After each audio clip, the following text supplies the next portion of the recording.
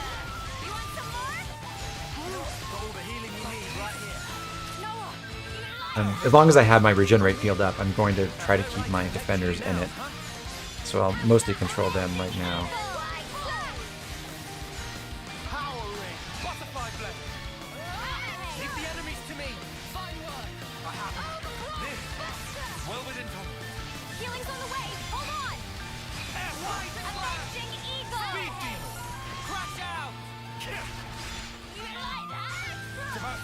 My chain attack is charged, but I'm going to hold it until Tracey gets very low on HP, like around where the little bar underneath the level 15 indicator is. Just to make sure that her chain attack actually does kill. If the chain attack goes pretty well, we can kill from a bit more than that point. But there's an element of RNG introduced to the way chain attacks work now that we have heroes, and unfortunately that does make things, it does mean we have to plan for the worst possible case, even though it's not all, the chance that we end up in the worst cases is not very high. Yeah, let's switch back to Lance. Oh, I was going to try to interlink. Oh well.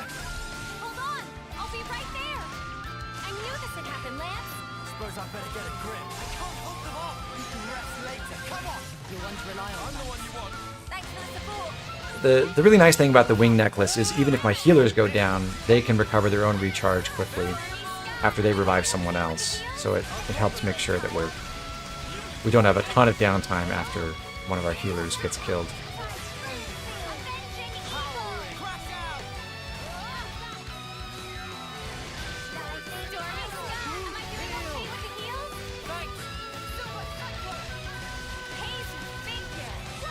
Tracey does have an art that will heal her. I'm going to let her use that and then work.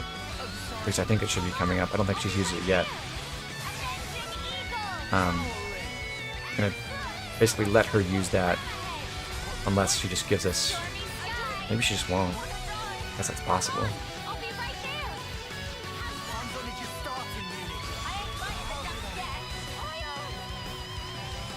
One thing you can do to manipulate the RNG and the chain attack sequence is you could go into the chain attack with someone already dead, which is a funny way to do it, but it is viable. Yeah, so healing touch there. I didn't really need to wait for that. I could have just gone to chain first. I'm just going to use Glorious Wing. Unfortunately, Senna died, so I'll wait for her to come back up and use Glorious Wing again, and then go into the chain attack.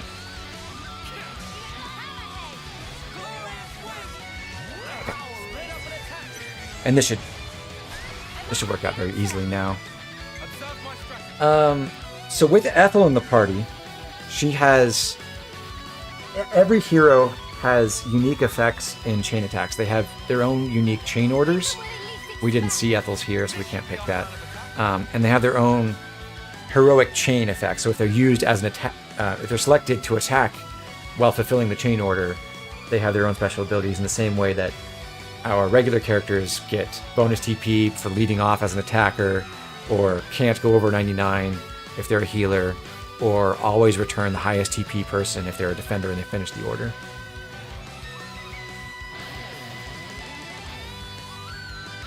So Ethel's heroic chain basically soups up the attacker effect.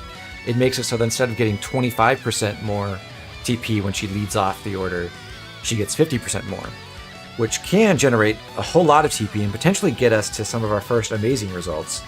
But really, to get that started, she'd be looking for an attacker order. That would be our top priority. Would be if Ethel's order came up, we would use that first, then Noah's, then Senna's, and we got none of those. If you get the hero's order, you basically always want to use it because the hero order is free.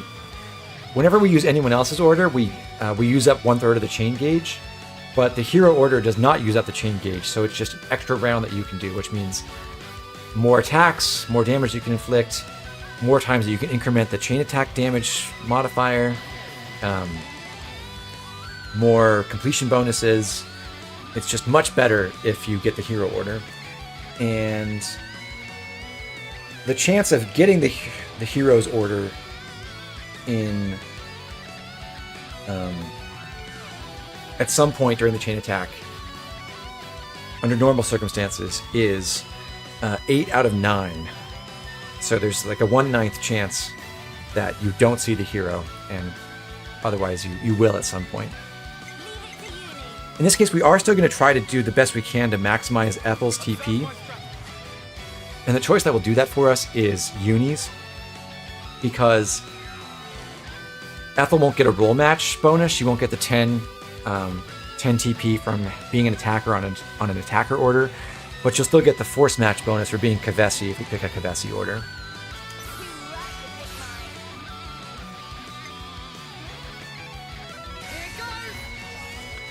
And yes, some of you have noticed, there is no chain attack music. I did use it. I did run the chain attack music as normal for chapter 2, but it's easy to get really tired of it, and I like hearing the different boss themes, so I've used a cheat that disables the chain attack music. Okay. I'm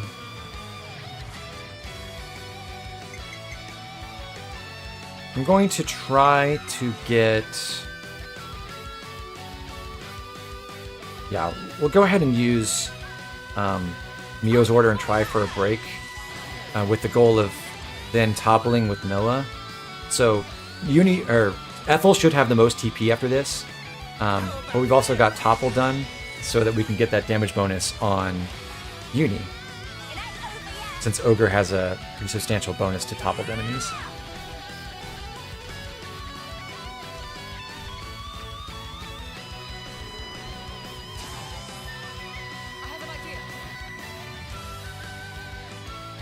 We got Ethel's order, and her unique completion bonus is she increases the damage ratio by 100 percentage points and grants the critical rate up buff to all allies. On hard mode, all effects that increase the damage ratio are halved, so even though this says 100, it will actually be 50 over and above what you would normally get for completing an order.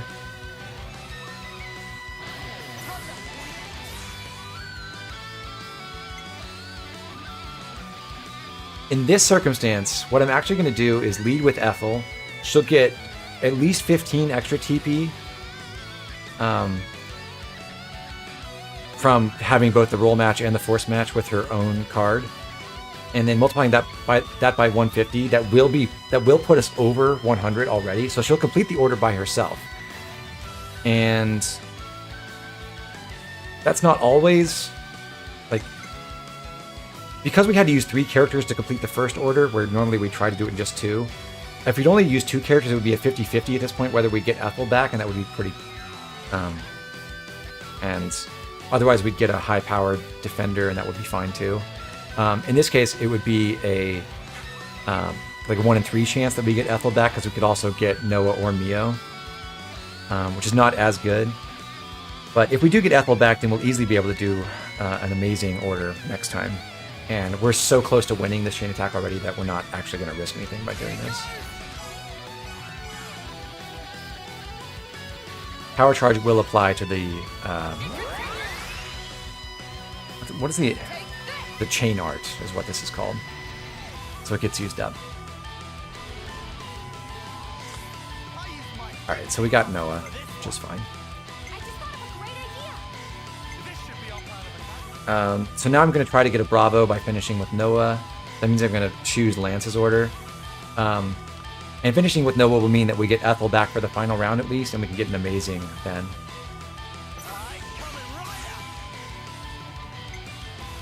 So, Uni first. We're actually going to kill right now, so we won't even get to experience it, but that would be one way you could try to get amazing with Ethel.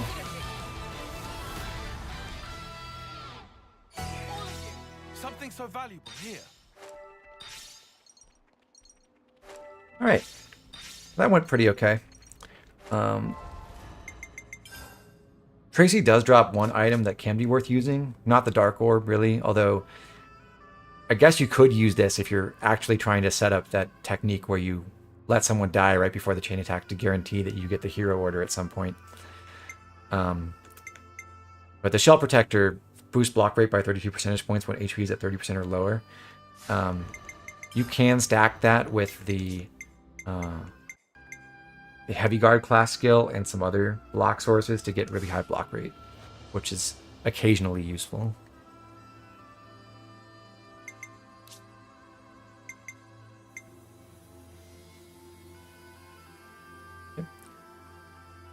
But that's it for that fight. We just got to rank 5 on Noah, so he'll be a little bit better as a Heavy Guard. Good for him.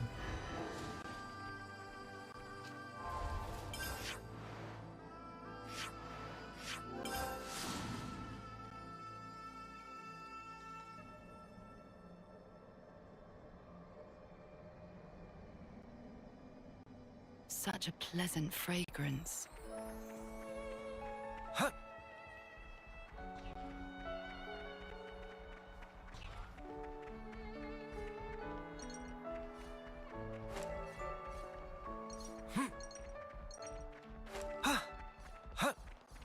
The other unique monster is Hazardous Jarrowhead, a unique Aspar, right over here. It's good to keep a record. Keep your heads or lose them. Here goes. Everyone get ready. Fighting him from this side, because on the far side of him there's some boxes that patrol, so we don't want to run into them. The scary thing about this side is there is a Darbus, that big dinosaur looking thing who patrols behind us. Their aggro range is smaller than you might expect, so we should be alright.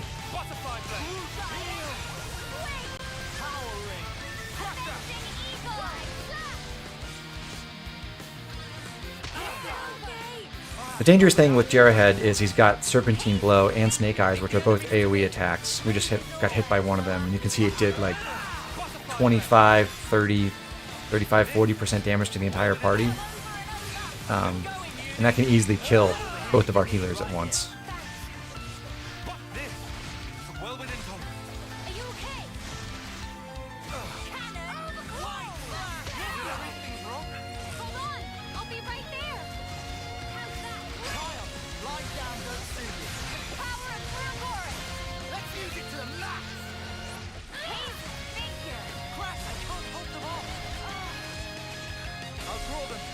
How does the colony rank pickup radius interact with the already increased pickup radius? Yeah, it just increases it more.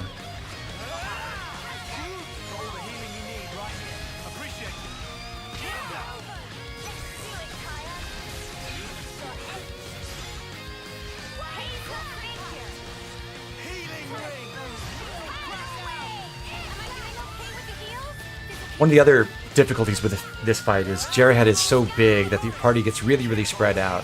So you can't run around and heal efficiently, and nor can you even like revive very efficiently. It takes a long time to go pick up characters. As long as I can get away with it, I'm going to let Senna run around and revive people while I stick by Noah and keep him healed up.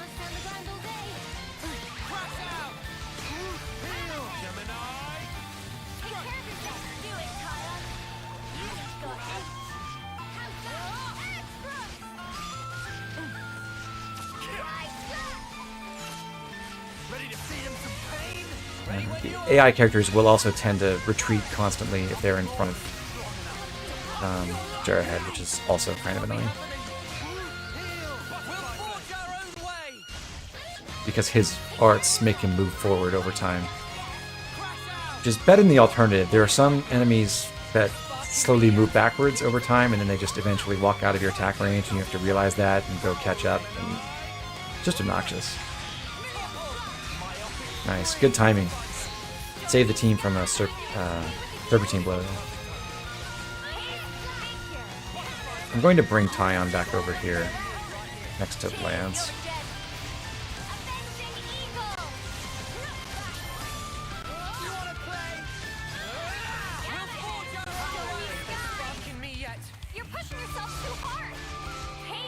And once again, we're waiting to get the enemy pretty low on HP before we actually trigger the train attack.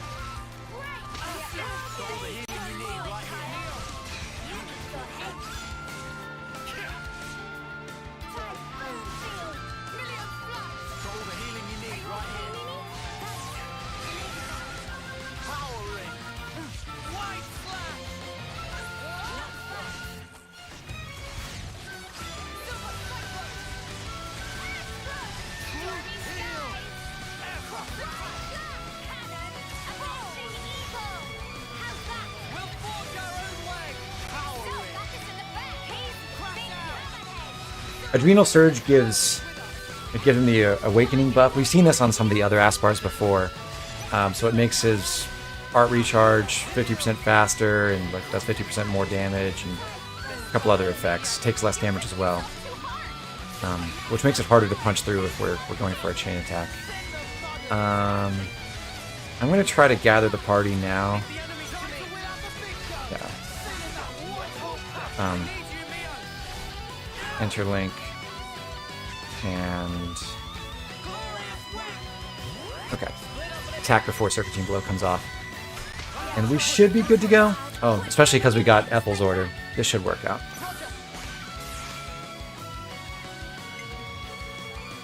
So I'll use Million Flash for max damage, max TP.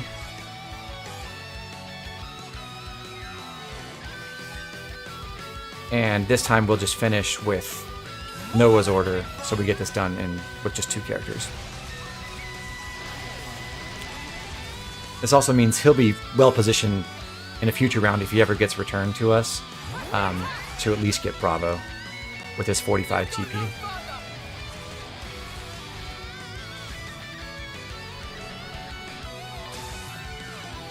How's this for a plan?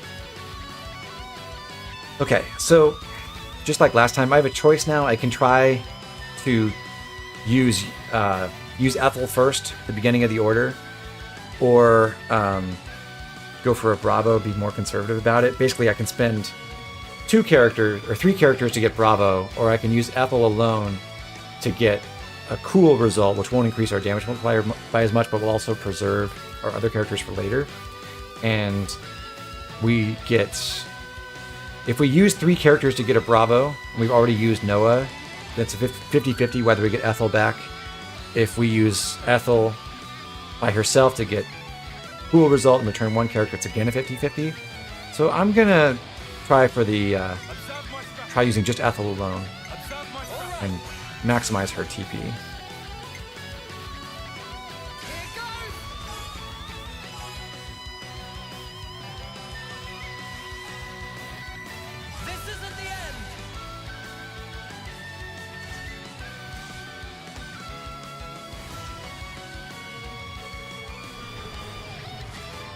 Didn't get her. Okay. Best choice now is Uni. Or...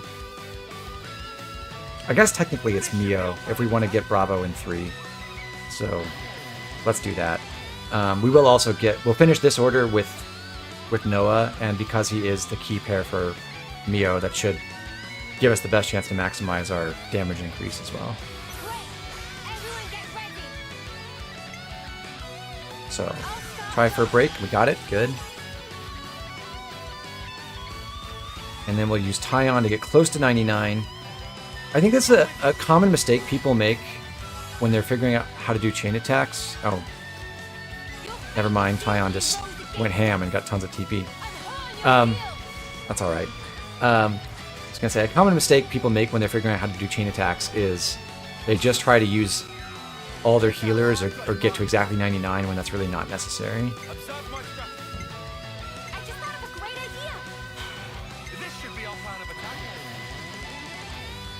Okay, so final order. The best person to choose would have been Uni because she's our final attacker. But failing that,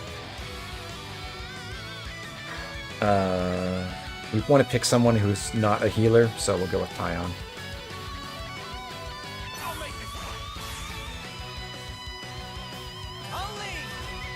Topple now, and then Uni should hit for big damage with the enemy toppled and with power charge active. This should kill, probably. Yeah, so that'll end it right now.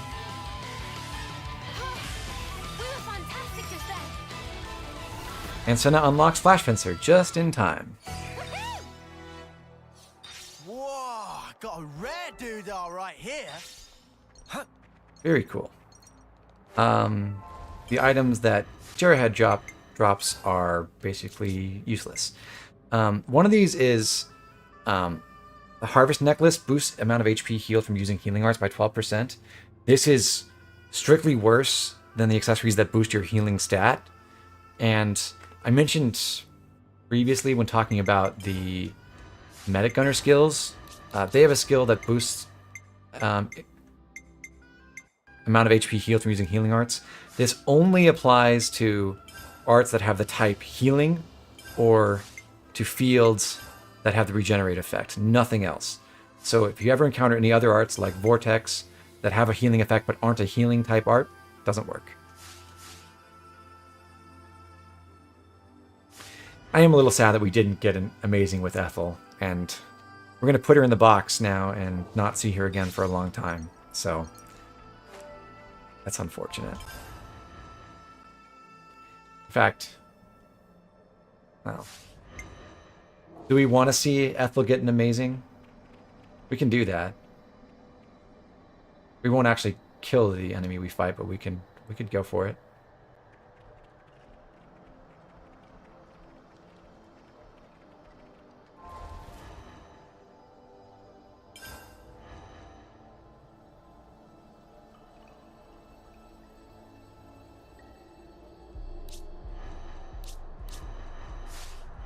It's good to keep a record. Okay, we'll do it for the con. Ready for this, guys? This time I'm just going to go for the chain attack as soon as it's charged. We can deal with what And run away instead of finishing it.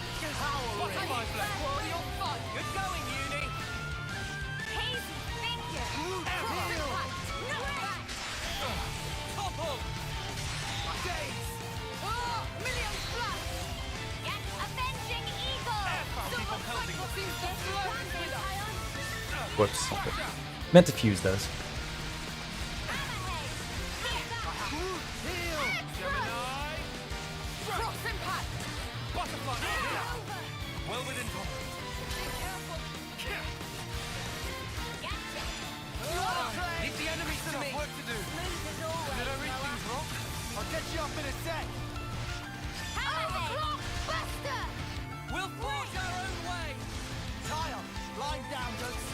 I was just clearing my head. Seems the flow is with us. Ethel, you're fucking amazing. Let me through. Stormy sky. Come ahead. Hit 'em over and over. Good going, Uni. Giant. The power of Ouroboros. I'm more than strong enough to punch your lights out. They're sparking me yet. Healing's on the way. Hold on. Crash out. Gemini. Strike. Alpha. White.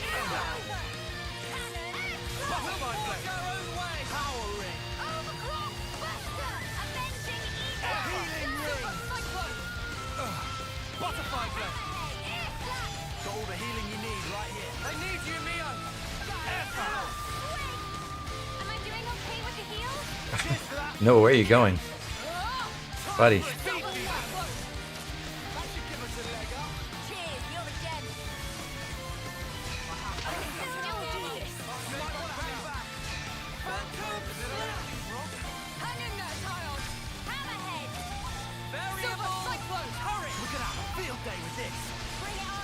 Don't make it too easy for us.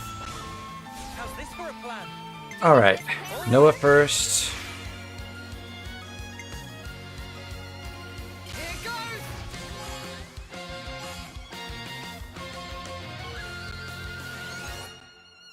I prefer how it works in 3.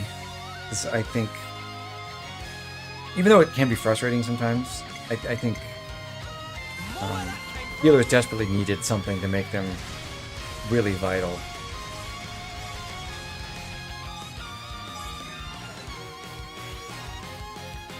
This isn't the end.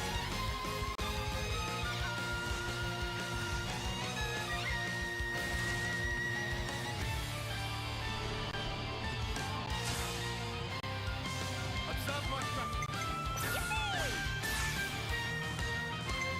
Here goes. Watch us not get Ethel's order.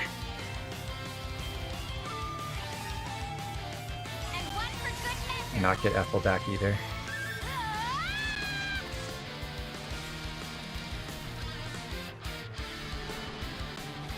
Okay, we got her at least. Check out what I've got in mind. No Ethel order though. Observe my strategy. I used my thinking muscles for this one. How about something like this? Well. I'll start us off.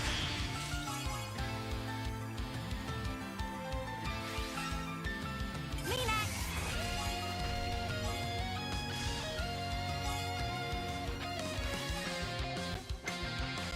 I was waiting for this.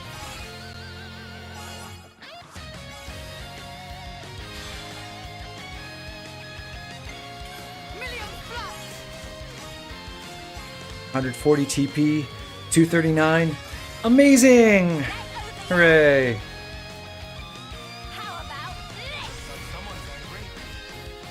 It would feel a little bit better if it weren't the last round. Because then we could see 3 people get returned, but oh well. Alright, we're done here.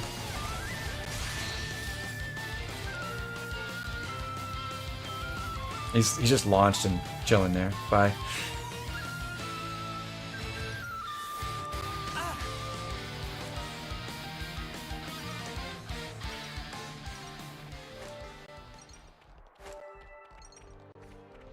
Alright, on our way out. There's actually a newcomer to the colony because we did that side quest. There's a trader pawn here who sells just collectibles you can find around the world. I think there's one Napon trader pawn who is potentially worth buying from, like buying these kinds of materials from, and you are not him.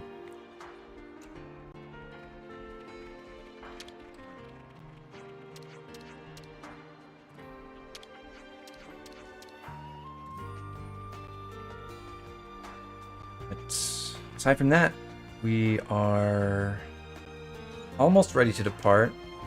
We have to do one errand first, and that is going back to the Hillside Hulk. We didn't do this before because we didn't really have the money for it, but I mentioned when we reactivated the Hulk here that the fabricators are the best way to farm collectible materials generally, and we are going to use it now several times to get a whole bunch of materials from this region. So I'm going to pick up some info here. We'll meet up with Pain. Find out he's come back here. He's actually Shil's master pawn. Though I don't think that's explained until later. And I'm going to use the fabricator. I have tons of money on hand. I'd like to do this at least 15 times, which would be 4,500 gold. So we'll go for at least that amount, but I'm going to activate a macro, let this run, and I will grab a refill of my water and snack while we wait. I'll be back in a minute.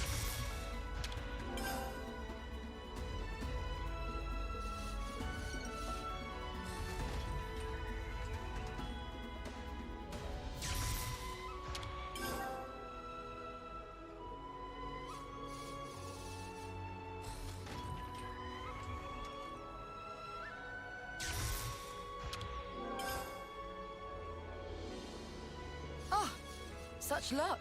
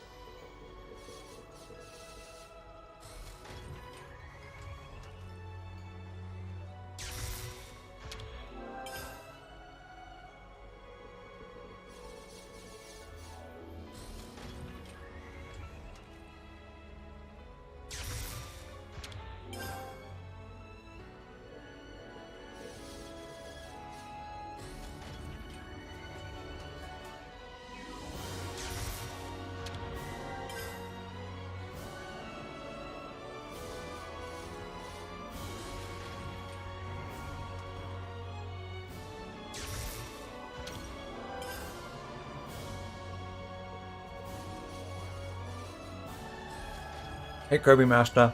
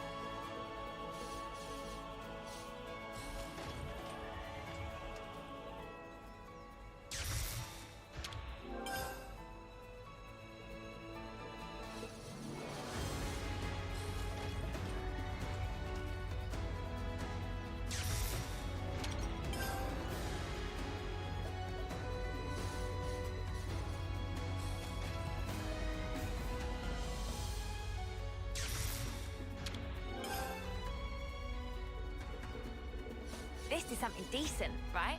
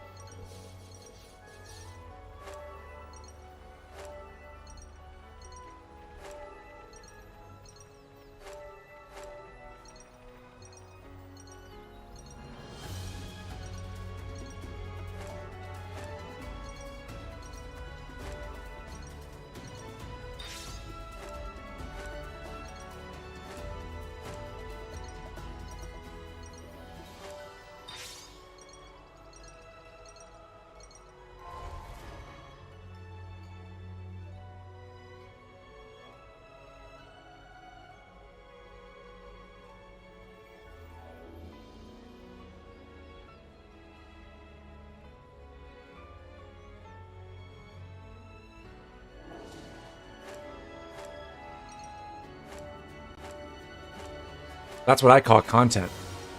There is a way. Forgot I was muted for a second. There is a way we can, like, without the extended range mod, you can stand in a way that should help you pick up the items as you use the fabricator over and over. But yeah, it's annoying. But using the fabricators does save time in the long run, because there will be several quests that require us to just pick up a bunch of different materials, and having mashed A over and over again for a few minutes to get hundreds of copies of different items is better than actually trying to run around and hunt for them.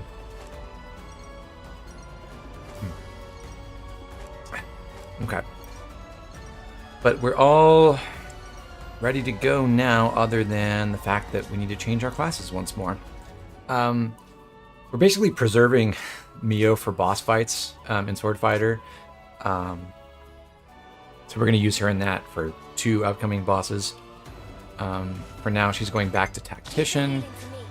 Uni will become our Sword Fighter right now. She's not quite done with Ogre, but after we recruit this next hero, we'll do a quest that will give her enough CP to get her to rank 5 in Ogre. So she'll switch out of that for now. Tion, back to Medic Gunner for some more training in that. Lance will also pick up Sword Fighter temporarily, and Senna is going to start in Flash Fencer now that she's unlocked that. Again, we need someone in Flash Fencer so that we can unlock that class for the rest of the party, who's only about halfway there, mostly.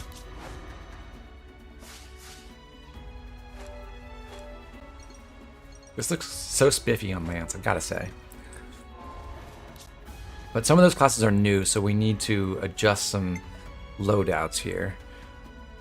We're still happy with the Apprentice Van Braces on Uni right now, mostly for lack of other better items, because we're going to put the silver belt on Senna and the black mask on Lance.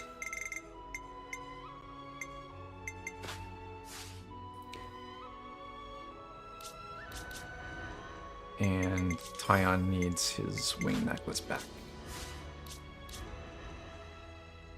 Okay. Uni still doesn't have a skill to replace ethereal ability, so she's got nothing useful. But once we get fighting prowess, she'll be able to use that.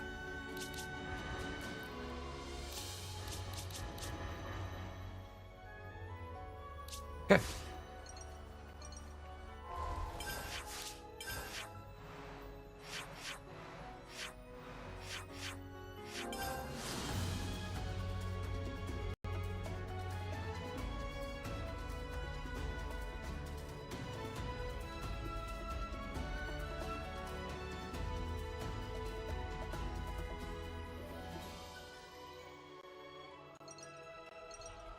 Yep, Eno after this.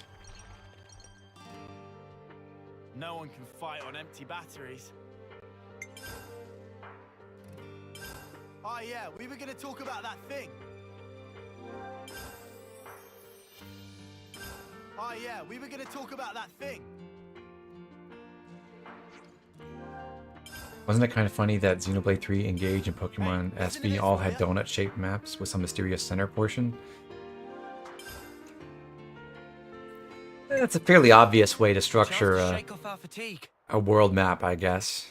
Especially if you want to have a point where you go back to the beginning.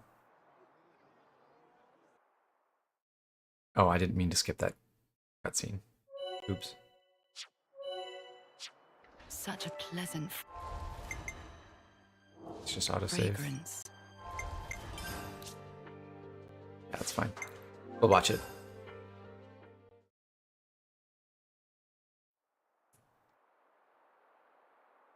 Okay, chat, pay no attention to the thumbnails for future cutscenes. We're going to go to the event viewer.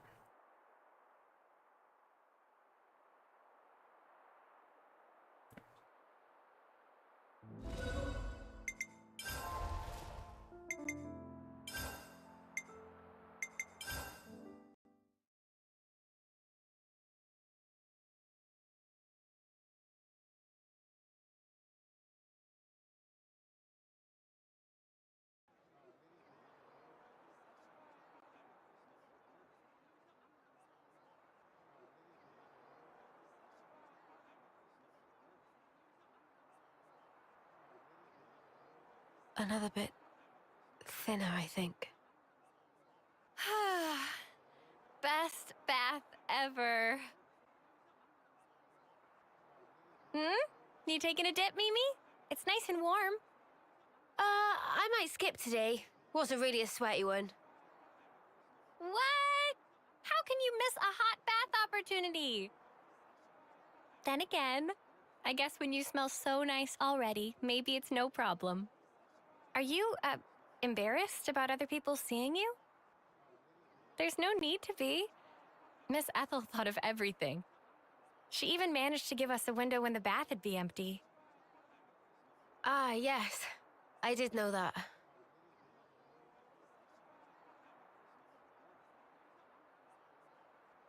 I guess maybe I will take a dip. Atta girl. Okay. Don't wait for me. All right, then. Have a good one. And good night. Yeah. Good night, Senna.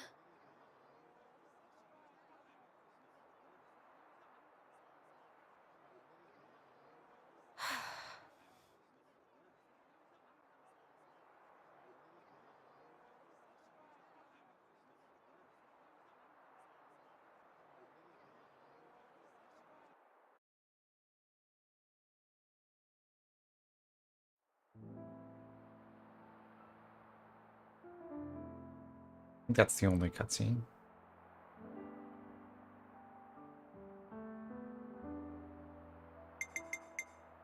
Right, because this is after we go to the... Actually, don't remember. I feel like we should have... Yeah, because we do that next cutscene after we meet up with Ethel again. I think.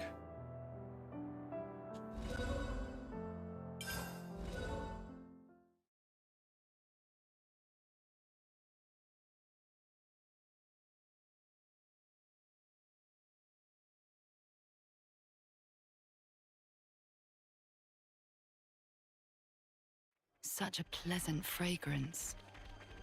Shall we eat? They say an army marches on its stomach.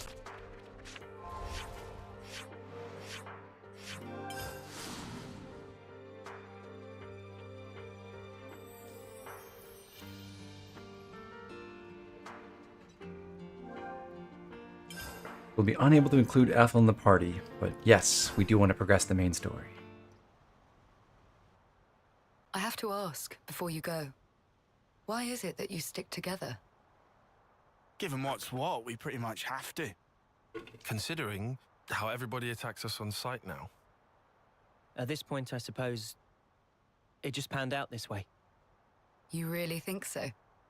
That's not really how it looks to me. Well, one thing's for sure. We were sworn enemies once. And yet, we all share the will to live in the now. Before becoming Ouroboros, I never realized. But that common will, it was reason enough to stick Illusion, together. the funnier thing is if you just I finally see. get Ethel and then immediately remove her Not everyone makes the choice and to never see her fight again willingly. Lance said that you have to. Well, in your party right anyway. now every one of us has to. There's no question it would be better if they didn't. Your journey may have started out of necessity, but now you're pushing forwards towards a common goal. And that might be all we want, and all that we wish the world could be. What we wish it could be.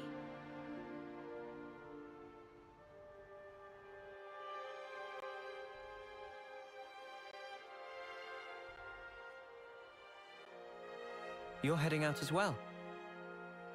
As soon as we're done here, I'll make for the castle. What? You forget, I am the commander. We haven't revolted against our nation, so I have to report in. Ethel, are you sure? Oh, don't worry. I'll be leaving you out of it. That's not it. The consul earlier turned Mobius. Were it to... If you mean that monster, I'm well aware of the risk. Then why? Because it's my responsibility to those I command. As for the consul, we can say he died in an accident. And you can't do it remotely. Now that the consul and Flame Clock are both lost to us, I have to make a report, and not over comms. I have to requisition more supplies, too. And what if they fit you with a new clock? I can worry about that then. You're fine with it, really? Don't get preoccupied with us. Keep to your path. Follow it, wherever it may lead you. Life is short. I suppose. Hey, while we're all still here, one more word of warning. The consul was attempting to remove you from the picture. In light of that, you'll likely come up against hostility. But listen, you should keep engagement to a minimum. Kevis or Agnes. That goes for both of them. But if we break their clocks, just like with Colony 4 here, they would... well, they would be free, wouldn't they? You'd do well to remember not everyone thinks the same as I do. Even within this colony, many still haven't come to accept their new reality. Ah.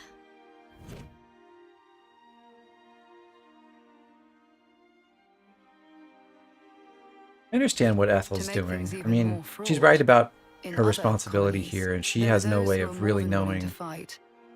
what's With going on, respect. but as commander, So it's no she use has to do what appealing she to their can to sense of find out. compassion, or hoping they'll treat us fairly. Is that it?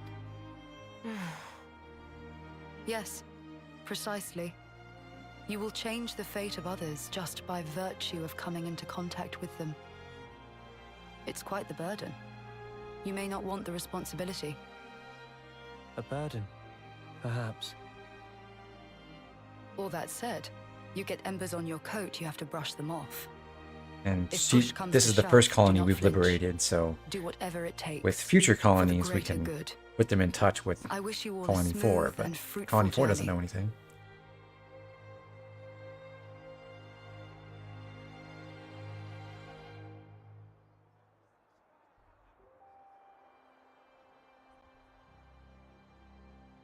Ouroboros, huh? If only we could have been there as well.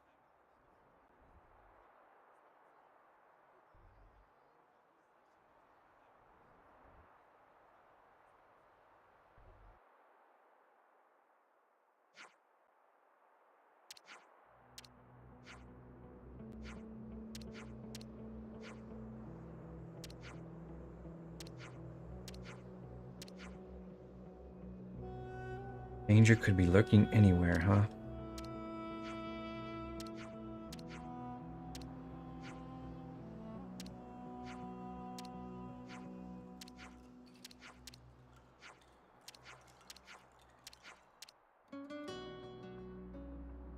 I don't know why I'm like letting these play out. I guess I'm just reminding myself what's being said, because I doubt you guys can follow that text that fast. But oh well. Yeah, we're hoping not to run into any more colonies, but also kind of maybe hoping we do run into more colonies.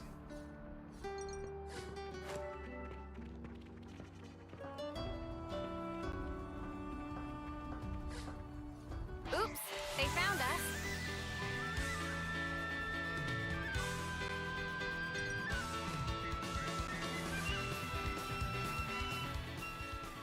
Now we can actually go through Neil Valley after we got so rudely interrupted last chapter. When Aspars have these events here, they vomit up meat, so you can get extra of that. But it's not ever very important. We're not going to do anything here in the valley. We're just going to run away from all combat and straight to the next hero.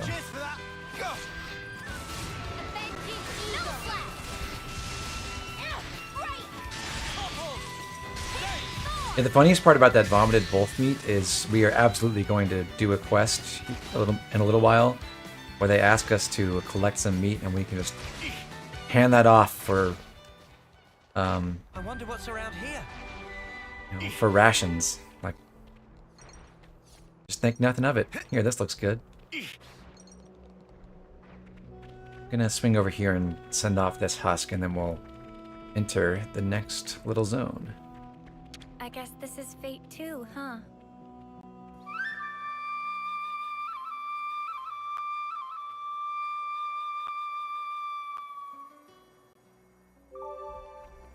This was a nice find. Shall we deal with this?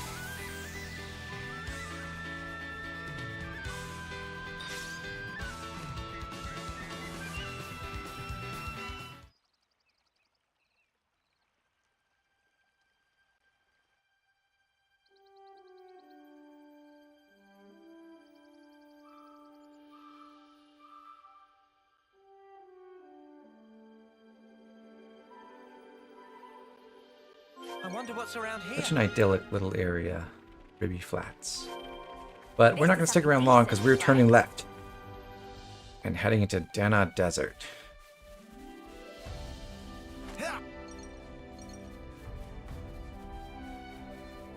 Hang on. Is this the right way? Mimi, if we keep going this way, we'll end up in the desert.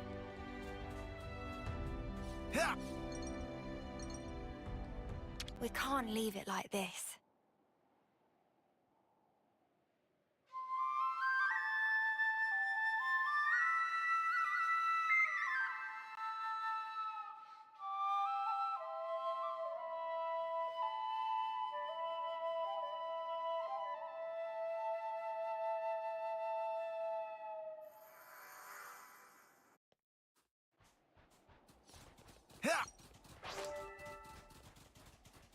This area is a bit higher in level than we are right now. There's some level 22 enemies, so they're yellow because they're 5 levels higher than us. But we don't have to fight too many creatures around here right now. So we'll duck in, we'll get our next hero, and then we'll leave again. And we'll come back in a little while.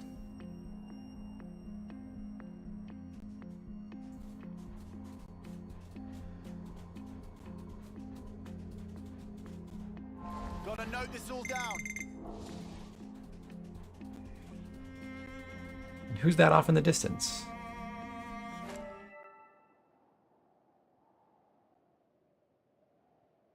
Your least favorite biome in the game? I really like the desert. I like the music, and I think it's a cool area.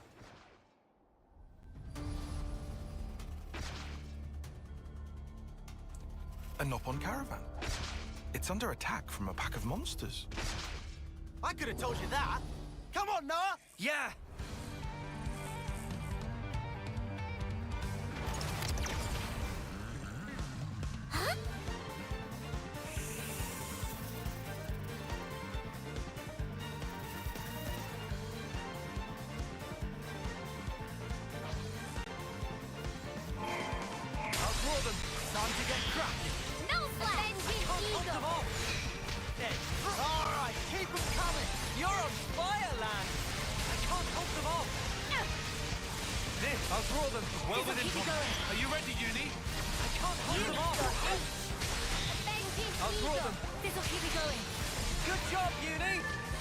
Hitting all 4 enemies with Typhoon Field just insta-healed Neo almost to full. Or from almost dead to full. Pretty good.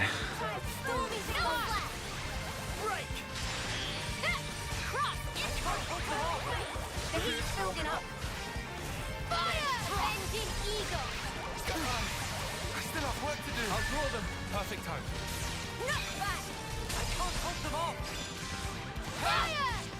I'll draw them. This'll keep me going.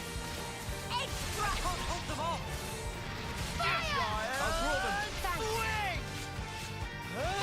White slash! I'm sorry, everyone. Working on it. They're sparking me yet. I can help you. This isn't like you. I'm sorry, Tion. I can manage from here. Appreciate it. Overcome! Yeah, went forward. And you just heard the sound. It says the entire party just leveled up to 18. That was close one. If not for Eno, Caravan would be bittersweet memory by now. No trouble. Just happy everyone's still fine. Pleased to take good care on the ongoing. Only if Eno drop by Caravan of Cheerios soon. We'll offer special Bacon Savers discount. Promise.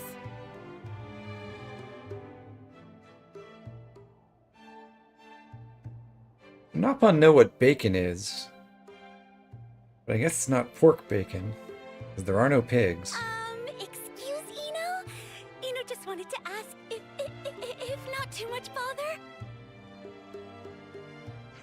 Was it perhaps that it was friends that helped, help those Nopon?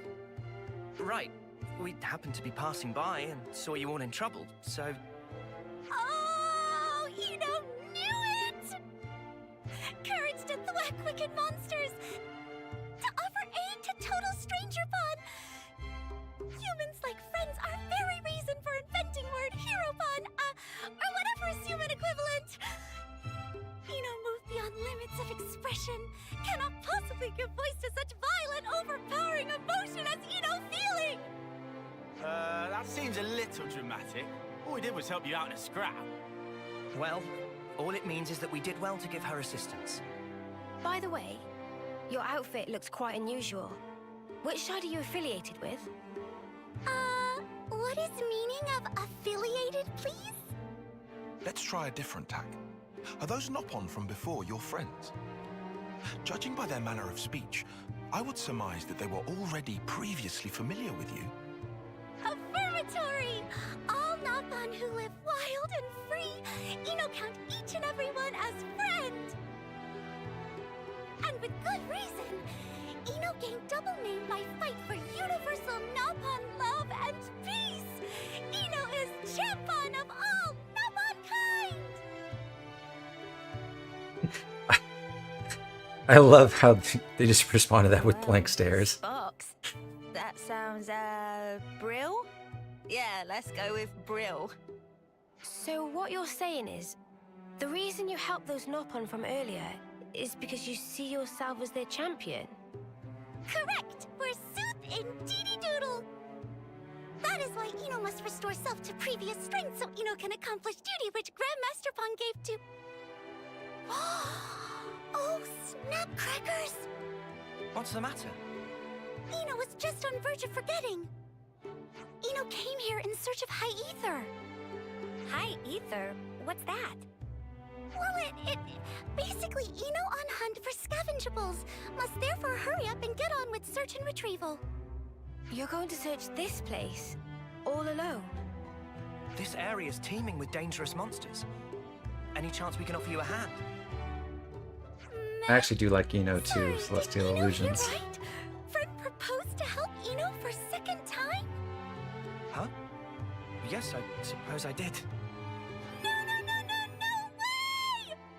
It's completely unprecedented! Friends concern selves with well-being of not only Nopon, but even Ino? Flabber of Ino utterly gasted, Gob thoroughly smacked. Ino lacked capability to show deserved amount of proper respect. I'm already over our shtick. Well then, pleased to be working with you. Shall we just call you Ino? Is that all right? Shuck! But Ino not even introduced self yet! How friend no name of Ino? This girl's got a lot going on, huh? On the outside, and in as well.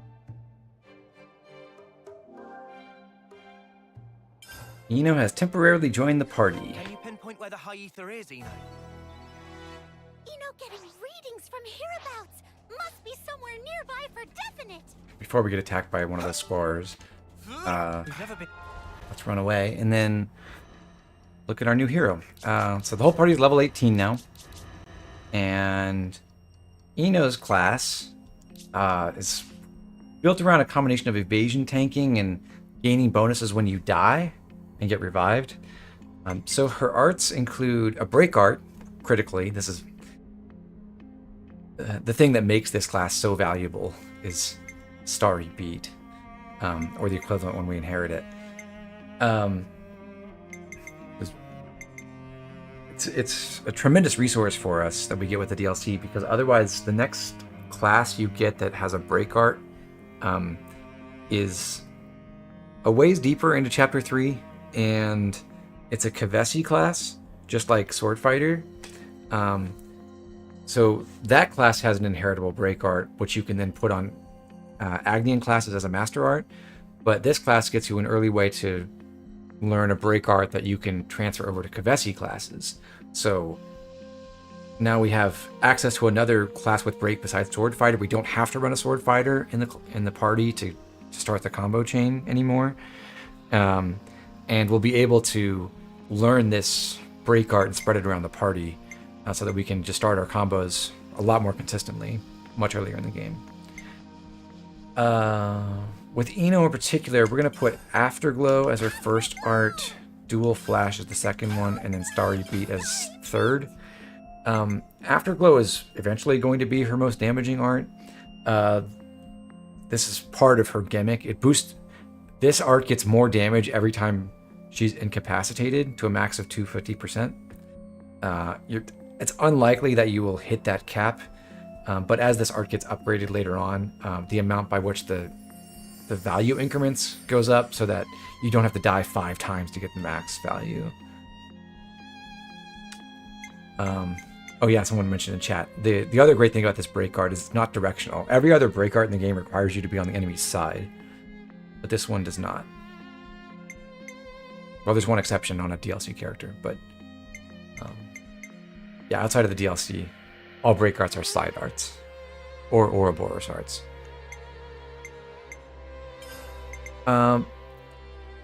So Afterglow is the one that gains power as she gets killed. Dual Flash has a much faster recharge and has high aggro generation.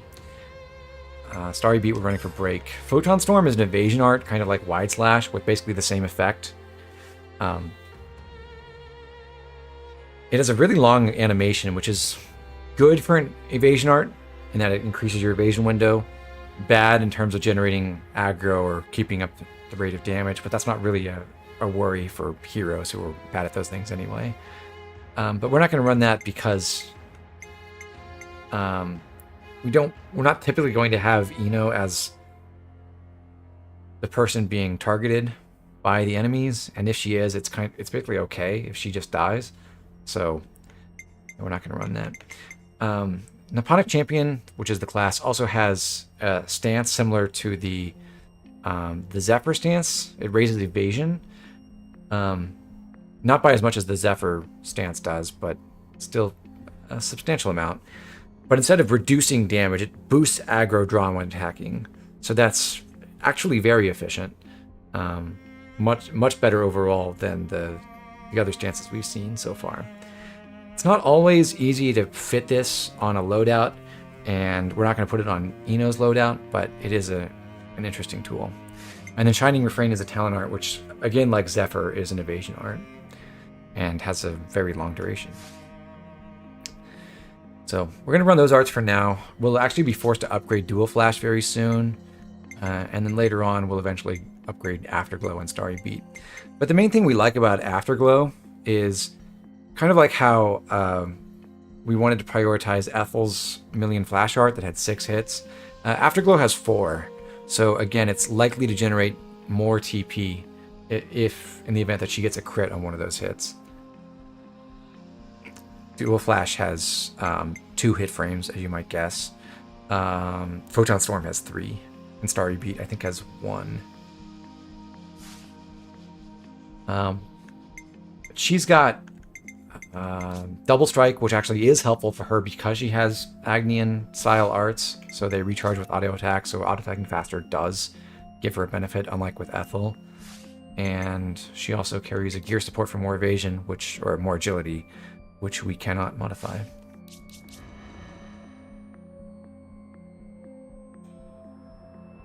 There's more than one series of quests in the series centered around Nopon crime bosses trying to destabilize world governments. Yep. Does the order of the heroes' arts matter? Not really, except I have a preference for putting the most damaging art on the top, because that's where everyone's fusion arts start. So if I'm just looking for max damage and a chain attack, usually I'm putting the most powerful attacks at the top. And then the utility stuff generally at the bottom is my preference.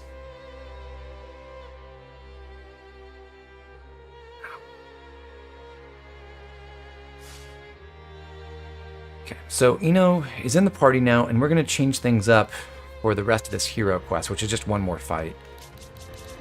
We're going to go Medic Gunner on Noah for the first time, Heavy Guard on Uni, taking over that role, so she's our toppler instead of Noah.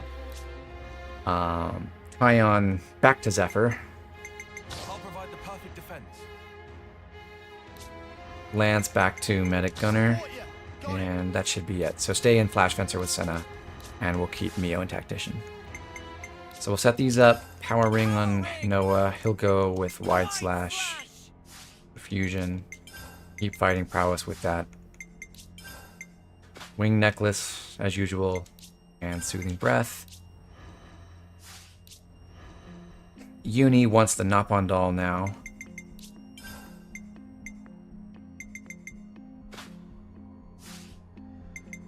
We'll go Variable Turret, Crash Out, Bull Rush, and fuse Variable Turret with Wide Slash. Still Ethereal Ability. None of these skills do anything for her right now. But right after this quest, she will finally finish training an Ogre, and she'll get fighting prowess. Accurate Grace to hit her topple. And everyone else is already good to go, I think. Yeah.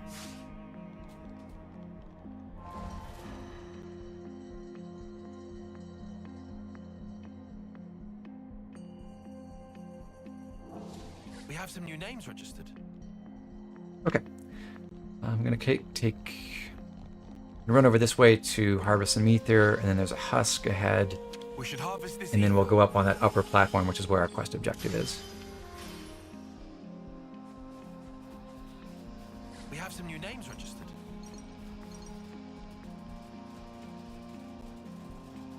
So that's the state of affairs.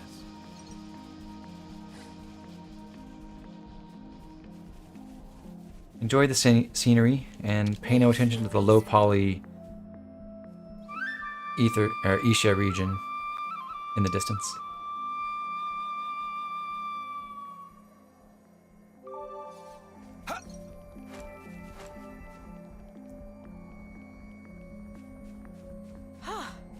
Good thing we found this. Better give it a good once over.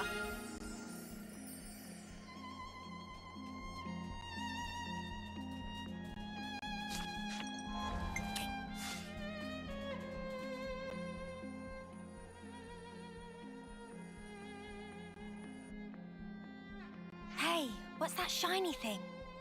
It ether sphere. And high ether that Eno's searching for contained within inside. Well, we can't get near it like this. We'll have to take care of the monsters round here first. Well, Eno, are you ready? Eno was created ready!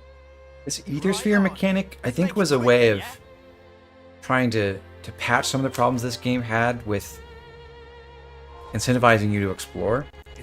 And it's all right. I don't think it's really all that successful at doing that, but it works fine as a mechanic. We'll have to clear out these 3 explorers, and the only scary thing is there's an Ansel who patrols here who's much higher in level, so we need to not get attacked by him. How do we do this?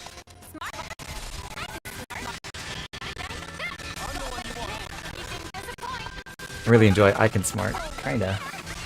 It's a good line from Senna.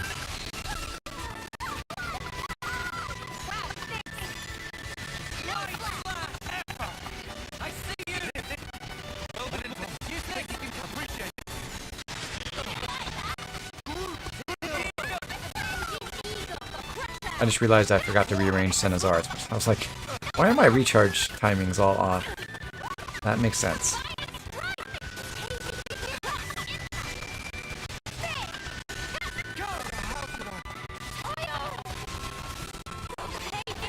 Oh, the audio's dying.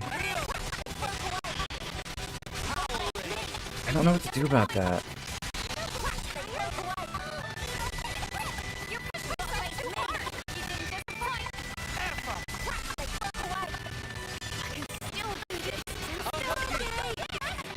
I managed to not miss with Null Slash or not get the additional effect 3 times in a row and failed to get my talent heart charged.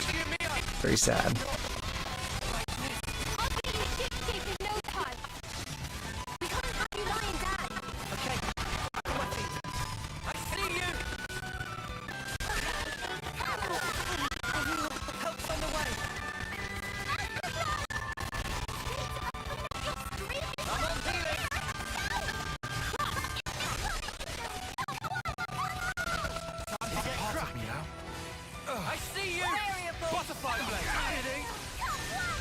Yeah, there's nothing going wrong with the audio on my end. It's just on the stream. Like, there's no slowdown or anything with the game. So it must be another OBS thing, but I have no effects or anything running on the game audio source, so I don't even know what levers to pull for that. You're okay now. Oh, thanks. Mio! It's all right now, Mio. Thanks. I needed that. Action roll! No flash! White slap! Nothing a bit of teamwork couldn't handle.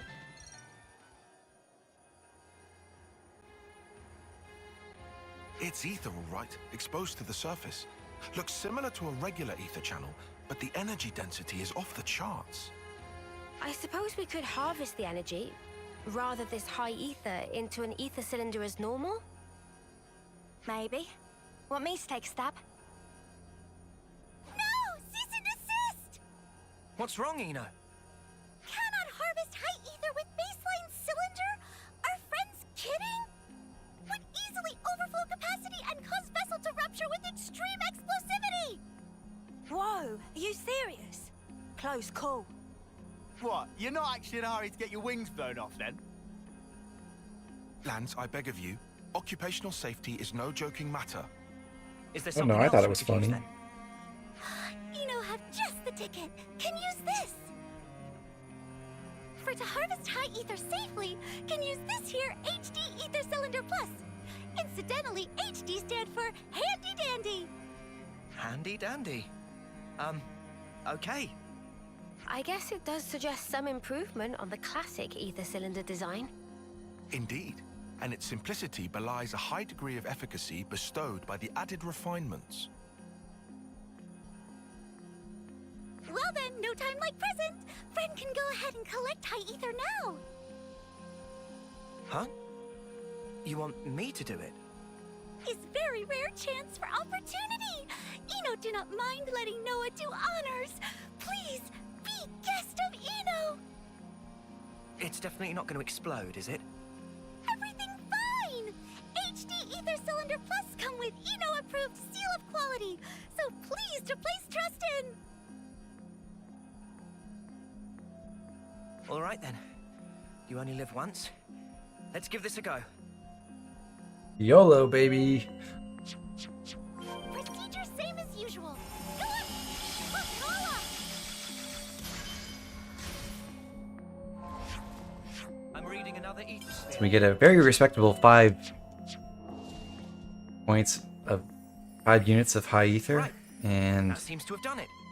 sadly we have to blow it all on a suboptimal choice. 5 stars. No notes. Time to deposit high ether without further delay. Huh? Please go ahead.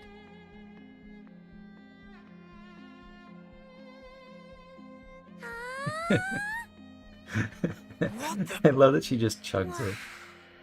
That hit all the right spots. Did she just drink the cylinder? Please tell me I hallucinated that. Eno, what did you just do? Oh, meh. Did Eno forget to explain? Eno feeling mortified. High ether energy source for powering functions of Eno.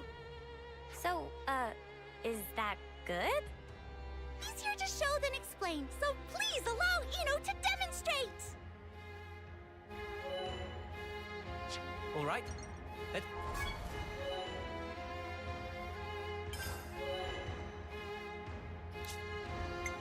I cut Noah off. Oh well. Upgrading dual flash, so higher ratio, shorter recharge. And that's all of our HD Ether Cylinders Plus.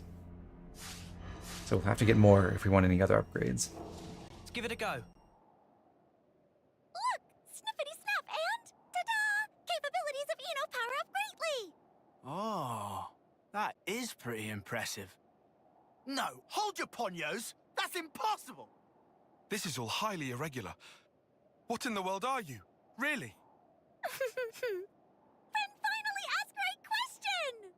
Eno is creation of Nopon, legendary Grandmaster Thusu, final bestest and most strongest of all artificial blade! Huh? Wait, blade? You mean like our blades? The ones we fight with? If only she was the strongest of all artificial blades. By the minute. You're saying you're an anthropomorphic blade? Is that it? So she's actually a human blade? That's fishy. Real fishy. No,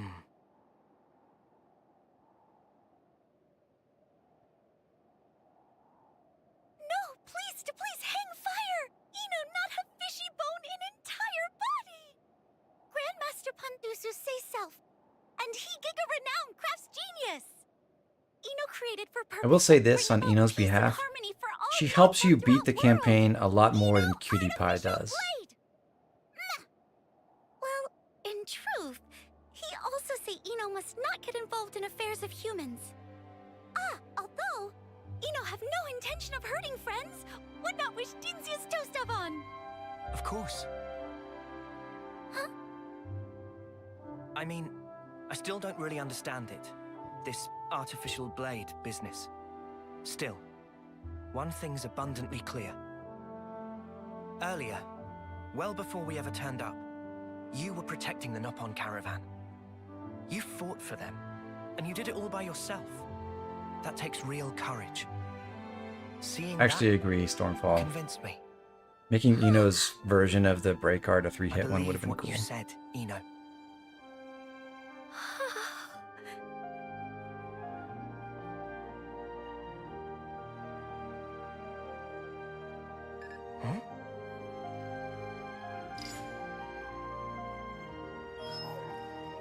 What's this?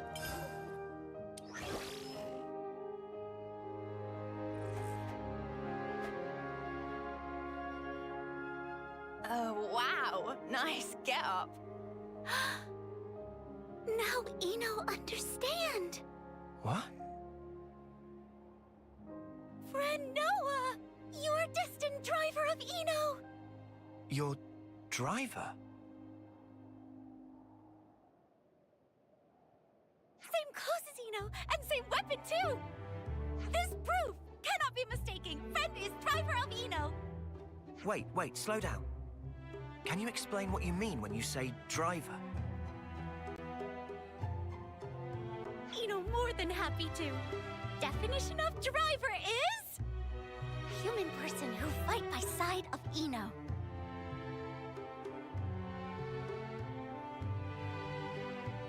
And again, they just had no idea what to say to that. That's it? Oh, but that's very vitally crucial. Only driver can draw up bestest, truest power of blade. Eno want to get stronger and stronger for Nopon peace and happiness. Okay, let's all take a deep breath now. Eno, that's not really what this means. It's actually, well, how should I explain this? There's a little more to it than what you're thinking. Actually, if Eno may, Eno always thought if Eno get driver, Eno decided in deepest corner of heart. Eno would ask to call driver Master Pawn. Therefore, Eno would love nothing more than to be permitted to address friend as Master Pawn. Noah, if you were gonna say something, you should probably say it now, or else the ship will sail. Know what I'm saying? Well, yeah, but... You said you trusted her, didn't you? Seems like an open and shut case to me. Just wait till we get to Monica's outfit. Are we all fine with this?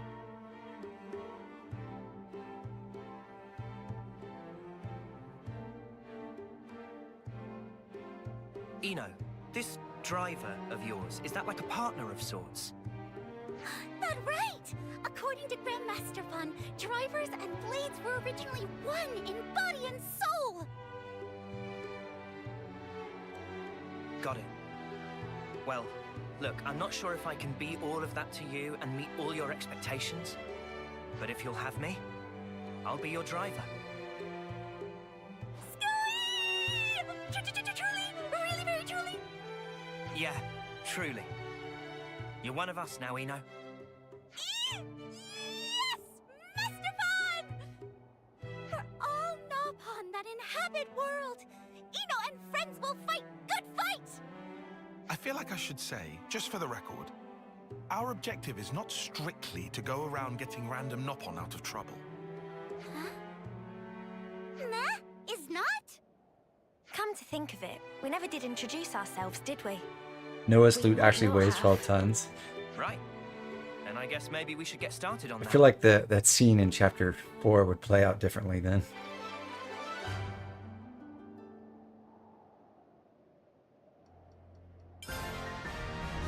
Artificial plate Eno! Ready for adventure!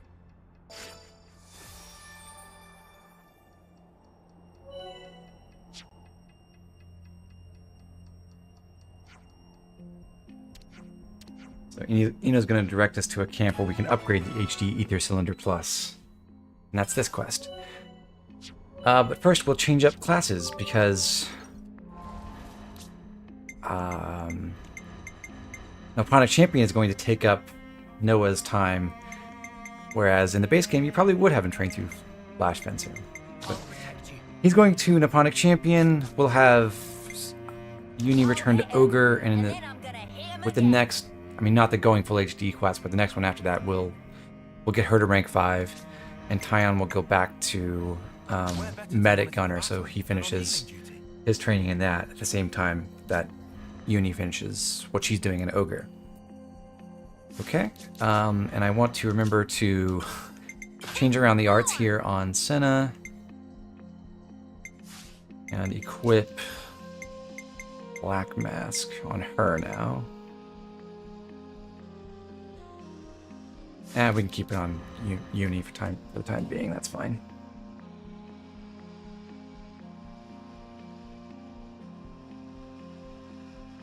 Okay, so for Noah, for his arts, we're going to leave Tri-Slash unfused. We talked about this last time, but generally, if you're going to leave characters with combo arts in the control of the AI, it's often better to leave the combo arts unfused, because otherwise they may decide to waste that art when they choose to use the master art. They're always going to fuse if they can. So if they think, oh, I need to use this master art, and it's used with your break art, they might use it when the enemy's already broken or toppled or launched or something. So we'll keep Tri-Slash unfused, but I'm going to equip Dazzling Illusion for the evasion and the extra aggro. Dual Flash as the main art, because it has a much faster cooldown than everything else and better damage multiplier than Lustrous Spike. And Crash Out will be fine as the fusion art. There are other options that do more damage, like Hidden Thorn, but Crash Out has half the cooldown time, which should be helpful. And it hits an AoE, so we can generate aggro against other enemies besides our main target. We want Fighting Prowess for the Master Skill. We'll stick with Tailwind for the gem and Gear Support, so we'll build for Agility right now. This class works reasonably well as an evasion tank, and it does have some arts or some skills that synergize with that. The aura for this defender class is whenever an ally in a fixed radius is attacked, then not the ally, but this character will have one art recharged by 10%, which doesn't sound like a significant thing, but in some fights it can actually stack up really fast. Whenever Noah evades an attack, he'll have a 25% chance to restore 6% of his HP. I don't really understand why they made this 1 in 4 chance to trigger. Seems like they could easily have just done 100% of 1.5 and made this less swingy. Or honestly, I don't even think 100% with 6% healing would be that broken. Velocity Gear, also when you evade, all arts except the talent art gain 6% recharge. So if you're in a big fight and you manage to evade attacks frequently, you can get your arts recharged really fast, which is really nice. It helps manage group fights very well. And Overclock is the skill that feeds into the whole die and get revived gimmick. Whenever the character is incapacitated, the recharge rate goes up by 10% to a max of 25%. I think the cap on this skill is too low, and both the increment and the cap should be bigger. Because 25% is the maximum for extra recharge is not that significant ever. It's something, but it doesn't... You don't feel it, really. It's just a thing that gives you a marginal benefit once you've already died and been revived, which is a thing that only really happens in boss fights. But I don't think the skills on this class work great in in-game scenarios where evasion tanking isn't really the best way to tank attacks, and ideally you're not dying. But this class does work really well for most of the main game, and it has incredible utility with its break art. And eventually we'll be able to learn some Kavesi some other Kavesi combo arts, a Kavesi break art, topple, and a launch to go with our myopic screening days art. So a Nipponic champion can have tri-slash and then 3 other combo arts and be a really effective combo support character.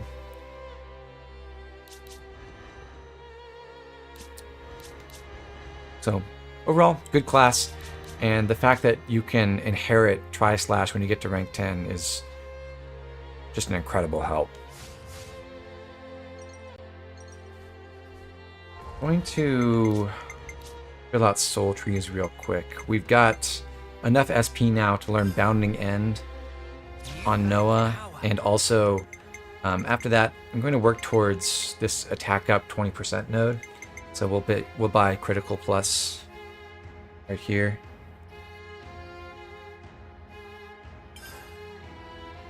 You found power. We can also buy Liberty Wing. So that's that team revival art on Uni's Ouroboros. And for Lance,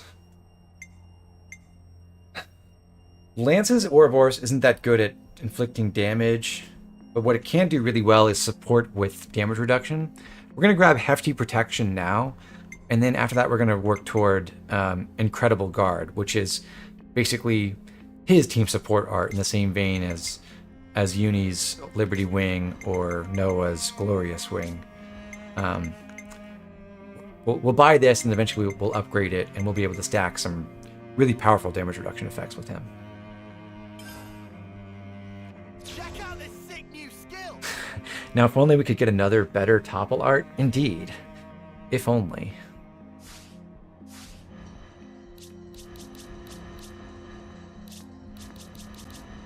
Okay. We're all set. We're going to run around this area in the southern part of Dana Desert real quick.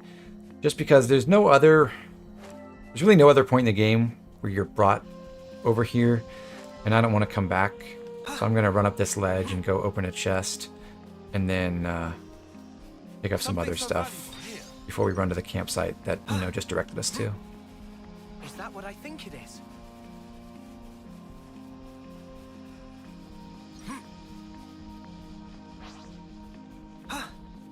Guys, get ready to fight. Why'd you have to turn around, Mr. Diggle Rebel? What a name.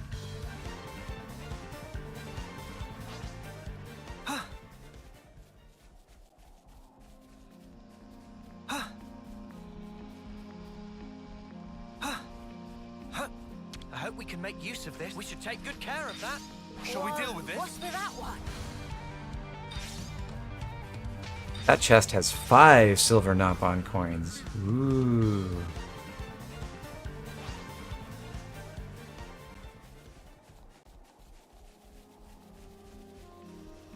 His name is Joseph? Oh, my bad. Sorry, Joseph.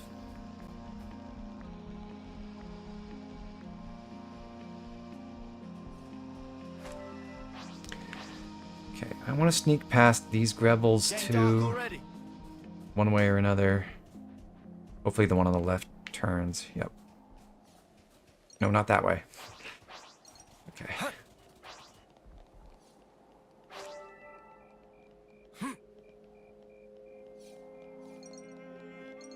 There's one husk up here, and then we can jump down to reach another one below.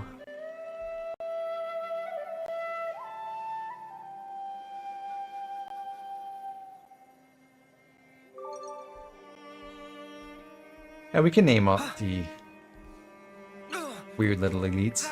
I'm glad I don't have to remember Joseph's name ever again, because we are never going to see him.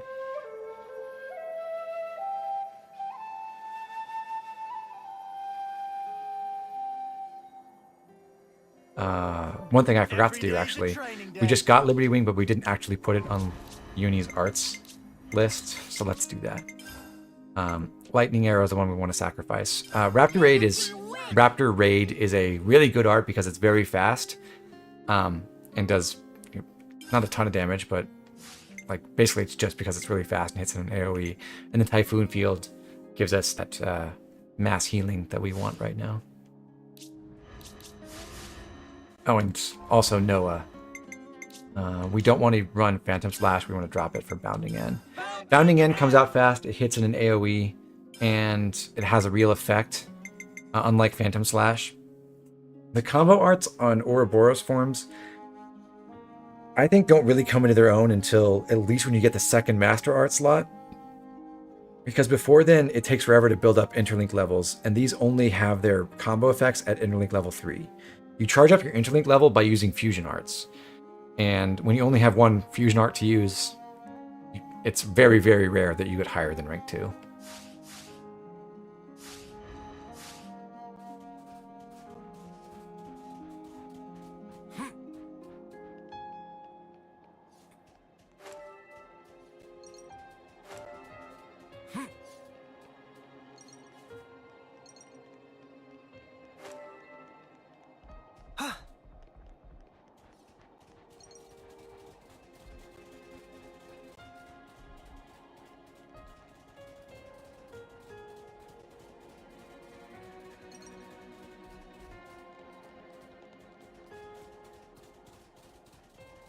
Here is Namba Mound Camp, where we meet Ino's compatriots.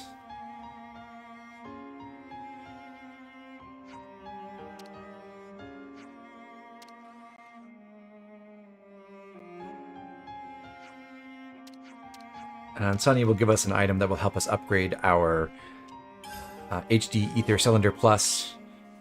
I don't know how many times I'm going to bother saying that, to a higher level, which will mean it will harvest more ether from each ether sphere.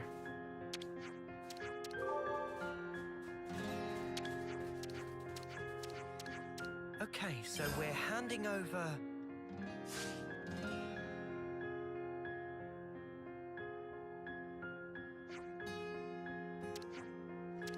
The upgrades you can get on Ino's Ino swap tree are substantial to some degree, but a lot of them aren't that useful because heroes just aren't a great source of damage or anything like that.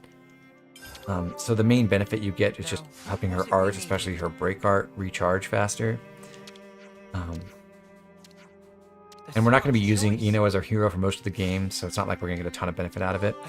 But one thing that's convenient for us about all the ether spheres that are added to the world with the DLC is the enemies at those ether spheres are at fixed levels. So unlike the ones just walking around, which usually vary by 1 level and sometimes by 2, we will always know exactly what we're going to get from those.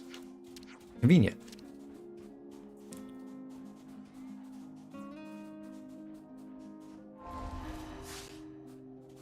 But that's all for that quest. So, we could go ahead with the next story segment, but first we're going to double back and revisit Colony 4.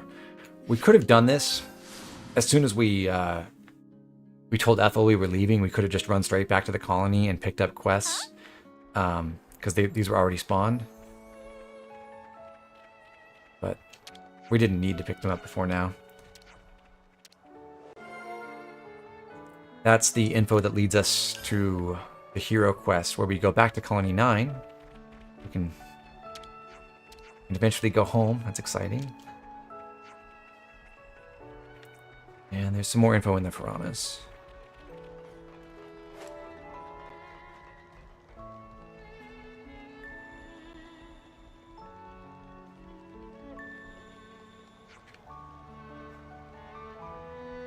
This one leads us to a quest about a Napon who, spoiler alert, will run away from the colony.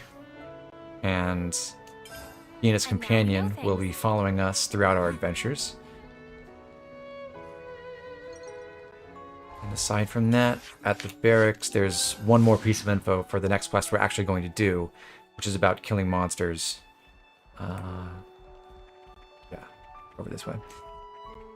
We'll eavesdrop through the back of the tent here. It's about killing monsters in the area to reduce some of the danger to Colony 4 now that it's sort of stuck here in the desert, in the Aegis Wilderness.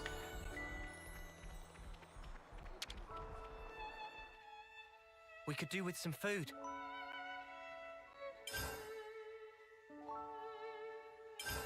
Let's lay out the facts.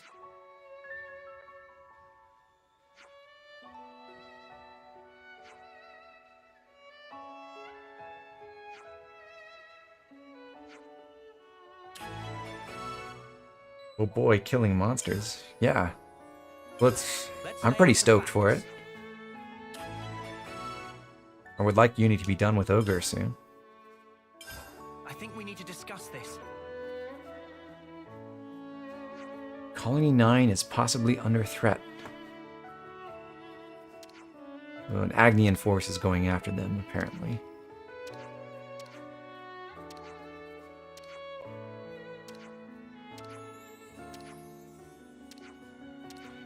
And we don't want to leave them out to dry, so eventually, after some other quests, we'll go back and help them out. Don't worry, everything in this game moves at the speed of plot.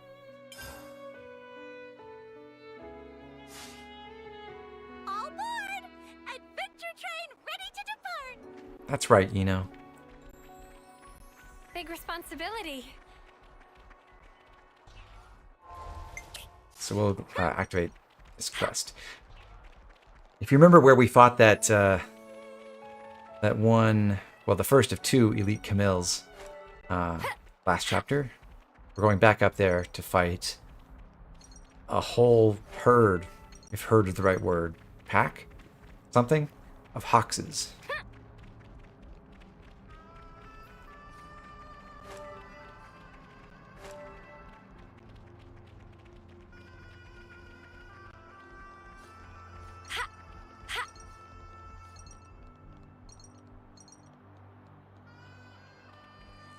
Can't forget our progress update.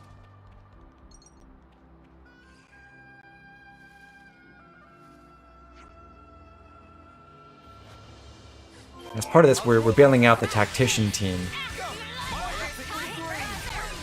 which includes that guy who was mad at Mio and Senna earlier. So this is actually the initiation for his whole quest line.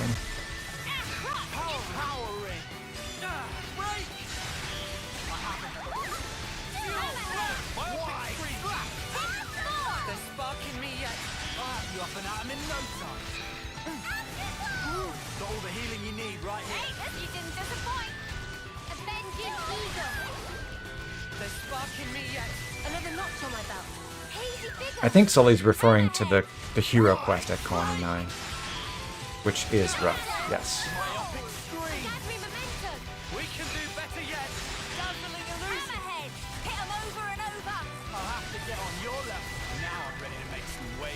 The Ascension quest is not hard, but it is rough in its own way, yeah.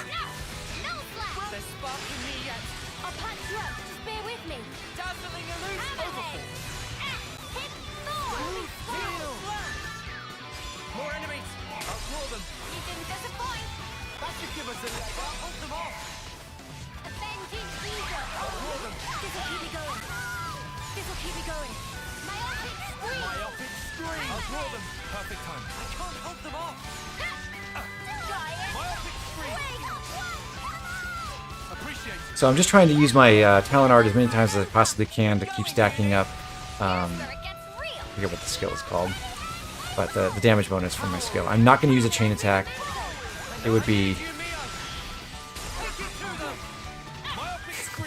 ridiculous overkill in the usual sense, not the game mechanic sense against any of these enemies, and I don't want the extra experience.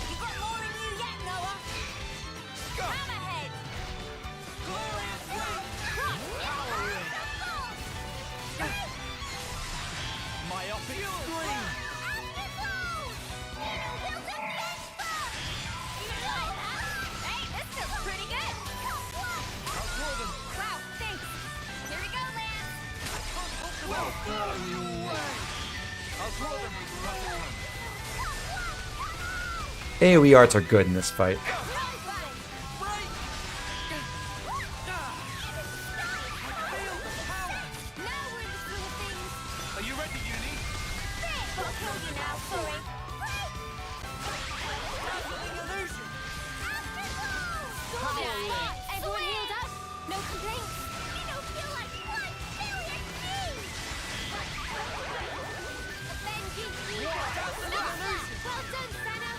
too fast for you. Looking good, Noah. Keep building up. I'm getting the hang of this. Alright, so Mio just acquired Flash Fencer for herself. Tion just finished Medic Gunner. So we're wasting a little bit of CP with these last few kills for him. But that's just because we budgeted just in case if we had like fought every creature so far at max level, it would have given us a little bit less CP. So this guaranteed that he would have gotten to rank 10 no matter what. And then Uni just got to a little bit over 630 CP in Ogre, so she just hit rank 5. So yeah, this is Jeremy. There's, I think, 3 more quests after this that involve gaining the respect of the tactician team and then resolving the animosity with him. So there's actually a pretty deep quest chain just for your relationship with Colony 4, which I think is cool. So that's the state of affairs. Alright, but now that Uni's at rank 5, that calls for a class change again. She'll become a sword fighter. Now she'll have a real skill to use. And then I'm gonna hit him again. And she can also take the silver... take the black mask, I suppose. Yeah.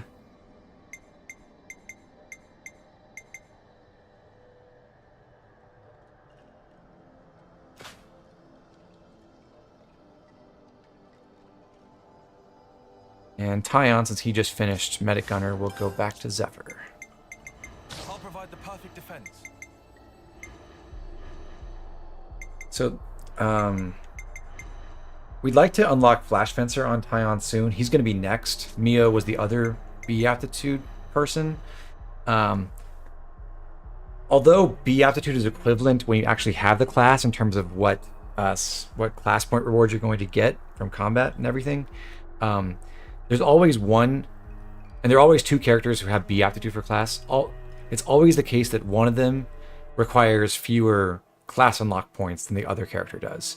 So in this case, you could think of it as Mio having a B+ in Flash Fencer, and Tion has a B-. So once they both unlock the class, they both have B aptitude. They're totally equivalent in terms of their rewards, but it just takes Tion a little bit longer.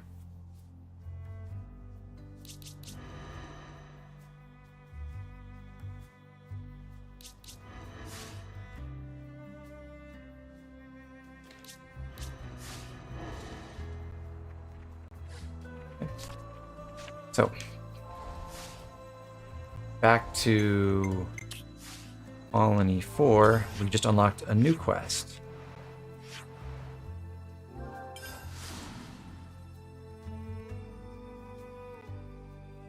Not directly, but we've actually unlocked some new info fragments we can eavesdrop on to get a new quest or 2. So this is Denzel, who's the boss of Bambam. They work in maintenance. Bambam is the Napon who's causing trouble. We need to talk to Bambam's friend Doran to find out where he's been. I guess not so much causing trouble as slacking off in the situation.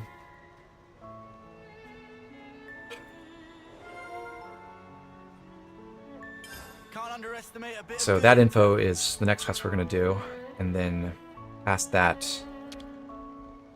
there's another piece we can get down outside the Faranis, which will give us the follow-up quest to the one we just did.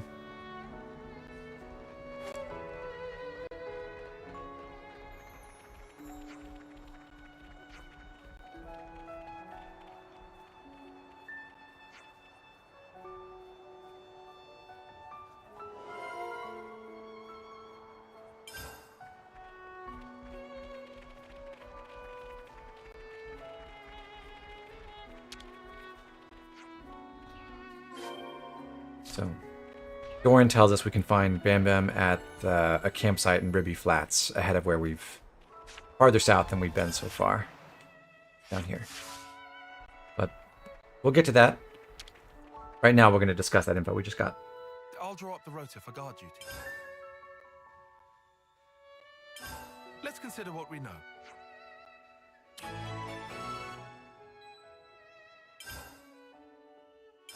Let's consider what we know.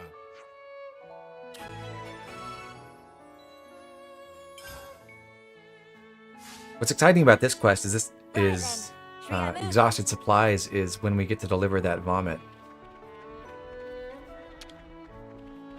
Solon will tell us to talk to two people who are in charge of requisitions, and Mikoko wants certain materials, including wolf meat.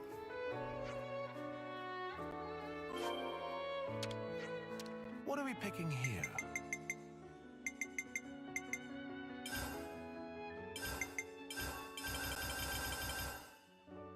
Enjoy.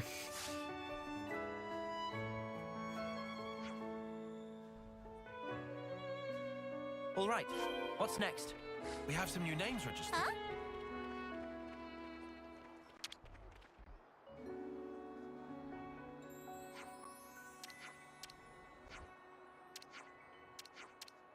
And then Brunella here, who is probably the youngest person at Colony 4, is supposed to be delivering supplies for the medical team. We have plenty of this, so 10 spirit clematis, and we'll resolve that, but then she wants us to escort her to give her some moral support as she delivers the supplies. We'll be with you all the way. Leave her be for now, Senna. She won't respond while she's so stressed. Huh?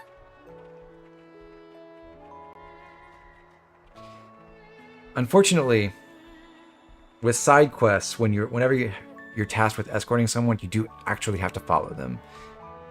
Generally, on main quests, if you have to follow people but you already know, or hero quests, if you have to follow people but you already know where to go, you can just go to the destination and the quest will advance. But for side quests, that is not the rule.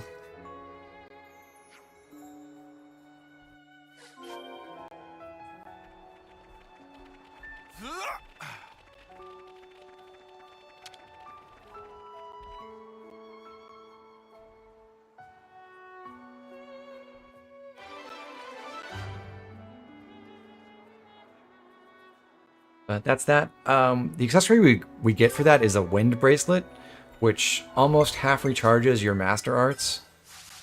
Let me go to the items menu. At the start of battle.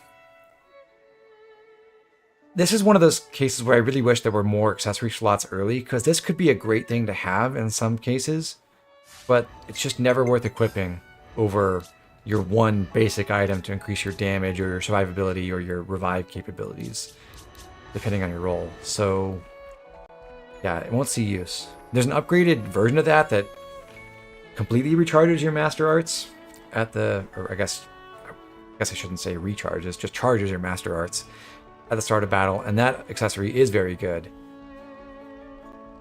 But part of the reason it's very good is because you get it when you have more than one accessory slot.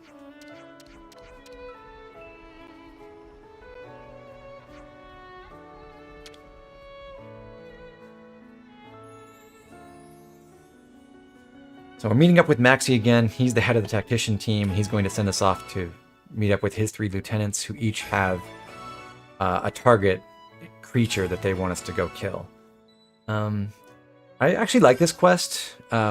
It's way too difficult for us right now, because each of them is basically a boss creature at level 31, and we are level 18. My only complaint about it is I wish that the 3 monsters that we were sent to kill were unique monsters instead of just one-time quest enemies, because I think they're interesting, and I wish you got to fight them more than once.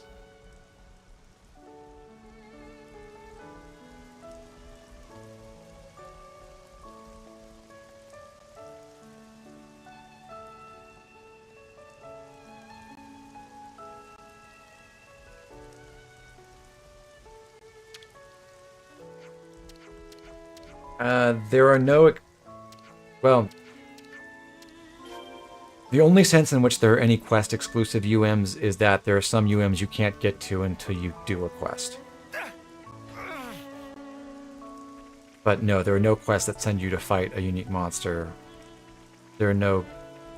Aside from accessing the areas, there's there are no unique monsters that require you to finish a particular quest.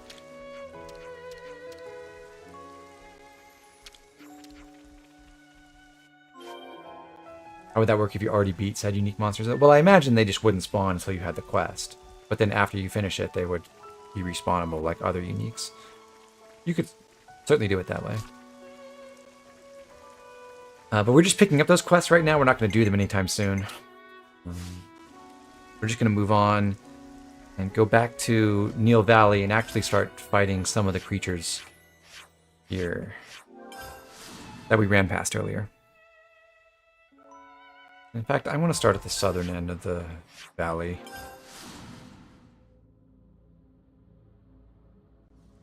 I'm your guy.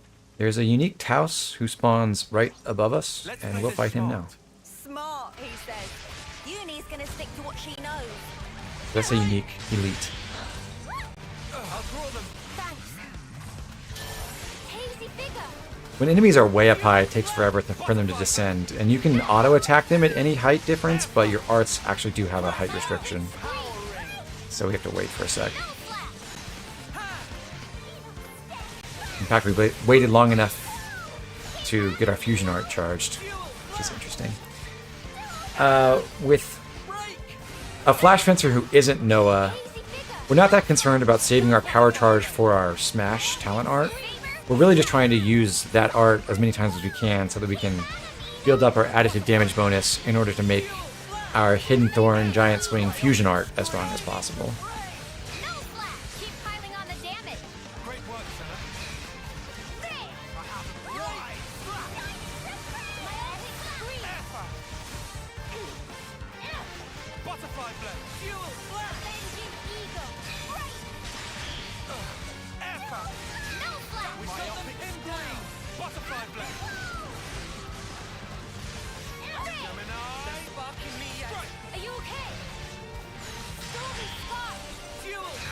We don't have any heavy guard in the team, so we can't topple it all right now, which is why we're just breaking it over and over again, and otherwise not inflicting any combos.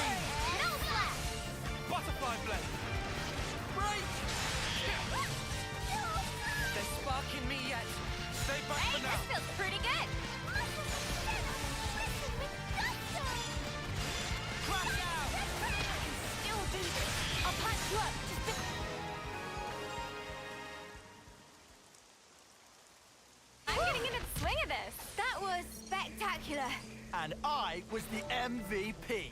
You're all thinking it. There's also a pair of elite Hoxes over this way.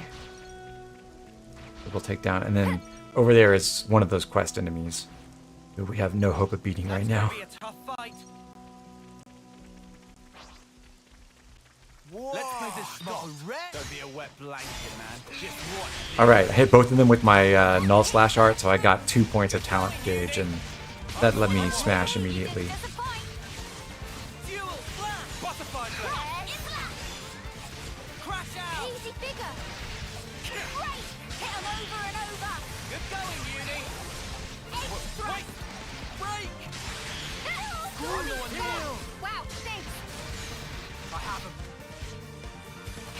These guys are Jude and Judy? Okay.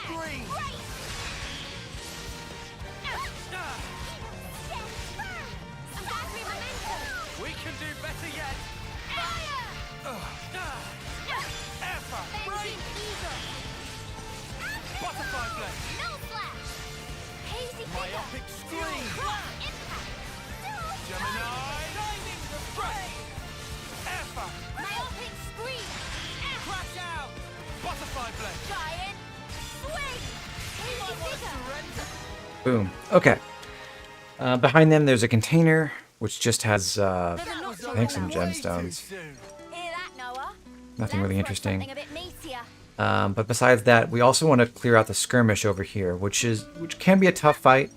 It's actually, yeah, it's our first skirmish between Keves and Agnes. But we are, in fact, still forced to pick the Kevesi side. Can't forget our progress update. I believe. Yeah, can't side with Agnes. Hey, Leg. Welcome to the stream. I'm going to focus attacks on the regular medic here. There's also an elite medic, who's just basically a slightly tougher version of the basic medic. Elite in the sense that the name of the class, or the enemy class, is Elite Medic. Agnes Elite Medic. Not that they're an elite enemy, confusingly.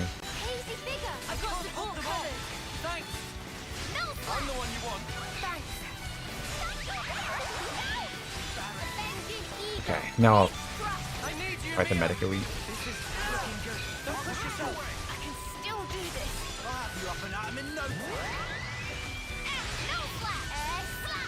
That should give us a leg up.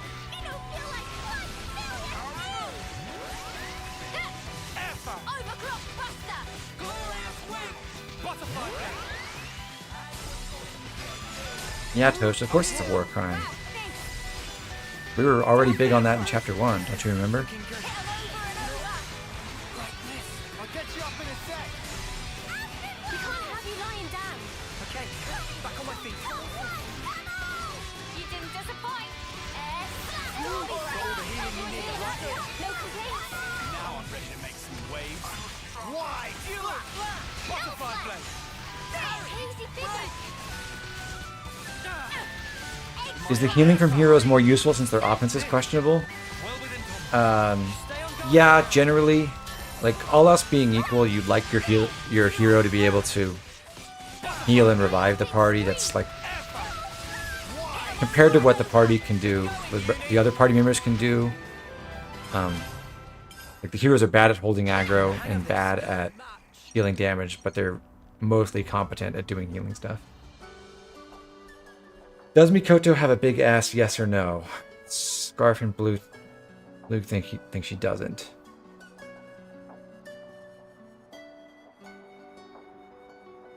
I don't have an opinion, honestly.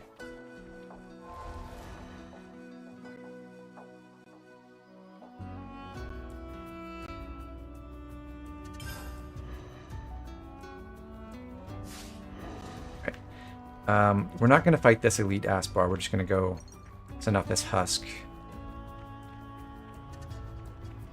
behind it. Time to do the right thing, eh?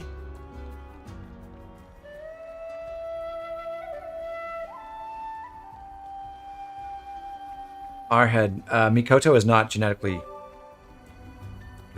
like, she's not biologically related to Sakura and Hinoka. This was a nice find.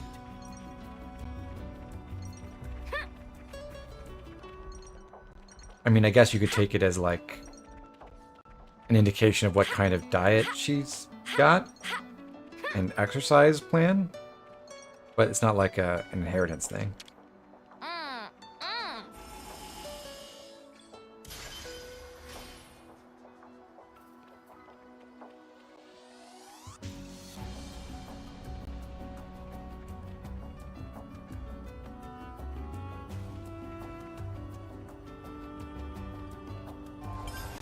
We're also going to run back up to the hegemon seat where we fought Ethel before. And so this is the far side of Benel Cave.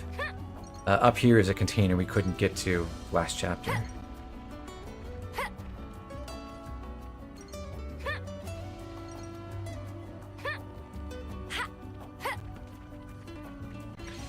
We don't have proof Senna isn't eating the ether. Only the fact that our ether stores don't go down. But we do know that Ino is drinking the high ether. And we use Ino swap.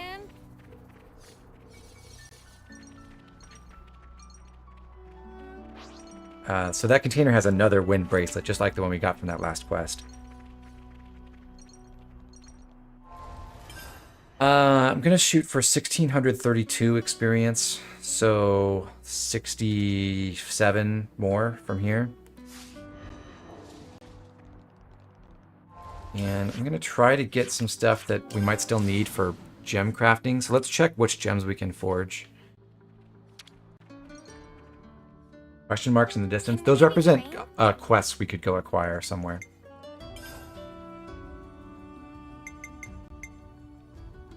And done.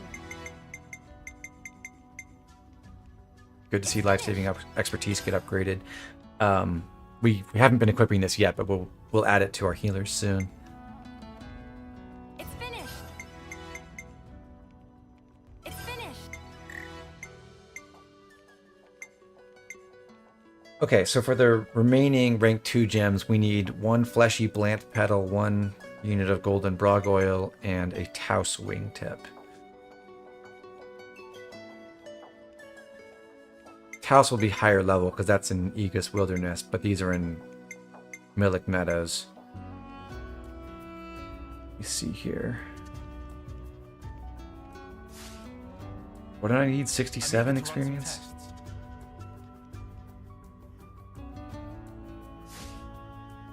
Let's keep things on a tight loop. Could we skip gem levels? We could.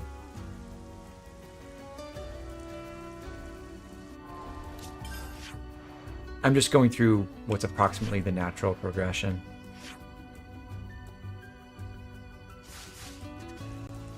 Right, 67? Yeah, 67.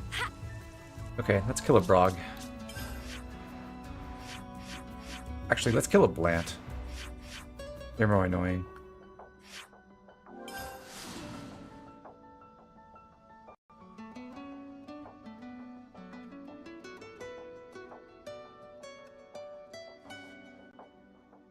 Something so valuable here.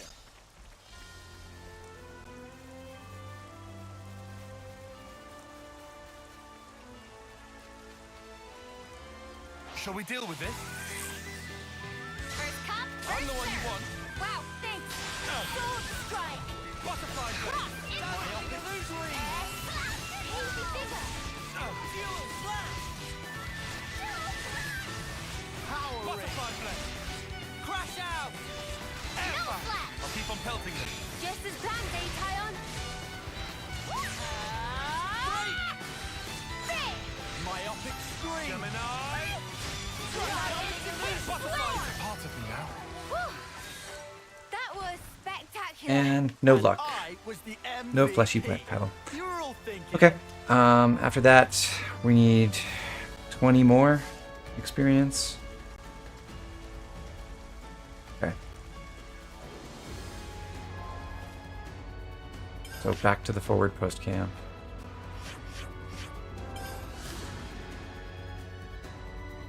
We'll kill a low-level Camille and a low-level Wolf.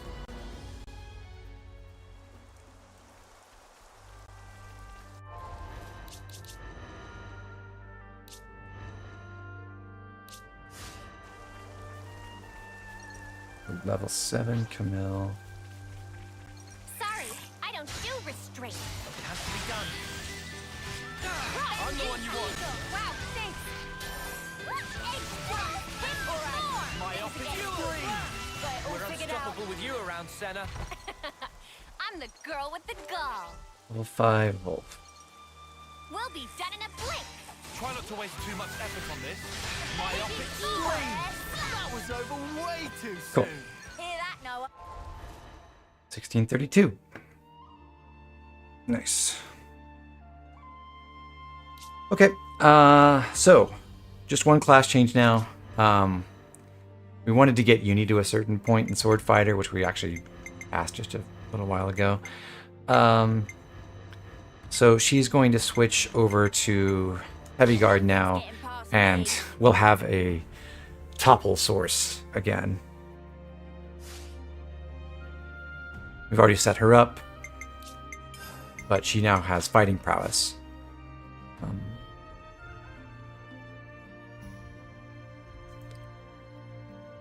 instead of ethereal ability.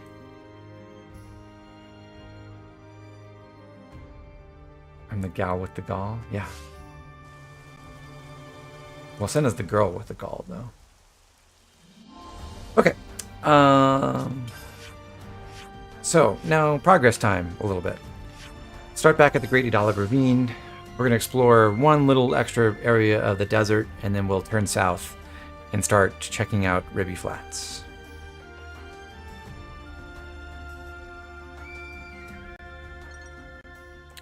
We have 4 defenders. Yes, that is true.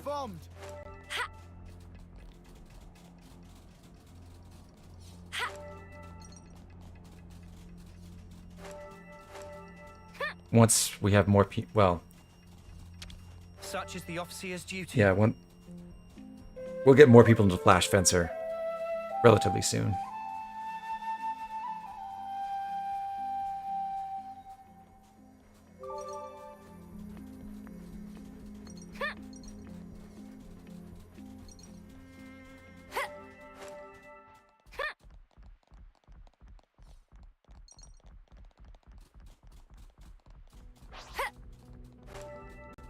Guys, get ready to fight.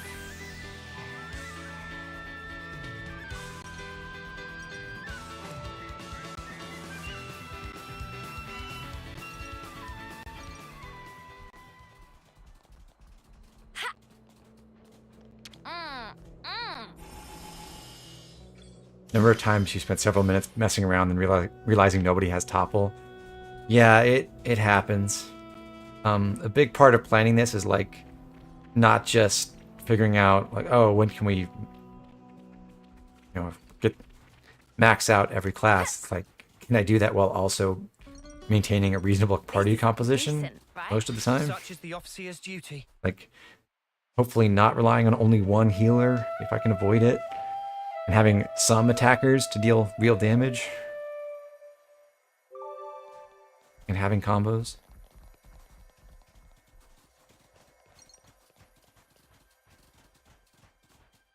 Okay, into Ribby Flats. And in this area, we're going to encounter several more skirmishes. The interesting thing about these skirmishes is they're between Fighting for territory, I suppose. Turkins, which are like sentient turkey people, and Ignas, who are sentient lizard people. You get a choice between affinity and Napon coins. You should always use the silver Napon coins, but the annoying thing about that is these skirmishes are the only place where you can fight low-level Ignas. And there are some low-level gems, like rank 3, that require Igna materials. So if you don't ever fight these Ignas, you can't get any of those materials until like the end of chapter 4. Brute force is my jam. Don't worry, I'll handle it. I'll draw them. Smooth as always, Noah. The dangerous enemies among the Turkin packs are these bards.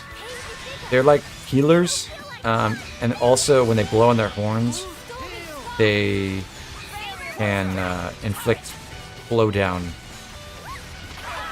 like so, and stun a lot of people for a few seconds. So it does a good amount of damage, and it interrupts everyone.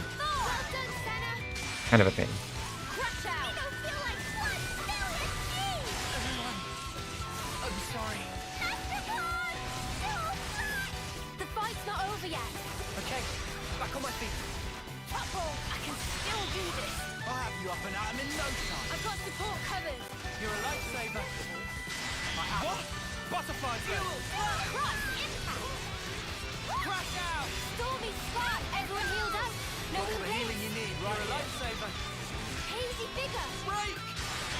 Just holding power charge until Hidden Thorn is recharged, and then should kill. Nothing a bit of teamwork couldn't handle. Whatever Alright. happened to not being careless? You're welcome, buddies.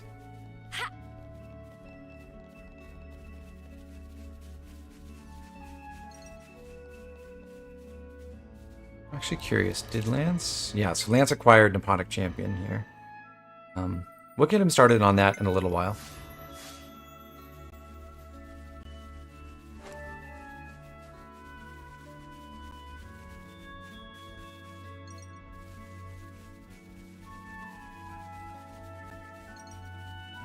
Are they fighting each other?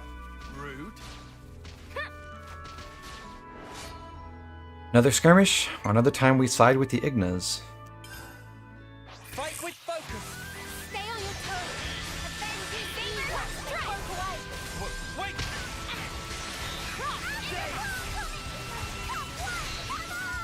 Wow, thanks. Crash out. Power ring. Got this in the back. Fire! Avenging Eagle. Butterfly blade. Hit the... I'm getting into the swing of this.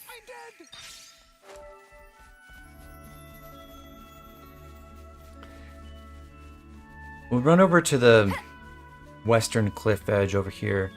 You can see that glowing item on the edge. That's another origin shard, which is supposed to be guarded by this elite Ansel, but we can just go around. Idiot. And then there's a container over in the corner here, behind some Ardens. The Armu, which are the female lizard cow animals. I mean, the Triceratops, I guess. Are not aggressive, but the Ardens are, so we'll try to stay out of their line of sight. Okay, buddy. Surprise me.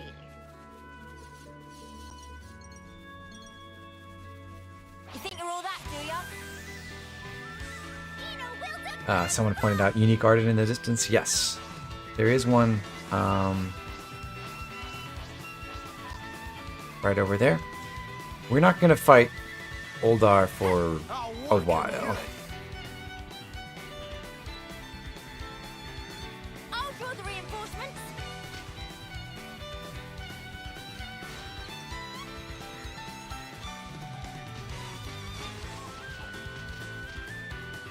There's one more skirmish to do. I'm going to run to the campsite first, though.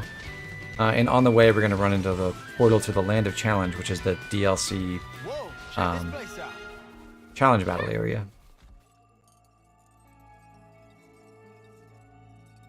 What, the spark? A light. Riku also never seen before, but feel indescribable pull. Hey, let me see as well. No, wait. Don't just go touching it. Huh?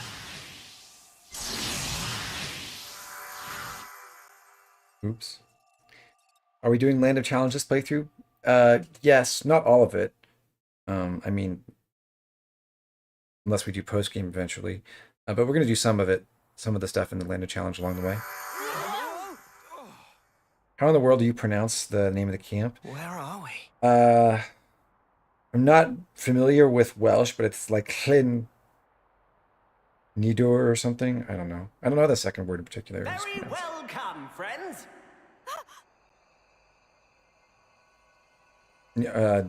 Maybe the double D is TH, like neither. Fateful day when friends would visit this Neithor, space. I don't know. It's a Noppon. Is Noppon indeed? I should look that up. But when is Noppon not merely Noppon? When through endless training in many times and places becomes sagest of sages. Noppon Archsage. Archsage? You said you'd been anticipating us. What do you mean by that? And what is this place? This is special place which Archsage create very especially for friends. In this place, friends can fight to heart's content in very special trials that Archsage set. What do you mean? Are you saying you want to test us? Please, no. Archsage bear no ill will, but simply want to observe friends earning strength and glory through overcoming of trials. It's simple pleasures that bring grin to face. And Archsage so wish to grin. If there's one thing we know, it's fighting. We haven't missed a day of training this whole time. What great news! Archsage eager to see result of it. If can bring grin to face, would be only too happy to share priceless treasures from Horde of Archsage by way of reward. It might be worth our time. Yeah, we can think of it as training. Looks like we'll be rewarded. It might not be so bad. About these trials. We could have a stab, I suppose. Thankings! Archsage had every confidence friends would say so. Then please, allow Archsage to issue suitably grandiose pronouncement. It's time for challenge battles to commence!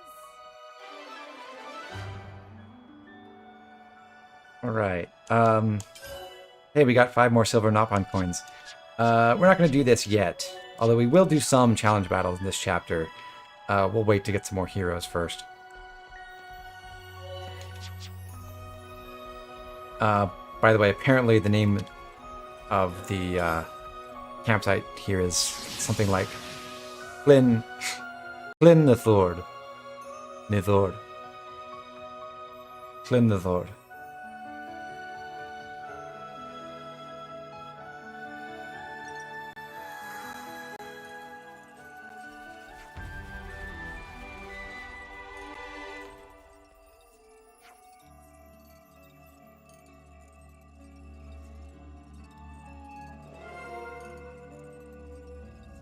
This is some story.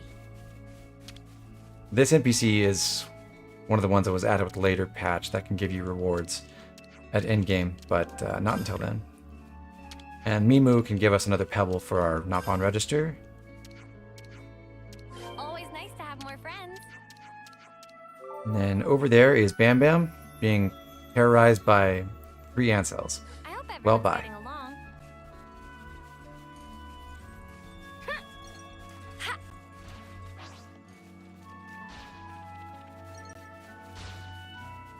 So monsters even fight among themselves. So we're going to do our 3rd skirmish here, and lo and behold, we're siding with the Ignas. We'll be fine. Just don't be a clod. I don't want to see you slip up either, Yumi.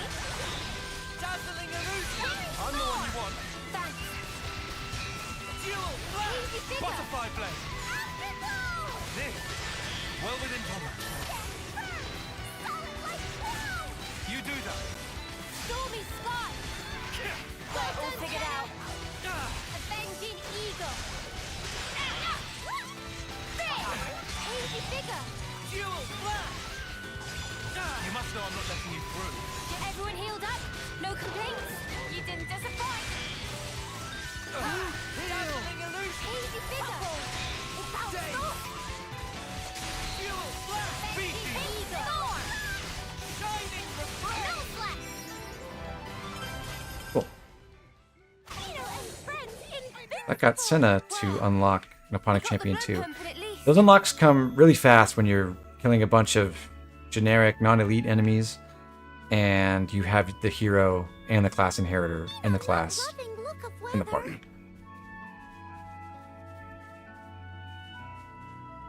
Right, one more enemy up here to kill. There is an elite wolf guarding a container. My feathers will get all wet.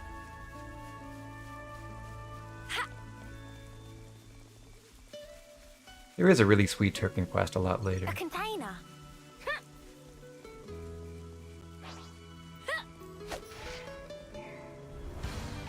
Maybe not the meatiest possible Ascension quest, but I do like the story there.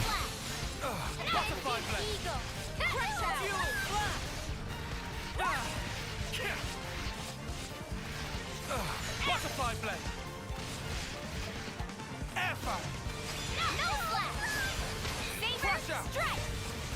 Got all the healing you need right here. Wait! Power ring! Avenging Eagle. You didn't disappoint. I'll draw them. Good timing for that. Nice topple.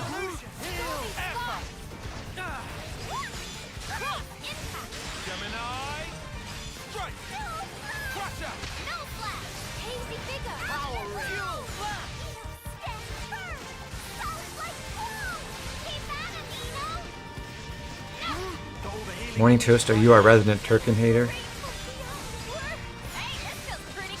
Great work, fella. The heat is up! Now we're in the swing of things. We're all coming together!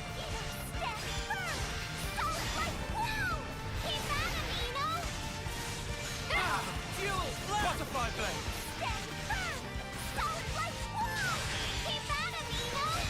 Dazzling illusion! No flash! Shining refrain! Effa! Hazy figure! Crush out! I'm buzzing right now. Let's get him! Yeah, let's do this! Couple! Effa! Days!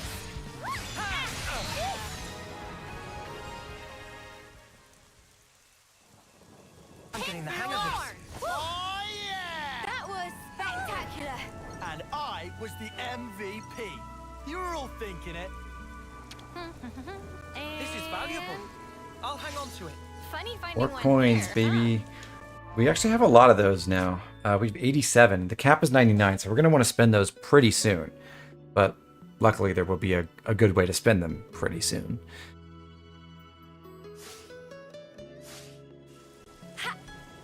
I'm going to run ahead and pick up the next landmark, and then we'll go farm a little bit more experience. Just to make sure we're hitting our benchmarks again. Well, we've been found.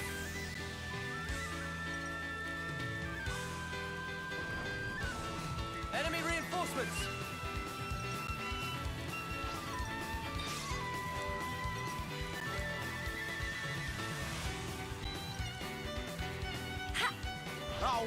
Getting spotted by that Arden is annoying. Trying to reach that husk on the ledge there.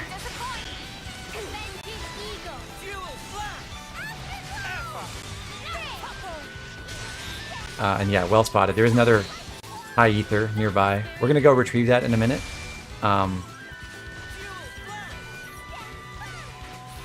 What's important about that is we'll want to upgrade Ino's TP, and there's a node you can buy on the Ino swap for only 1 point that will raise her TP from 25 to 30.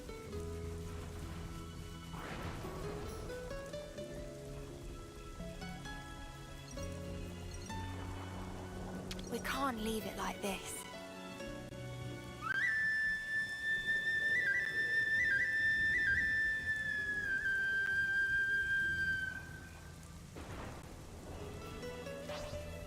I wonder what's around Here's here. Maglia Lake.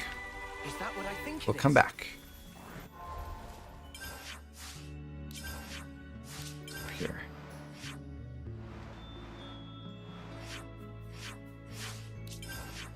We need... If I can find campsite. Okay.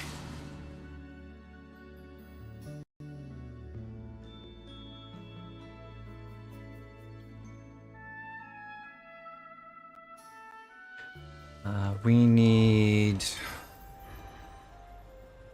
We want 2,576 experience, so we're looking for 115. Okay.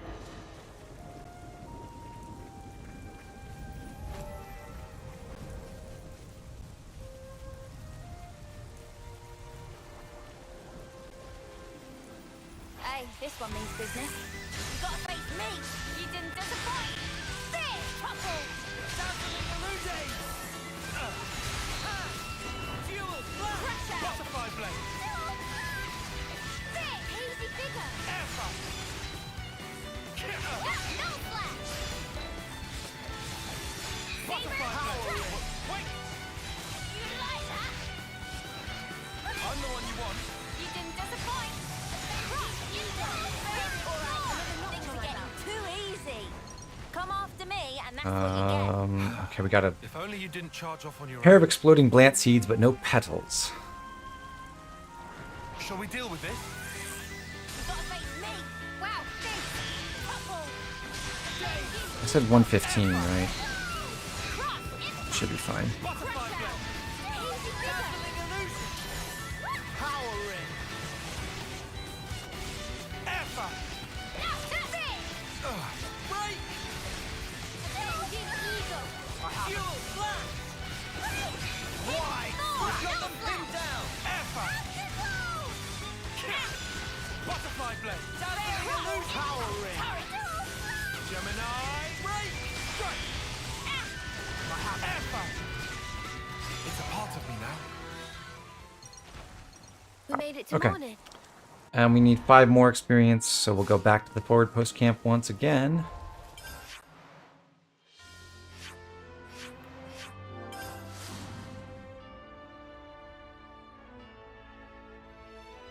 And kill a level 5 Crabble.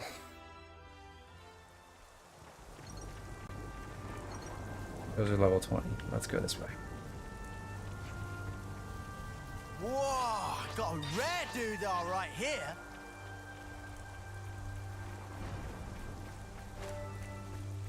I'm right here. You gotta face me. You didn't disappoint. No trouble. Just as planned, Tion. This kind of thing where we're going back and we're like farming lower level creatures for materials, but also to hit certain experience bench points or benchmarks is something that's going to disappear later in the run, because eventually there's going to be enough quests and unique monsters and stuff like that going on for us to just rely entirely on those fixed sources of experience and not generally fight wild creatures that vary in levels. But it's going to be, we're going to keep doing this for on occasion for this chapter. I think there's like maybe 3 more instances of it.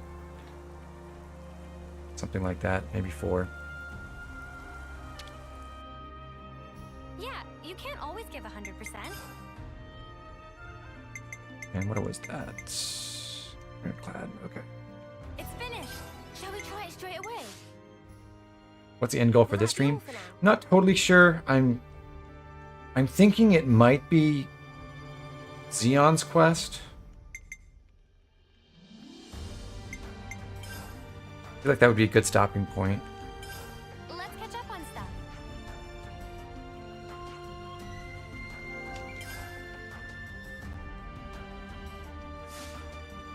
Everyone got their strength back? End goals rolling the credits. God, that would be an ordeal. Right. So we're gonna go hit up that ether sphere. And while we do that, we're gonna temporarily take Noah out of Nipponic Champion. Have Mio start in Flash Fencer. So if we run 2 Flash Fencers, we should help Tion unlock it a little bit faster. Tactician on Uni. So similar to how we had Tion switch back to Medic Gunner a few times just to finish that. Now we're doing that for Uni, so she can get Overfall. Tion will stay Zephyr. We got Medic Gunner, Flash Fencer. Those 3 are good. Start the subathon counter. I don't think that's going to make up for whatever I lose out on by not going to work this week, unfortunately. Unless you can every single one of my subscribers can bring like 100 of their friends. I mean, that would be a help, but I'm not holding my breath. Back to Mackley Lake.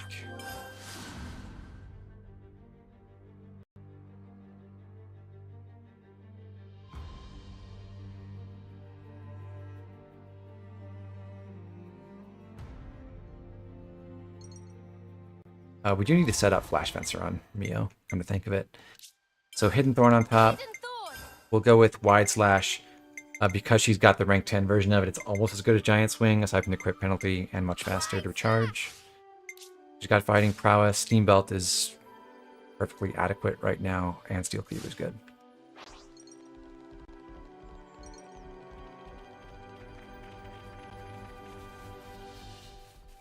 You think you're all that, do ya?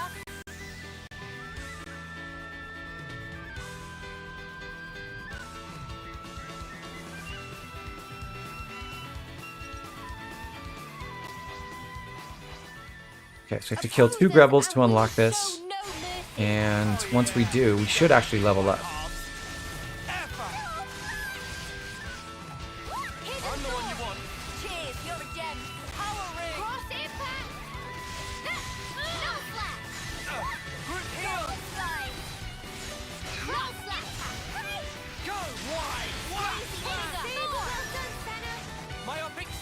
Cool, so Tion unlocked Flash Fencer just now. We have a few more fights to spare, but it's good to have that in the bag already. To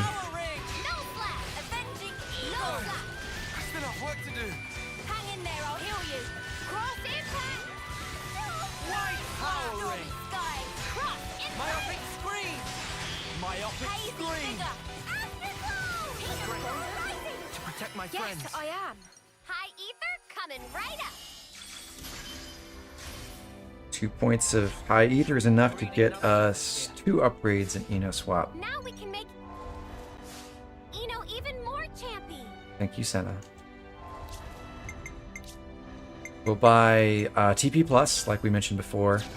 And then since we have 1 point to spend and there are only 3 things we can buy, the best one, I guess, is Attack Up.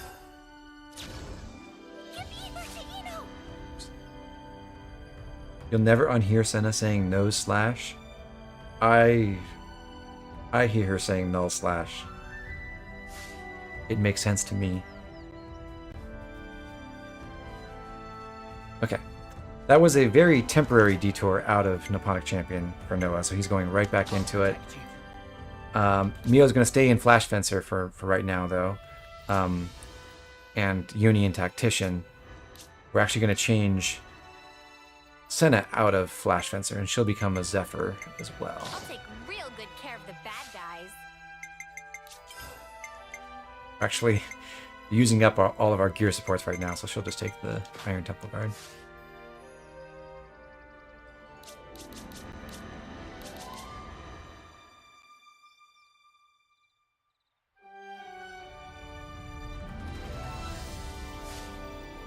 So the reason we're moving Senna out of Flash Fencer is not really that we don't want her to be a Flash Fencer, but actually that we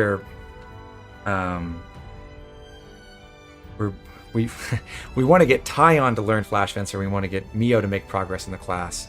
Partly because they have more TP, so they're more useful in chain attacks. And in Tion's case in particular, we really want to totally master Flash Fencer before he starts training in Nipponic Champion, which he will eventually do. But Senna, in the meanwhile, has to pick up the slack for healing because we're actually running out of opportunities to train healers. Uni and Tion's already done with his healing classes. Uni's almost done with hers. Lance is almost done with Medic Gunner and has a D aptitude in Tactician. We don't really want to work through that manually, and vice versa for Mio. And for Noah, he does have Medic Gunner available, but we want him to focus on Nipponic Champion so that he can get Tri-Slash, so that he can then bring that into his next class that he's going to inherit. So it's like basically by elimination. Well, Senna has to be working on the healer roles soon. So we're just working on that transition. But for just this next sequence, she can go into Zephyr instead. But now is when we finally go rescue Bambam.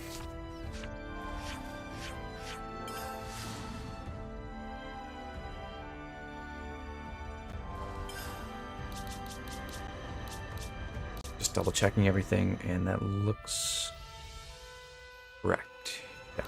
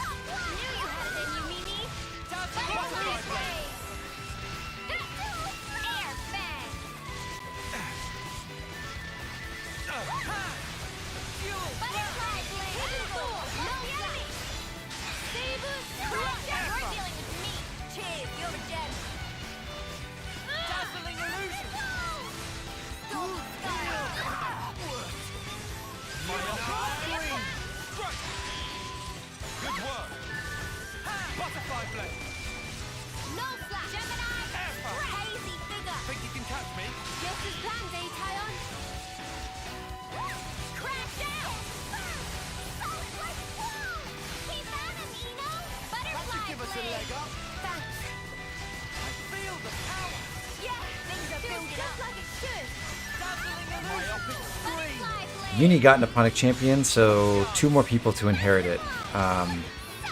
It'll be Tion and then Mio, who has dearth too.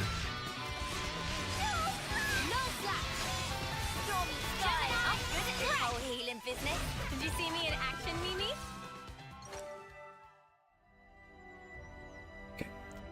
We're gonna have to hunt some Ardens to pick up Arden ribs for Bambam.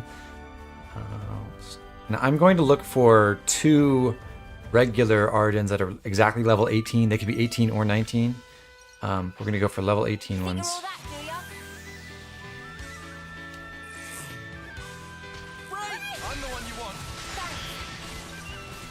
And then after those 2, we need 3 Ardens to kill. We're gonna go hunt the elite Arden that's in the northwest corner of this area.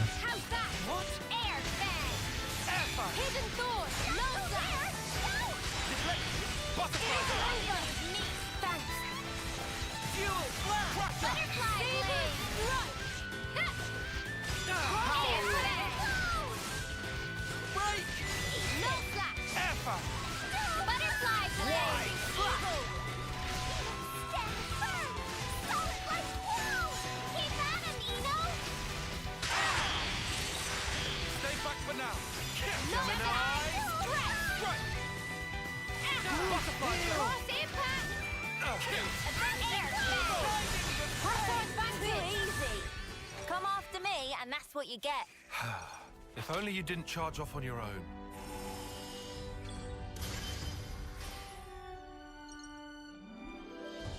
Is that what I think it is? Mia, would you do the honors?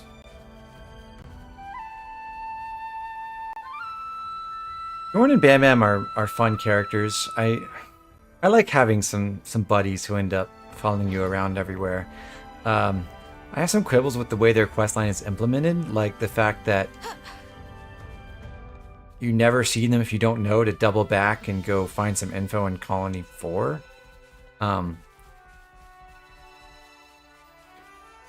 So you might never experience this.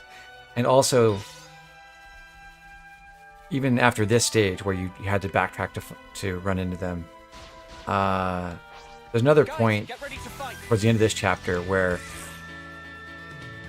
they show up at a camp you reach, but only after you run a little distance ahead and get to the next story checkpoint and see more cutscenes. So again, you have to turn back and see, oh, there's this question mark indicating a quest right before I go to the next area. Let me check that out. And if you don't do that, then again, you don't progress their quest. So I kind of wish they just got there at all these campsites at the same time you did. There's one point where well, 2 points where there's one place where they arrive at exactly the same time, and there's one place where they beat you there. But I wish that was just the case with every one of them, so you wouldn't miss the quest.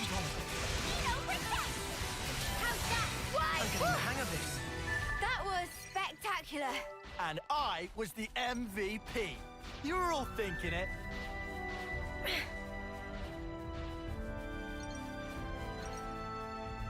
Okay, so we're crisscrossing the area we've already explored. There's some ether in the pond here on the central island, and then the elite Arden we're going to fight for the last bit of Arden ribs is over there. He's the really big one.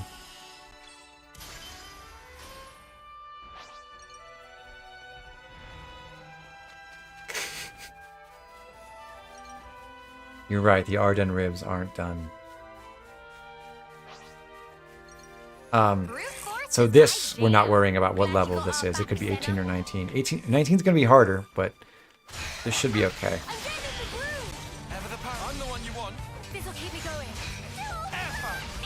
Myopic screen.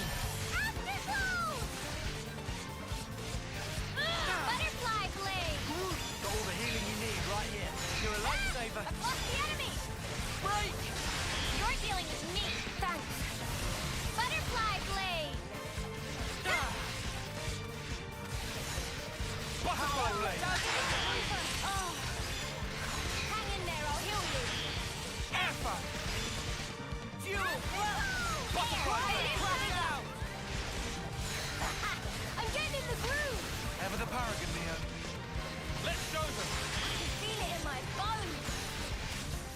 I might have to take control of my healers, because this is legitimately almost on the scale of a unique monster in terms of how lethal this Arden can be, and it has some AoE attacks that could take us down.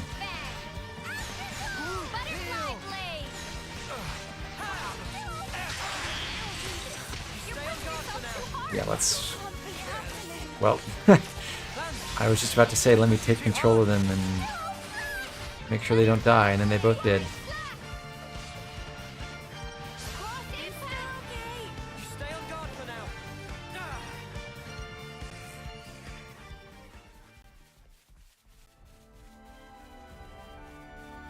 I'm your guy.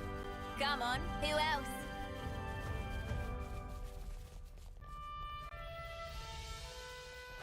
Let's play this smart. Smart? I can smart. Kinda. Myopic scream. scream. Come on! Keep at him, Eno! Hazy figure. Now to charge. Perfect time. No Butterfly blade. All the healing you need right here. Butterfly blade. Afterglow. Hazy figure. Now to charge. Thanks. But once again, without a combo art, or without a topple art, which is part of why this is harder than it could be. You didn't disappoint. Got you. Crash out. Hazy can still do this. I'll have you up and at him in no time. Butterfly Myopic butterfly blade. Eat it. Air. Yep. This is bad. I'll have you up and at him in no time. You can't fight with those injuries. No slap. Butterfly blade. Dazzling illusion. Air bang. Hazy figure. Now to charge. Wow. Thanks. Feel that? Oh yeah! I'll get you up in a sec. Butterfly blade. I think you can see why having wide slash on a healer can be useful. It's a couple times I just dodged attacks with it. And in the meantime, Uni has been killed. Dazzling illusion. Hey, no slap. Butterfly blade. I'm good at this whole healing business. You don't feel like 1 million G's. We're gonna have a field day with this. Yeah. Time to really go for it. Deflect. All the healing you need right here. You don't feel like 1 step first. Solid like whoa. Keep at him, Eno. Break. Root heal. Ha. Shining blade. Butterfly blade. Power. Got all the healing you need right here. Appreciate you. I have a butterfly blade. Fuel blast. Myopic scream. Gemini. Fantastic. Look at this. No contest. This is what we're made for. So Uni actually hit rank 10 in Tactician already. This is slightly ahead of schedule, but there's a reasonably good chance that she already gets to this threshold. So because of that, we can already use Overfall, which is kind of nice. Although we won't be equipping it until we hit level 20. Anyway. Where was I?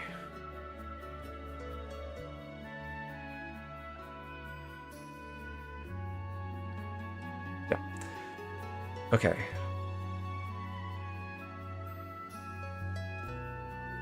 Oh yeah. We'll keep these classes for now. And once again, we'll send off this husk. I know it's grim, but it needs doing.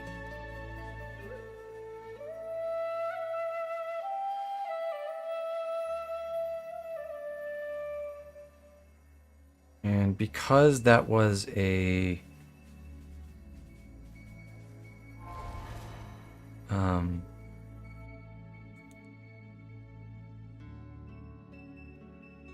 okay. 1 second.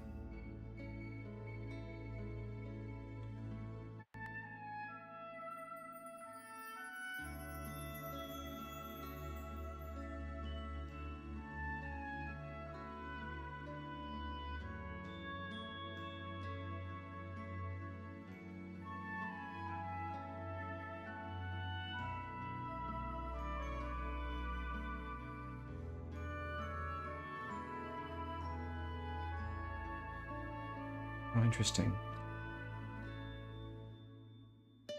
Okay.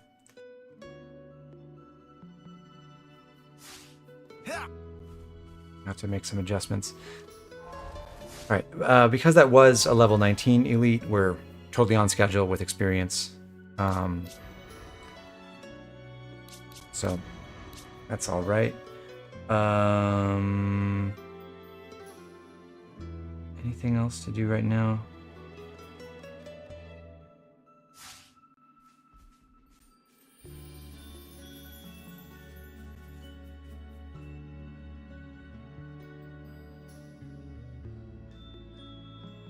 I just need to recheck something I had written here.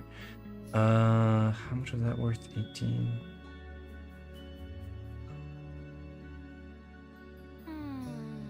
Okay, I'm gonna run back and kill Phil a couple times, just for safety's sake.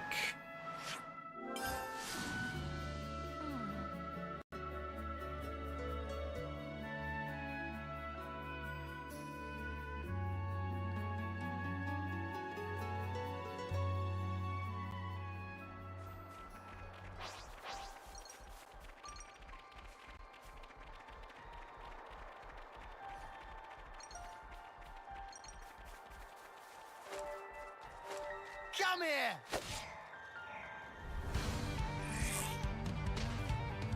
Break! Avenging eagle! I'll draw them. This'll keep me going. Butterfly blade! Dazzling illusion! Hazy figure!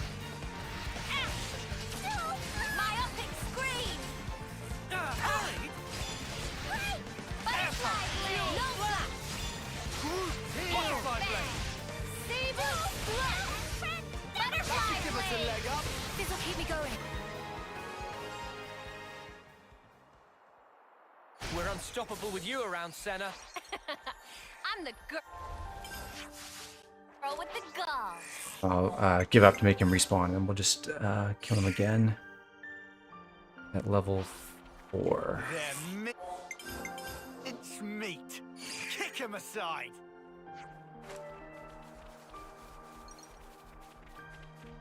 Them mince meat.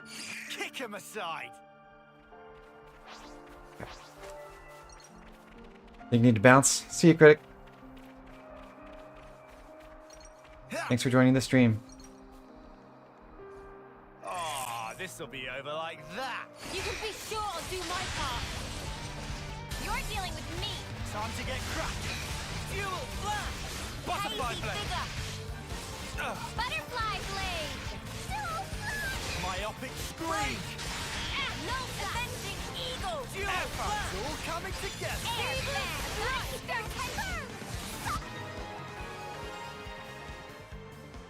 Yeah, so I think I realized I had a minor mistake in my my little spreadsheet here, but I'm pretty sure we're just able to compensate for it.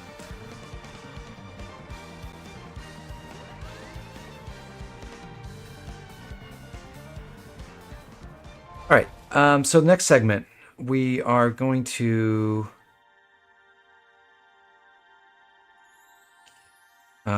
hunt some more stuff in the southern part of Ribby Flats, and as we do that, we're going to change classes. So, we're done with Tactician on Uni right now. We'll go ahead and change back to Heavy Guard. Tion will become a Flash Fencer. Lance picks up Nipponic Champion. And Senna goes into Tactician. She's going to be our only healer for the time being. So we're going to put Iron Temple Guard on her so she doesn't die, hopefully. And do we need any adjustments? I think we have all the right equipment on everyone else. I guess we can put the Black Mask on Tion. And the Silver Belt on Mio. And then for Lance, he needs new arts. So Dual Flash, Tri-Slash, Dazzling Illusion, just like Noah. Crash Out for the Master Art. We could put Myopic Screen as well, but we'll stick with this for now. Fighting Prowess. Tailwind is good. Accessories, we'll go with the Gear Support.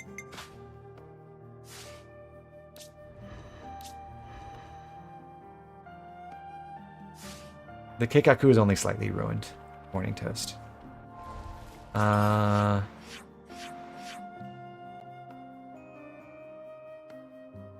Okay.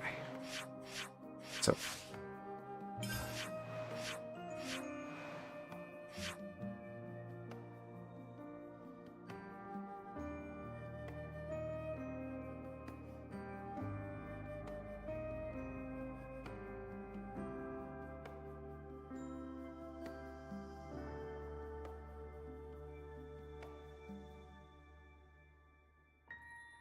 Just checking one more thing.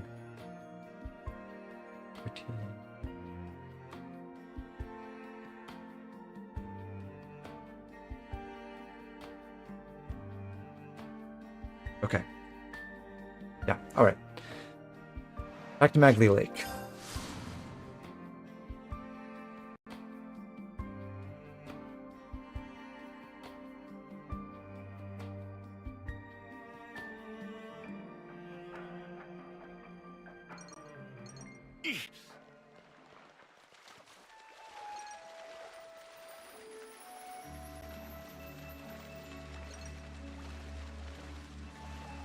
This should prove useful later. Nice. Another origin shard there. We're not going to fight this elite Piranax, so you get to live. Congratulations. We're just going to go up and around and get to the next story markers and then explore the upper area a little bit.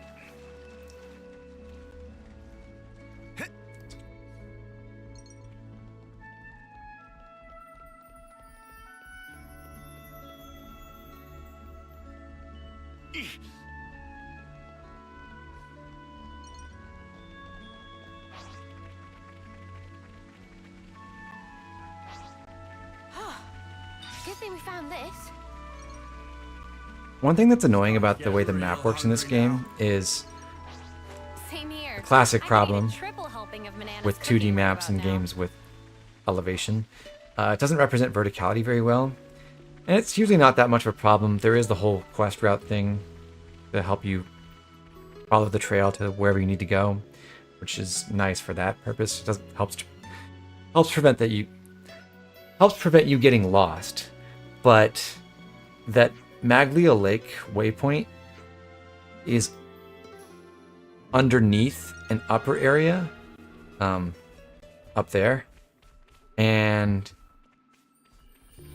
it would be really convenient if the waypoint for that upper area was at this spot, but it's actually over here, and it's confusing sometimes.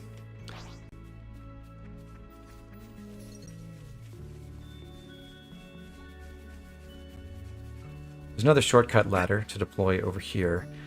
It's not really useful as a shortcut because we're just going to run to the next landmark and be able to fast travel up and down. But it is useful for being able to drop aggro later.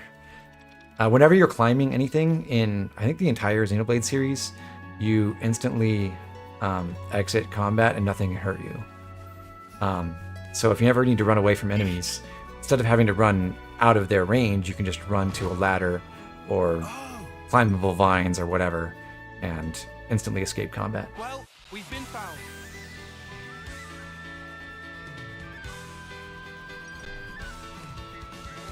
Enemy reinforcements!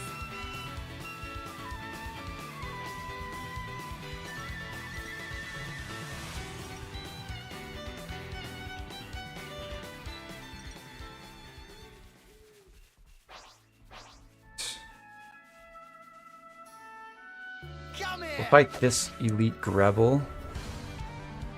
It's level 21. I'll file that away because I don't actually want... That's the maximum level. These are some of the rare enemies that can vary by 2 levels.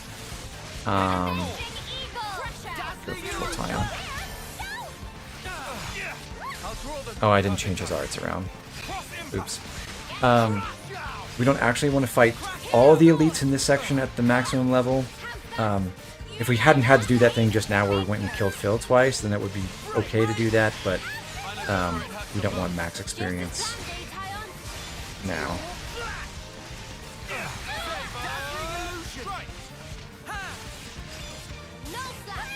I don't think we do need ladder combat. I'm okay with ladders being a no combat zone. I fell.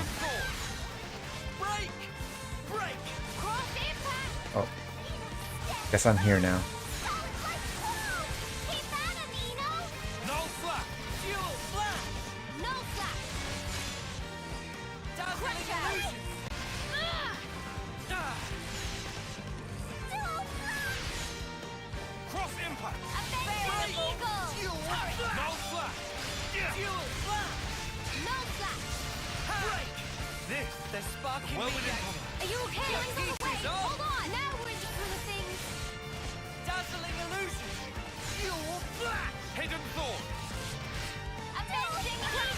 Don't worry, if the AI gets stuck on a lower level, eventually they will teleport up, which is what Tion did.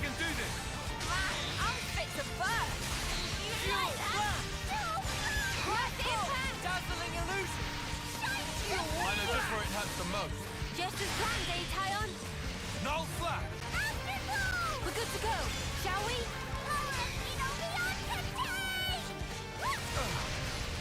Cross impact! Make it catch! Hidden thought! Too fast for you. Looking good, Noah. Dazzling illusion. Synchronize between Noah and Lance, casting Dazzling Illusion. All figured out. Nice.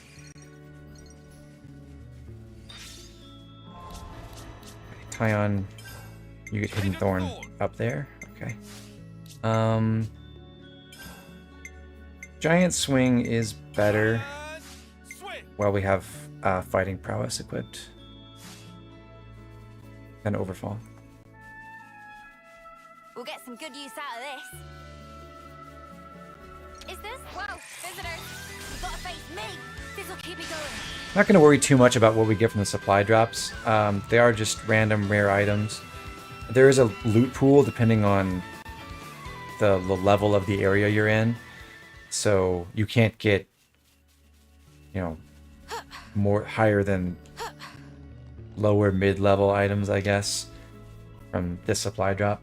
Okay, let's get it open. No problem. I don't actually know much about what the loot tables are, except in like one case, which is I know where they can first start dropping break brooches. Monster just knocked some fruit off that tree. We got an extra rare steam belt, which is nice. That's the attack boosting accessory.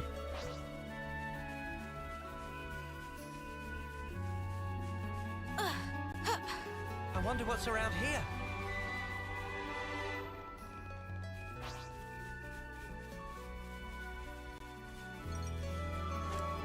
Is that what I think it is? There's another elite rebel here, and I just need to recheck. 21. Okay. Yeah, this isn't max level. We'll fight it. When do break brooches start spawning? There is a supply drop in Pentelas, which is the first one after the Umber Drig. This'll keep me going.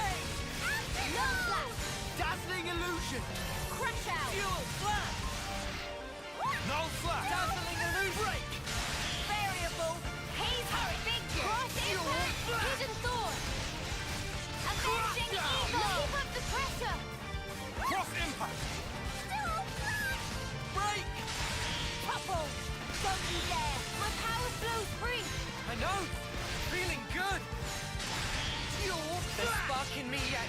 Healing's on the way! Hold on! No chance. Looking good, Noah! Shining refrain! Here! Shining refrain! Impact! Haze, Break! we're good to go. Shall we? Yeah, let's do this. No way! Matt, am I doing okay with the heals? You're a lifesaver. Feel that?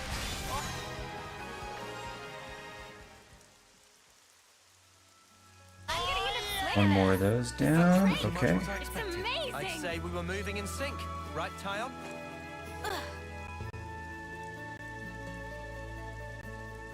What are you hiding, little guy?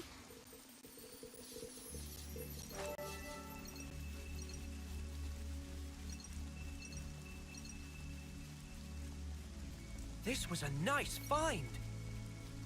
We just got a Circlet of Intellect, which is just a slightly upgraded version of that healing accessory that Tion started with. We'll probably never use that because it's worse than the Circlet of Wisdom that we got from the expansion pass, and we're mostly not using that either. But down here, back near where we picked up the supply drop, we can drop down to a lower level. We can see the flute icon on the map. So there's a husk down there, and I don't think we're really meant to be exploring this area in reverse like this, but it is the fastest way to get through it. Or at least a fast way to get through it. You weren't here when Nipponic Champion got unlocked. What's the class's deal? It has a non-positional break, which is really useful, and that's inheritable at rank 10. It's an evasion tank. It plays sort of similarly to Zephyr in that respect, and part of its gimmick is it gets bonuses for dying and getting revived, but we're not really playing into that right now. We're just going for evasion tank plus break. Isn't there a husk around somewhere that you don't want to send off yet? There's nothing you can do like that will break anything. There is a husk involved in Equestrum Colony 30 that we cannot reach right now. But you could send it off without getting the associated quest first, and that just changes the dialogue for the quest.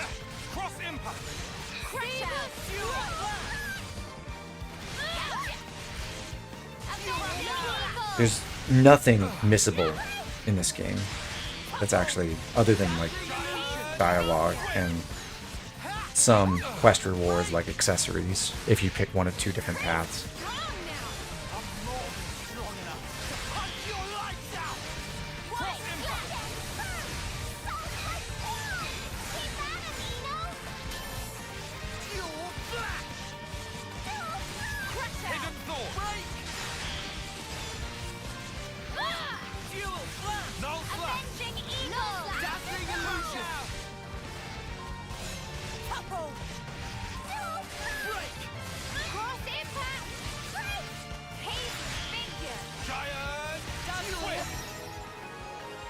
Hans gets Flash Fencer.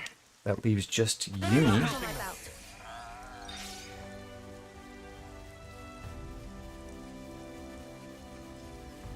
And after this, there's some ether down below we want to collect.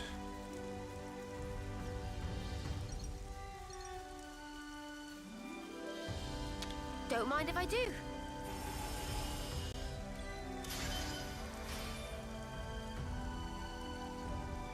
Going further north, we can drop down back to the stream leading out of Maglia Lake. And if we jump down from here, we can find another container that's sort of kind of supposed to be guarded by that level 81 unique monster. Say hi to Ruthless Grokken. We will not be talking to him for a while. Although he might come kill us. That'd be fun.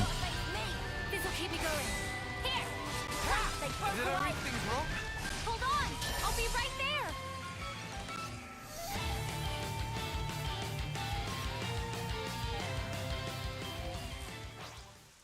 I guess this is fate too, huh? Which class in Future Redeemed was my favorite playstyle? I think Matthew is the most fun to control. I wanted to really like A. but just didn't gel with it. I haven't done everything in post game. Like I killed, I think, the weakest super boss, but I haven't done everything else. Or like totally optimized builds for that. Or farmed all the accessories I might want or anything like that. But yeah, I would say generally Matthew is the most fun. This is something decent, right? So we're going to run over and send off this husk, and this is where that ladder might actually prove helpful. Shall we deal with this?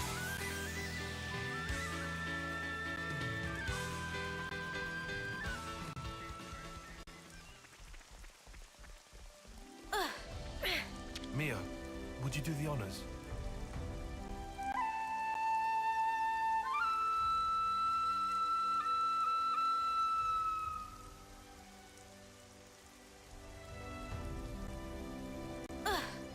Well, we've been found.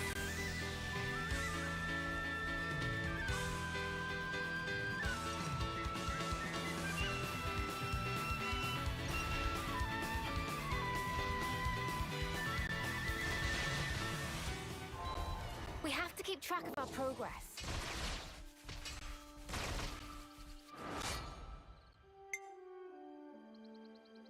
Okay, this skirmish can be kind of tough, which is why I just quick saved. We'll have to. This is the first time we can side with Agnes against Kevis, actually. And we'll do that. We have to fight these two equities, Lednesses. And we only have one healer, so we're just kind of desperate not to get her killed. And let's focus attacks, actually. I think it'll be best if we just take down one enemy as fast as possible. Ouch.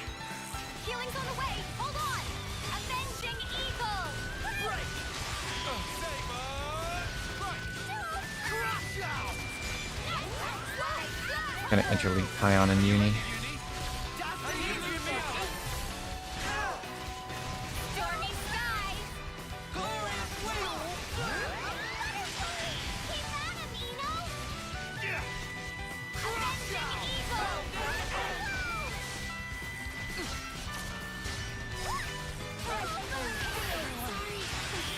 I was...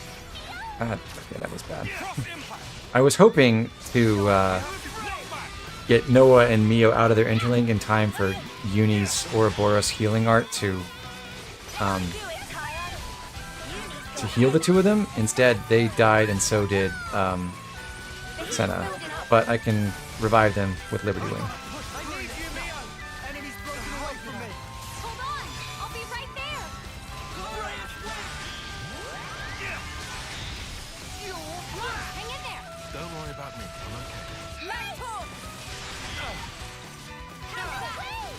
I think we can clutch this out. Yeah, that'll be good. Cool. That could have got a lot worse. Thanks, Mio. I should be thanking you, Lance. Alright, now I'm looking for 1828 XP. Right. Okay, 1828. Let me just check some stuff.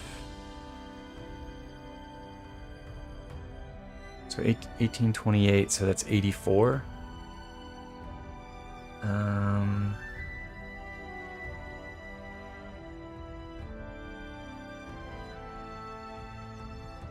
This. X.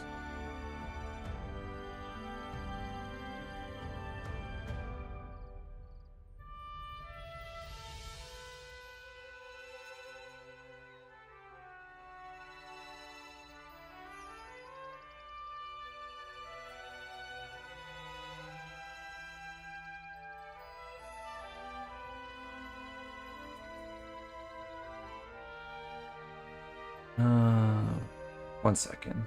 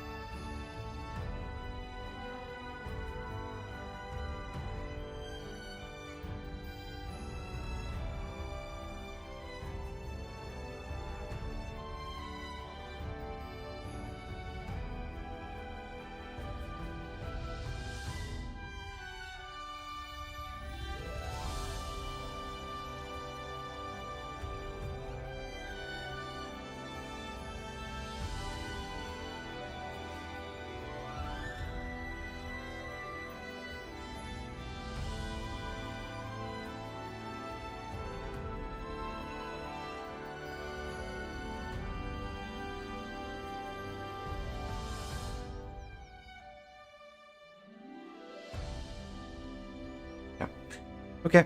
Yeah, we're just gonna hunt Phil a few more times. Because we do need to be really efficient about our CP here.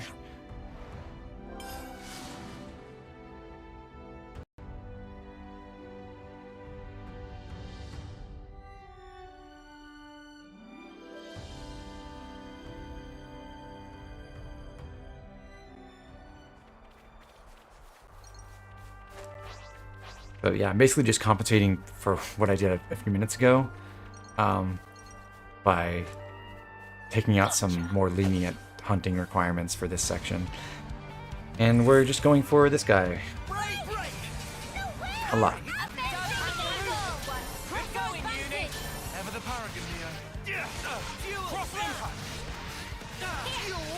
So I'd be looking for, at a minimum, I think, fighting him.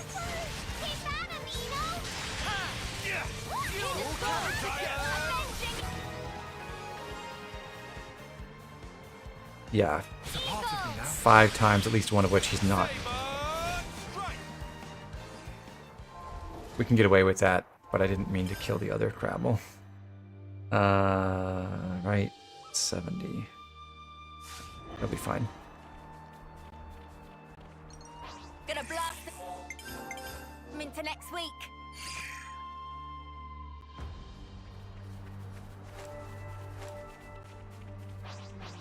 Bill doesn't deserve this. He's our friend, and he's just doing training exercises with us. And it's all fine. We just go take a nap, and then everyone's good to go for the next round.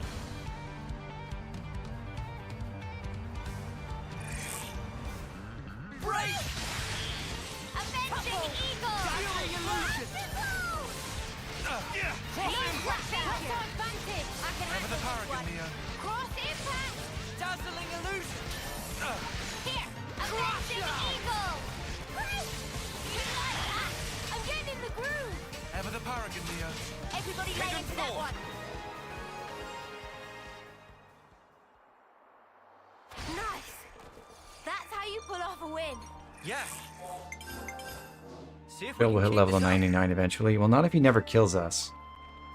I don't think he's earning any XP, sadly. Looks like a pretty rare specimen.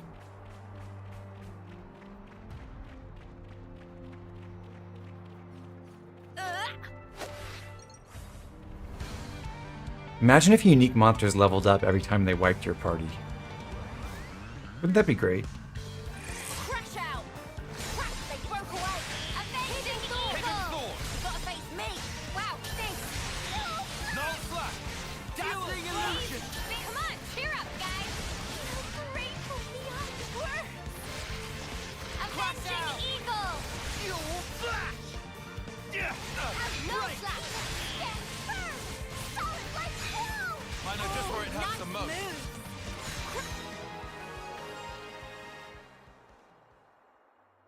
Nothing a bit of teamwork couldn't handle. Whatever happened to not being careless?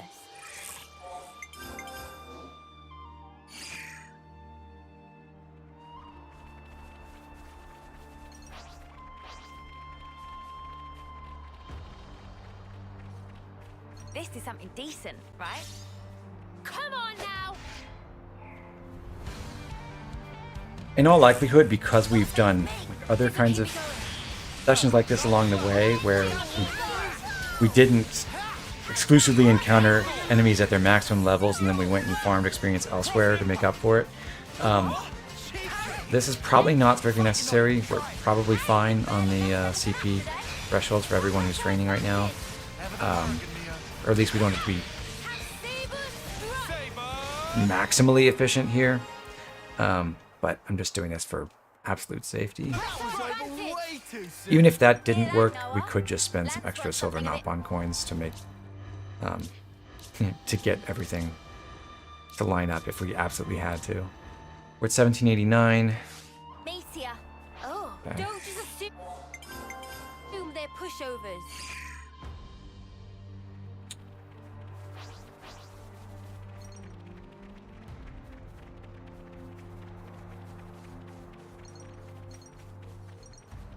Hey, look over here.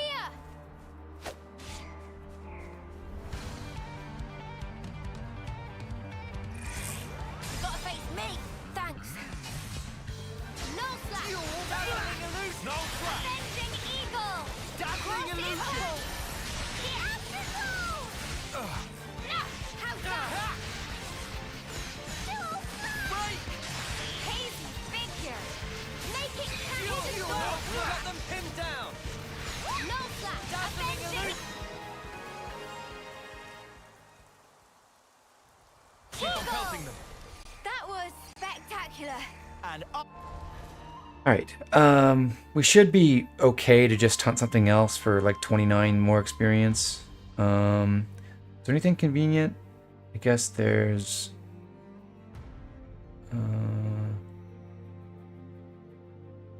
Oh, sadly the blogs are worth at least 30. Dang.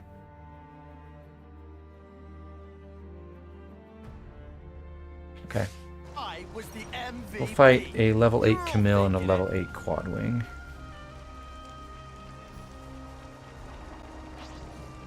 Don't just assume they're pushovers. It has to be done. Get your couple! Come here! I got something for you! Thanks! Dazzling illusion! That was over way too soon! Hear that, Noah? Lance wants something a bit meatier.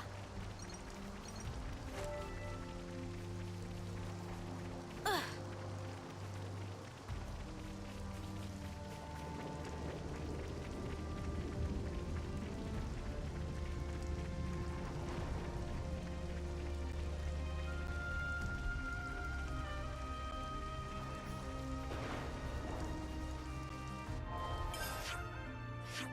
Quadwing, right?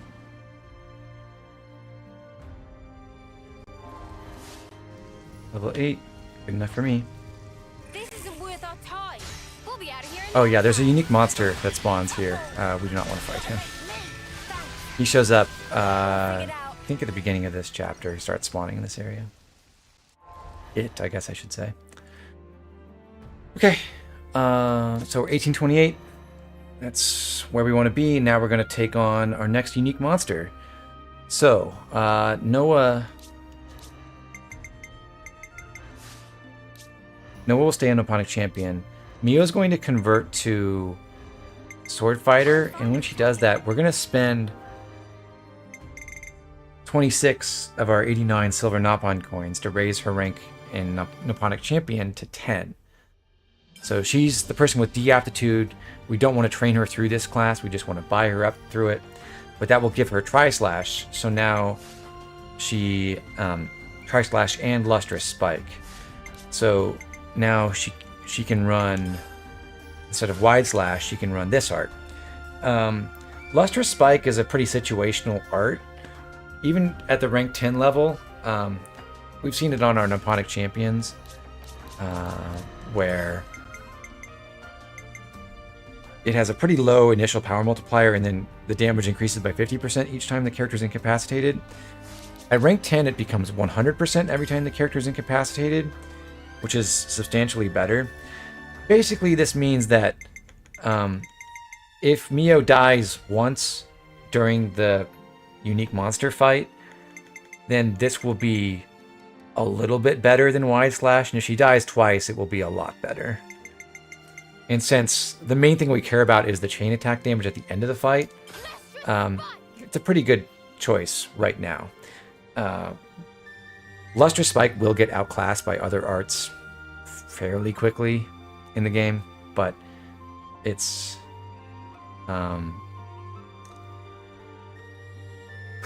Your OCD's going wild about the Collectopedia stuff.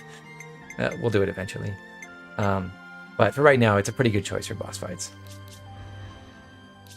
And Lance is going to change to Medic Gunner. We don't want to have only one healer or a boss fight of any kind. So back to Medic Gunner using his usual set. We can also put the wing necklace on Senna now.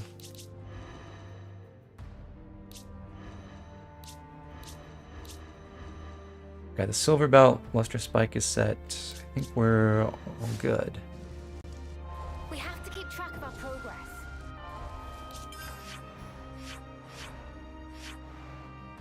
And we're going to head back to Benel Cave Camp, because the unique monster is over here in Benel Cave.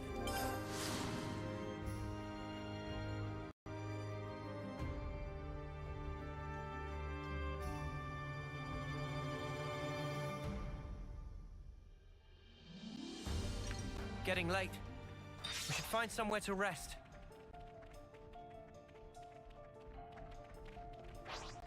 Hey, this one means business. We're still not quite high enough in level to not draw aggro from these fangs, annoyingly.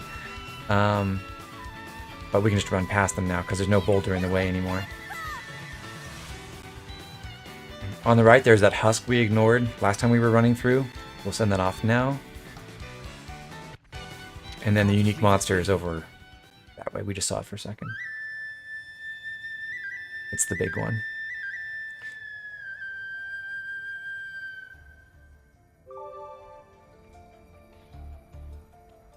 I'm going to control Tion for this fight. Basically in the hope that the rest of the team can stay healthy and hold aggro and everything. And if that's the case, then I want to focus on stacking up Fighting Instinct, his this talent art damage bonus thing, just to hopefully maximize his damage in the chain attack later, since I'm going to be better at using his positional arts and getting that charged than the AI would be. I'm going to pull him back this way so we don't end up hitting any other enemies in the area. And now let's go. Also, if I'm standing by the side, he has an AoE attack called Poison Spray that poisons everyone in front of him. So we should hopefully avoid that. And he has one other AoE attack where he rolls back and forth, but I can just try to run away to get out of that.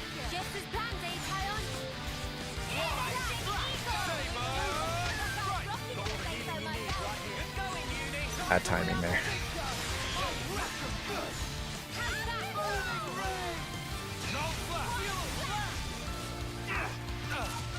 Gonna decouple Lance and Senna. I don't want both my healers to just stay in Ouroboros right now.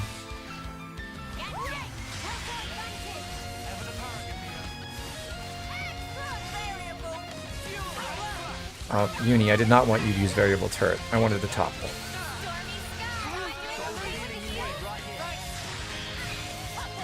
Okay, acceptable.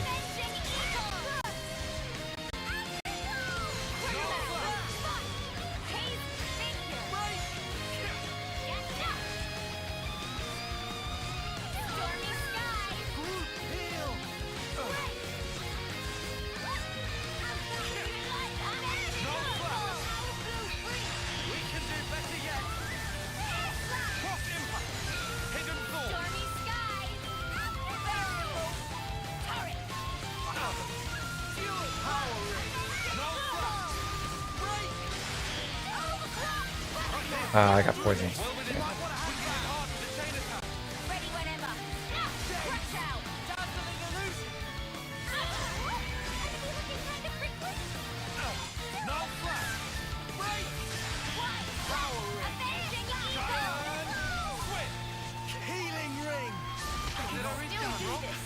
And that's sad. Okay, so we lost all our stacks on Tion.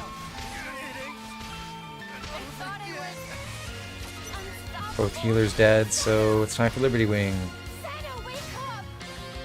How do interlink levels charge again? With fusion arts.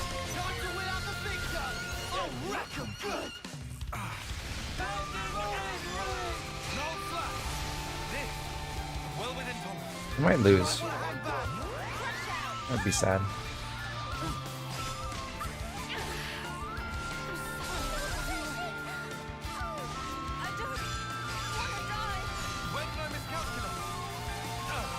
Yeah, Lance and Senna are gonna die on the next tick, I think.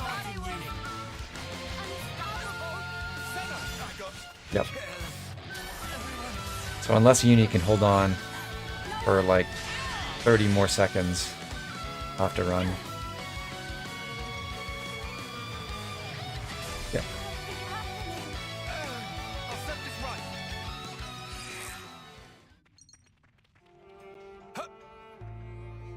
Huh.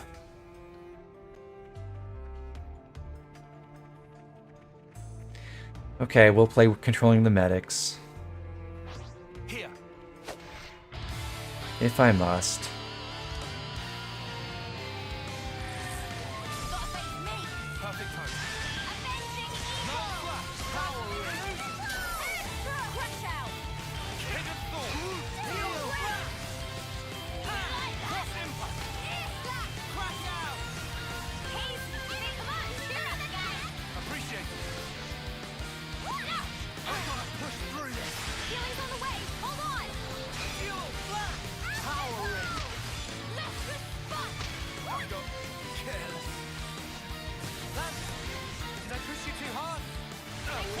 happen, Lance?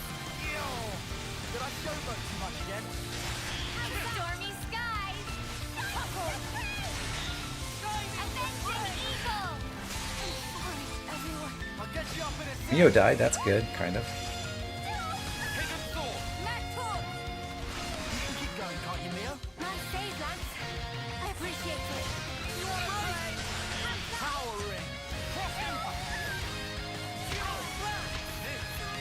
Well within Wake up! Let's respond! on your feet, Seth. Too early to throw in the towel. Yeah, gotta suck it to him first. Kill flash! Guiding refrain! Giant! Switch! Avenging eagle! Fuel! Cross impact! Tundra! Double whack! Dazzling powering! Hidden sword! Variable! Turret!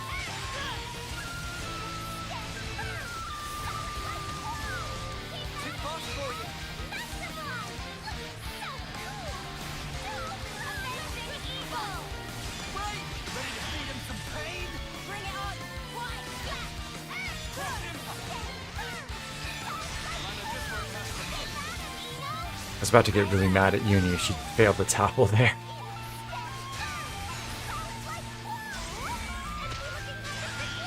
Avenging eagle! Feel the power! Haze flat figure! Nothing going. It's annoying. Did I push you too hard? Cross impact!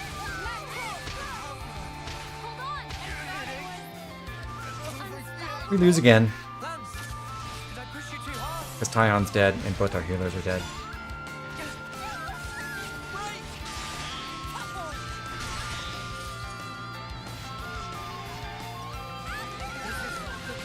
Hold on just a little longer! Wide flat!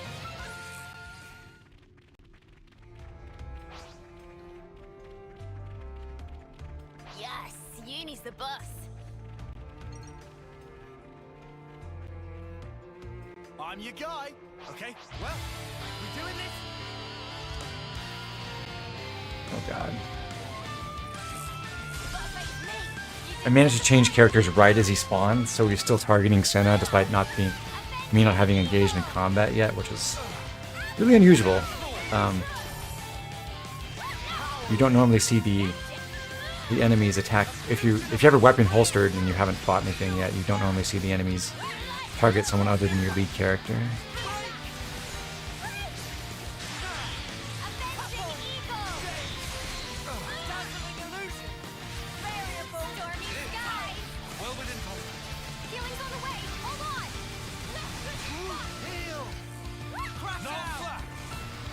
Do they not have that big revive gem? They should. Pretty sure.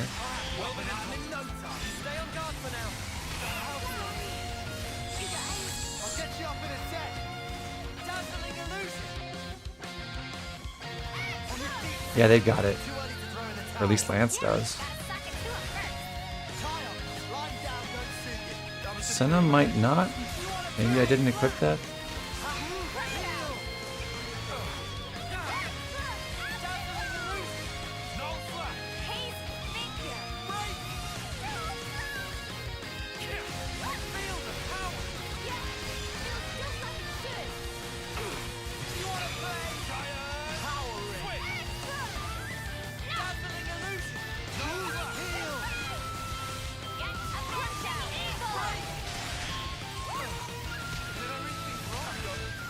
I keep getting so close to getting healing ring and then dying.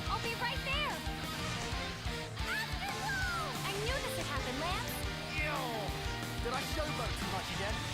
Break! Fuel it flat! Don't worry about it.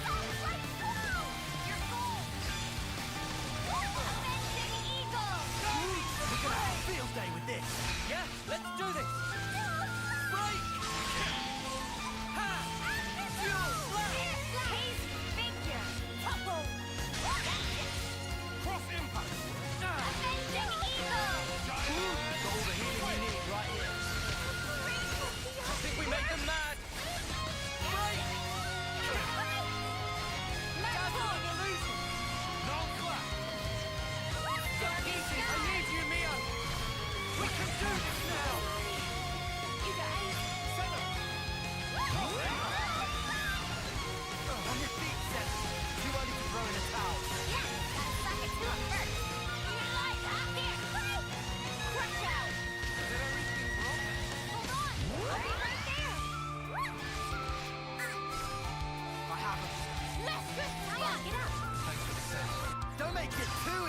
Should be enough, I think, from here.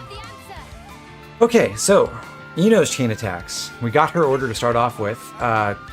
Just a straight up damage ratio increase. So this, as I mentioned with Ethel, we get half the benefit on hard mode, so this will take our damage ratio from up by 75 percentage points instead of 150, plus whatever you would normally get as your increment from one round to the next, depending on your result in the previous round. So, and it's a decent completion bonus. It's, I think, bigger as a raw damage ratio increase than any other completion bonus in the game. So it's great to get this, especially early in the chain attack, because it'll make all of our attacks or the rest of the chain a lot more powerful. So we'll just automatically pick that. But Ino's heroic chain effect is she works differently from other defenders. With other defenders, with regular defenders anyway, when they complete an order, they return the character who has the most TP who is currently inactive. Ino returns the character who has the least TP who is currently inactive, but also adds 30 to their TP count. So if things line up properly, you can use that to supercharge a character really early in the chain attack.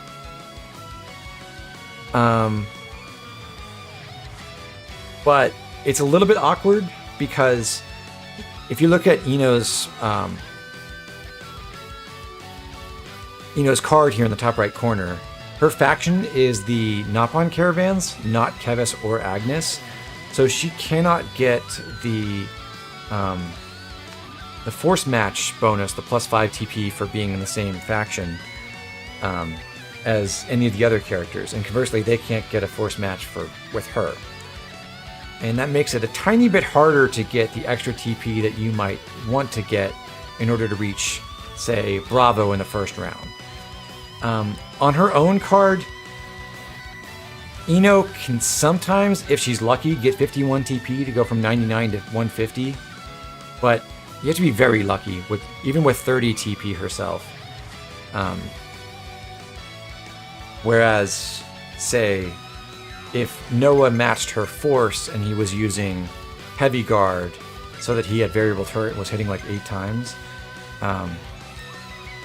he could get, say, like if this were Lance's order, then he could easily get 50 because he'd get 10 for the roll match, 5 for the force match, and then a bunch of TP for all the hits he's doing to get 51 or more. So it's tough to get Bravo on the first round, but if things work out well, you can get really big TP values to help get Bravo or Amazing on subsequent rounds. With Ino's order, what I'm going to do is have Tion lead and then try to finish the order with just Ino. So just the two of them, so that basically with on this first round, I would pick any order that's an attacker or defender order and try to use these Tion and then Ino, except if it were Lance's order in particular, since that wouldn't give the attacker roll match or the faction match +5 to Tion. On Lance's order, Tion plus Uni shouldn't be enough to finish, so we have to do something different for them. So on Lance's order, we'd actually finish with Noah and try to get 51 with him. And go for Bravo. Anyway, we'll lead off with that. We'll get a little bit over 50 with Tion, and that should give us enough margin to then finish with Ino. In this case, we'll see how it works out, but probably, yeah, Ino will have the lower TP value, so she's going to supercharge herself. She'll come back with 50 plus 30.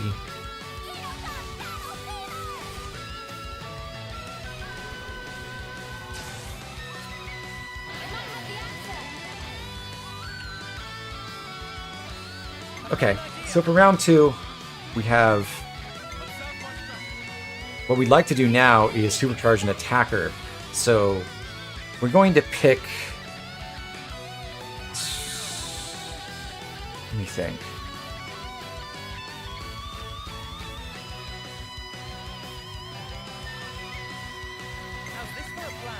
I think we can do Tion's order. We'll be safe about it. We'll pick Mio's order, and then we'll lead with Noah and then Mio, so Mio won't get the first blood bonus for going first. This will guarantee that she'll have less TP than Noah. And she should have the least TP of any inactive character, actually. She'll have less than Tion as well. And then when Ino finishes, Mia will end up with a lot more TP now. And we'll recharge her and one other character.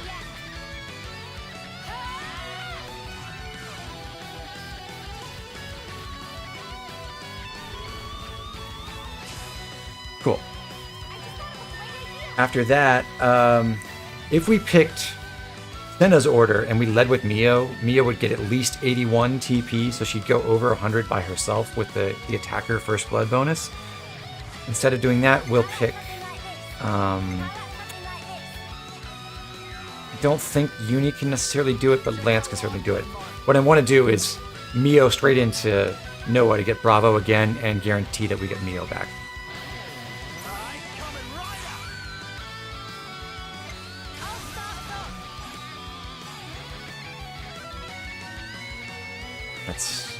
We just need 20 more TP on Lance, and we should get there. Or on Noah, rather. Yep.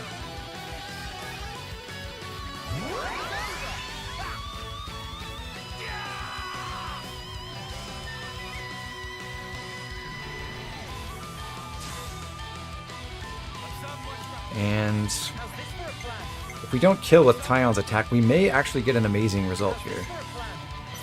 Let's do... Uni. I don't necessarily want max TP right now because I don't want Tion's attack to go over if I can avoid it. We'll power charge him. And use our healers.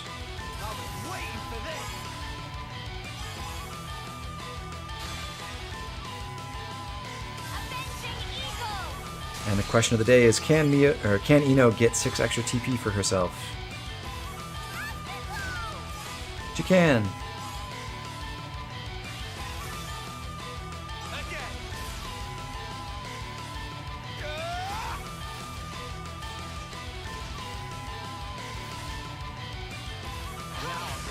Cool.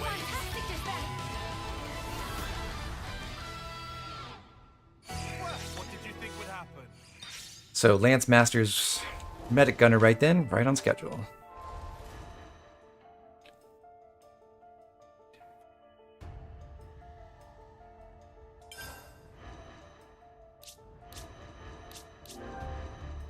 We'll change some classes around. Lance will go back to Noponic Champion. Mio will switch to Tactician. So we'll have a second healer still, and we'll put Noah in Heavy Guard.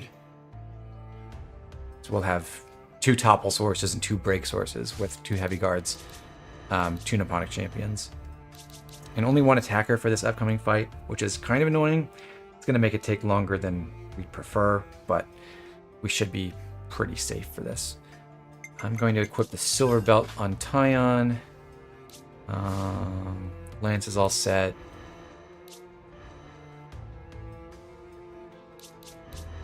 Oh, and Senna did have Soothing Breath still.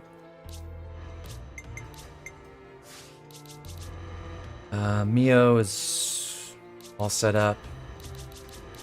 And Noah just needs an accessory. So he'll take the Shell Protector, the block rate.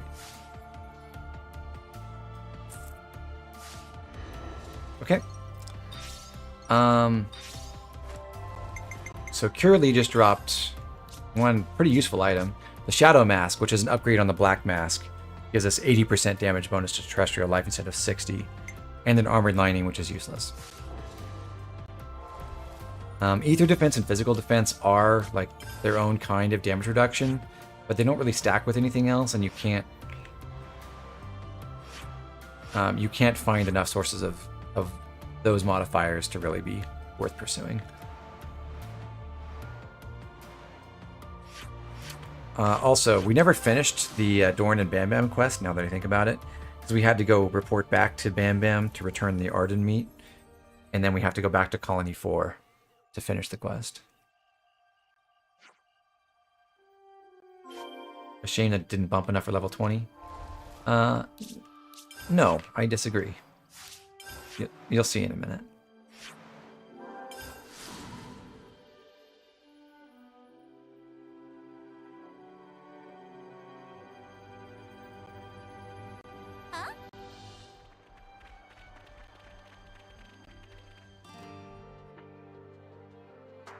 So we've gotten Doran and Bambam to go back to the colony for right now. We told them it's a bad idea for you to go off on an adventure, but they are not listening to us, and in fact they're stealing Alevnis from Colony 4 and taking it on a joyride, or at least Bambam is.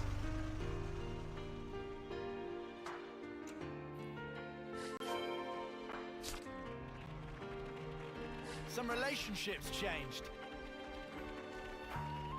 Oh, well, yeah, that level 20 master art would be a different story. Yes.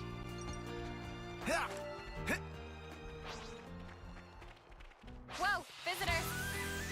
I'd much rather have Healing Ring as my talent art on all of the first, like, 5 healing classes.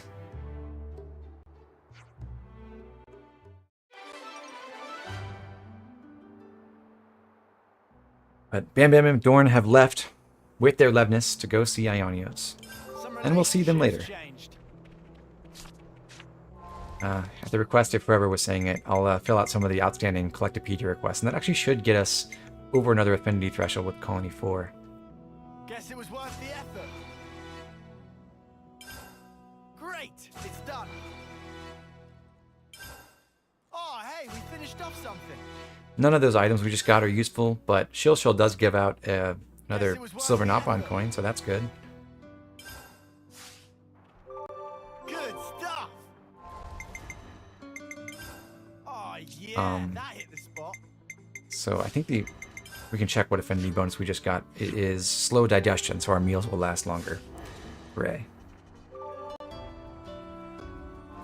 Okay, so setting up for this next fight, we should actually change out Mio's skill because fighting prowess isn't doing anything, and replace it with nanomachine repair. So, I mean, that's better than the split-second counter. Instead of doing pitiful damage as Spike when you heal, she can potentially heal herself, which might be clutch. Unlikely, but could help. I'll handle this. So the next fight is up on the upper level of Ruby Flats. We're going to warp back to Shikashaka Mesa and then head east and make our way to the objective.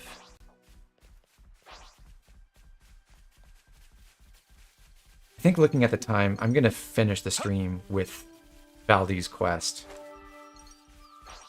and not go any further.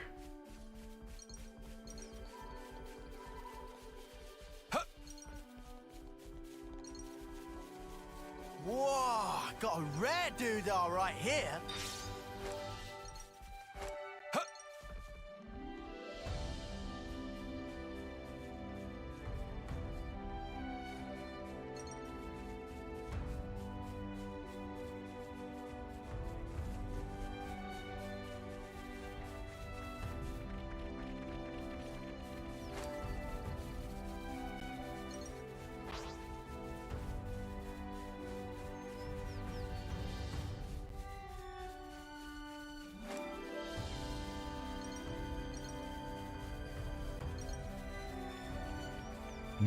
Skybox. You don't feel like maybe been here before? Or maybe not. Not to worry, just stick to the plan.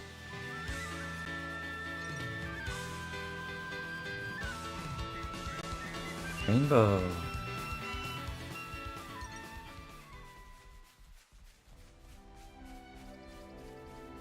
So much to see, huh?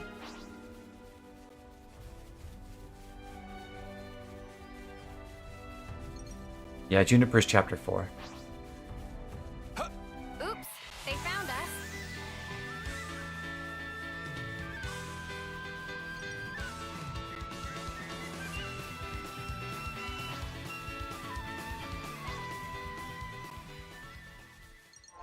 vital to keep a record of events. This is our first time here, isn't it?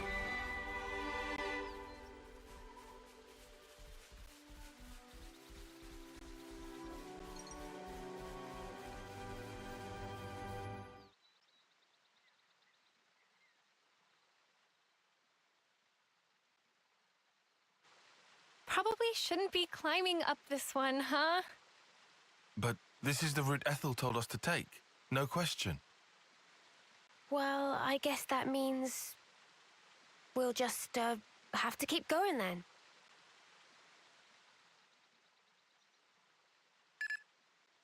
Hey, Valdi, where are you? Huh? Outside the colony? Well, yeah, I know that. It's bad. The consul's searching for you. Gotcha. Just make up something. Sorry, make up?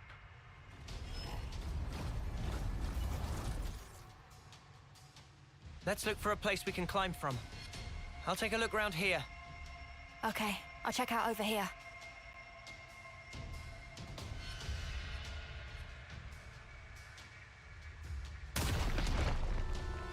Oh, crap.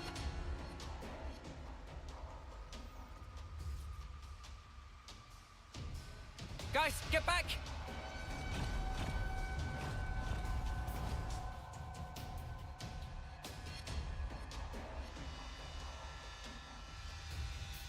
Ouroboros! Fight me!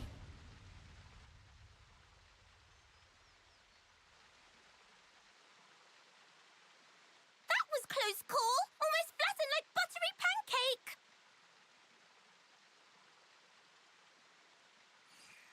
Ah, sorry. Apology grudgingly accepted. Hey, are you Ouroboros too? Factually untrue. Manana is just Manana. Ah, that's a relief. I really didn't want to have to fight a Nopon. Oh, Valdi, by the way, if I may? Is pleasure. What are you guys doing?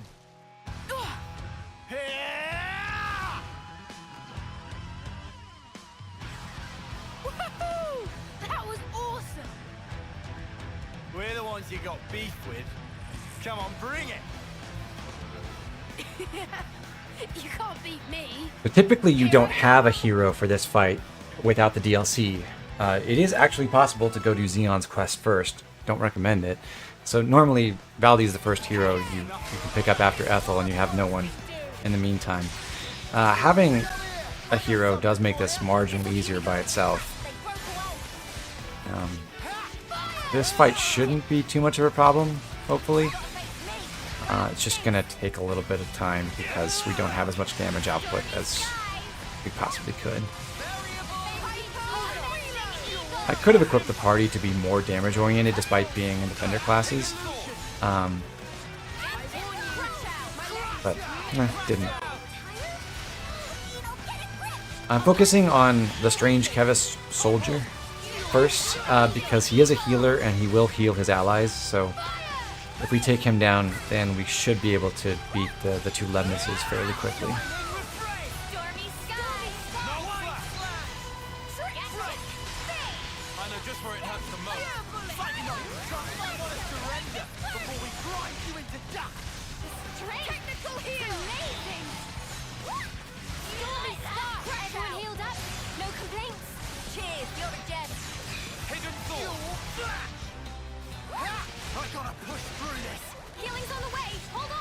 Atlas, I'm not going to be playing this game tomorrow, for sure.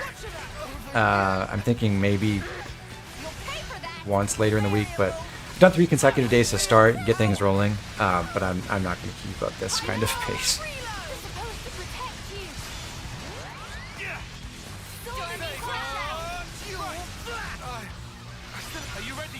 I lived on 1 because I was in the middle of my talent art animation, and I'm going to take that as my cue to interlink and drop aggro for a while.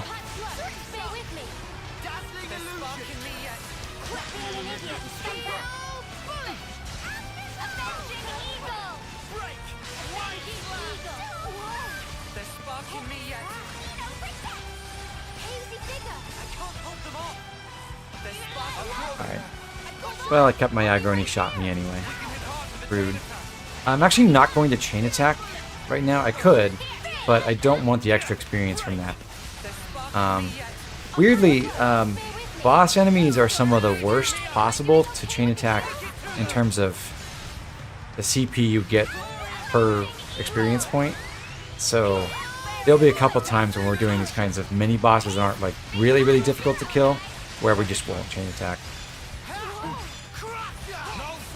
Or maybe we won't chain attack the actual boss.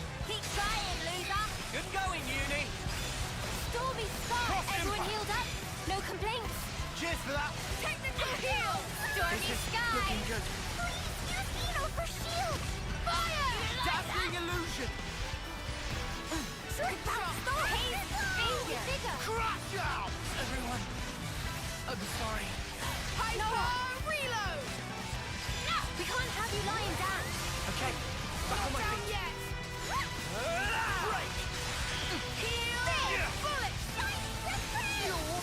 Avenging eagle. I gotta push through this. I'll patch you up. Bear with me. No stopping you. Okay, Valdi's down, and we should be able to punch through 2 Lednesses now.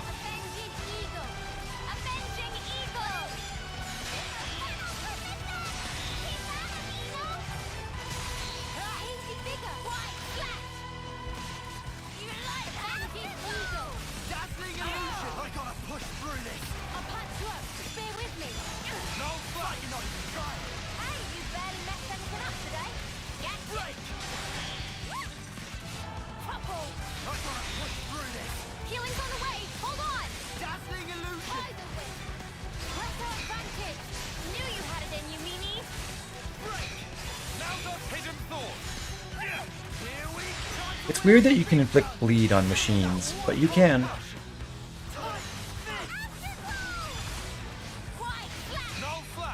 Ooh, Lance and Santa got to rank 3 actually. Their animations are so slow that it's still pretty unlikely that we'll actually charge up their talent art. You do get more talent art gauge if you cancel into your arts. Yeah, we're not even close. The AI does not cancel into well, it does cancel into its arts. It doesn't cancel arts to arts when you unlock that. So sometimes it does a decent job of actually charging the talent art. So we could have seen the launch if we'd managed to get the Lance or Boros talent art going, but alas. That should be exactly level 20 on everyone. Whoa! The joints are all burned out. And the state of this armor. Including Valdi. Hey, show me that again. Show you what? Those moves you pulled. I've never seen anyone smash up a Levinus like that. I need to figure out how you guys managed to do it. Nothing to observe. Frame was structurally poor. Evident that driving wheel could not withstand torque. The driving wheel, you say? I wonder if it's because it was upgraded from lightweight to a more heavy assault style. Did I mess up the handling? But the armor had to withstand a charge. I had to fudge the weight to keep a good turning circle.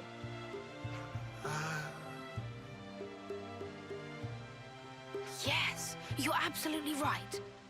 I can't believe you could tell with just one look. Hey, would you teach me everything you know? Noah? Who exactly are you? Oh, I'm Valdi, Levinus builder from Colony 30. I heard that anyone who defeats you He is gets too a whole carefree to buttload be a of child supplies from the soldier in a castle as war reward. in a constant war. But, yeah, you won, so it's He's all not good. just a child soldier, which is the really Yeah, everything's just bizarre hunky-dory. part. What the stuff are you playing at? I know there is an explanation for why Valdi is in You're really a command, mechanic? From Colony 30? Who's the commander for that one again? but I forget exactly what it is. Yeah, that would be me. Pull the other one. Wow, don't look so surprised. I did hear that Colony 30's commander was the greatest mechanic in Keves. Not sure I would say greatest, but I am bonkers about Levinuses.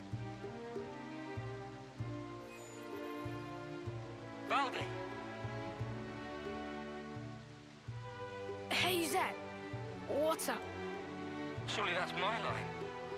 The lever signal just cut out. What happened? Oh, it just got a bit bashed about. Everything's fine. I'll be back home soon. You're going back alone? Huh? I was just wondering how you expect to manage that. Oh. Oh, it's fine. The colony's not that far away. I'll just cannibalize these bits and pieces into a new Levnis. Quick as you like. That'd take so much salvaging. Oh. Maybe I can't do it alone. How did I know it would come to this?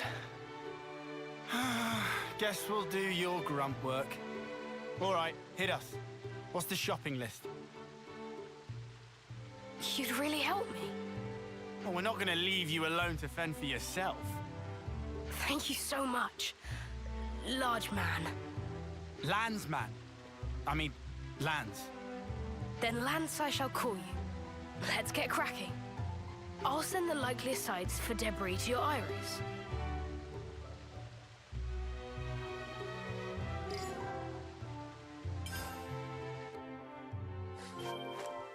So Valdi's joined up, and we've just hit level 20, which means everyone gets a new Master Art slot, a new Master Skill slot, and a new Gem slot.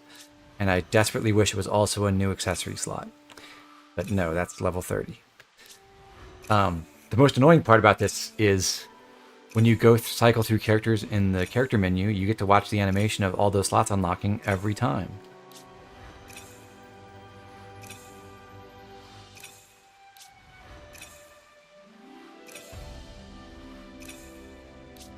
Obnoxious. Valdi is a war medic. He's got a bunch of skills oriented towards healing. It's like a very healing-centric class. He's got heal bullet and trick shot and hyper reload as his default arts. Hyper reload is a defense up field, but what that actually means is it's a damage reduction field. I think it's 15%, I believe, and that does stack with other damage reduction sources. It's one of those things that can help contribute to getting 100% damage reduction. Heal Bullet is his generic healing art, and then basically you're always going to equip those, and the only question is, what do you have in the other slot? Valdi has Trick Shot, which is another one of those arts that heals allies when the art hits the enemies. Also Cure Bullet, which will cleanse debuffs on allies around him, and also give those allies the debuff barrier buff, which basically prevents the next debuff that would get inflicted. It cancels out with debuff barrier as soon as another debuff would be applied. And then lastly, Surprise Beat, which is actually a unique art. When other characters get the War Medic class, they don't have this. They have a different buff art instead. This one increases his damage dealt to machines, and that's part of his theming. He's a tinkerer. He does a lot of work with machines in the story and all his quests, and in chain attacks, he gets bonuses related to fighting machines. So you might think that against boss fights that are machine fights, you'd want to run Surprise Beat. I don't think that's a great idea because, again, you always want to have his regular healing art and his defense up field so he can charge his talent art, which is another healing art. But beyond that, typically the best thing he can do to help you fight dangerous bosses is to cure the debuffs they inflict. And that feeds into one of the class skills, Recovery Engine, which boosts his healing power every time he removes a debuff from an ally. I believe this applies when he uses an art that clears debuffs and it successfully clears at least one debuff. It does not stack for every individual debuff on every party member that he clears. And yeah, his base damage is pretty bad anyway, so Surprise Beat, even though it has a pretty big modifier against machines, not really worth focusing on. So he's running purely non-damaging support-oriented arts. He's got a Friendship Badge, which is a pretty good accessory. It boosts his recharge speed when non-defenders are targeted. So if we're ever in danger, we've lost aggro from our defenders, his arts recharge a little bit faster.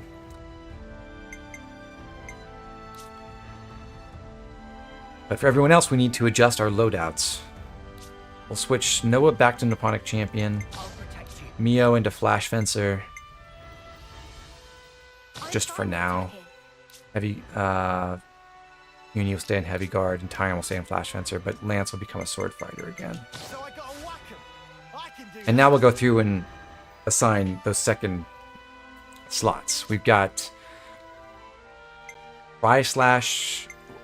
Well, now that we have 2 Master Art slots, we're going to extend our combo support capability with Noah as a Nipponic Champion and put Myopic Screen as one of those Master Arts. We do not want this to be paired with Tri-Slash, because if you fuse your Break Art and your Daze Art, there won't be a topple in between. So your Daze won't work. You'll just waste that. So Myopic Screen goes with Dual Flash, and then with Tri-Slash we'll stick Crash Out, which is what we had before. AoE, high aggro, pretty useful. For Mio, we'll put Lustrous Spike paired with Hidden Thorn as the most damaging option, and then we'll equip Tri-Slash, which she got from buying ranks in Nipponic Champion, as another Master Art, so she can also break. She's an extra break source for the team. And at this point, we're going to put Cross Impact as one of the fused arts, and that's because in chain attacks, generally we'll want to make sure that our attackers who have Cross Impact use it during the chain, and then they basically alternate with the Cross Impact with their most damaging art. And because they're going to be doing that, it's helpful if Cross Impact is also fused, just so it does more damage when you use it in the chain attack. So we'll leave Null Slash unpaired and pair Cross Impact. Uni will go ahead and equip Overfall to pair with Crash Out. It has a fast cooldown, so that works nicely. Tion's going to take Overfall with Cross Impact. So he's doing the same switch as Mio did. Lance will take, since he does not have another Break Art to fuse with Sword Strike, we'd rather leave this unpaired so that the AI doesn't waste the break. So we'll put Edge Thrust in the second slot and pair that with Wide Slash. So we've got the most damaging option here, and then a utility slash safety pairing here. For Senna, we'll leave Myopic Screen fused with Avenging Eagle, and on Stormy Skies, we'll add Solid Stance. So this gives her 25% damage reduction whenever she has the stance up. If the stance art is fused, as it always has to be if it's a Master Art, the duration will be increased to help cover most of the recharge gauge. And when we do get to use these things in fusion, the fusion bonus for healing arts is they heal 25% more. I think that's more valuable than extending the duration of the evasion up field, which I don't think is impactful enough to really worry about. For skills, we already have Fighting Prowess. The best option to put on an Nipponic Champion is going to be Split Second Counter. Pretty marginal, but it's something. On Mio, we'll go with Cypher Edge just to make her crits a little bit more frequent. She does have a critical damage bonus, so this is at least a little bit helpful. On Uni, since we equipped Overfall, which is an Ether art, now we have a use for Ethereal ability. Tion is going to run Ethereal ability as well for the same reason, since he's using Overfall. Lance will equip Defensive Soul because it's the only other skill that does anything. And Senna will equip, it really doesn't matter because neither of these do anything for her stats. But yeah, Defensive Soul, I guess. And then for gems, on all of our healers, we're going to run both Soothing Breath and Life-Saving Expertise to make them revive more efficiently. By all of our healers, I mean just Senna right now. On Noah, help him maintain aggro. We're going to put Brimming Spirit on with Tailwind. I just organizationally like having Brimming Spirit on top. with Mio and basically all of our attackers, Empowered Combo is the best bonus we can apply now, and that combined with Steel Cleaver basically maximizes our damage overall. Steel Cleaver works in chain attacks when Empowered Combo does not, but outside of chain attacks, Empowered Combo is a really big damage increase. And the AI does cancel auto attacks into its arts. It just doesn't cancel arts into other arts, so it will take advantage of this. On our Heavy Guard, we'll go with Brimming Spirit as well, and then Accurate Grace. Empowered Combo for Tion. Steel Cleaver and Empowered Combo for Lance. And that's it. And that should be everything, except with the accessories, we want to make sure we've got the right stuff. We're going to take the silver belt from Tion and make him equip a tool belt instead. So we're about to fight some machines. And the black mask is useless for the same reason, so Lance will take a steam belt. Okay. Hey Toast, welcome back. And that's our setup for this next fight, which is actually just going to be one enemy and then a lot of running around for a few minutes. What's that device? Because we need to pick up 3 different things for Valdi as part of his quest.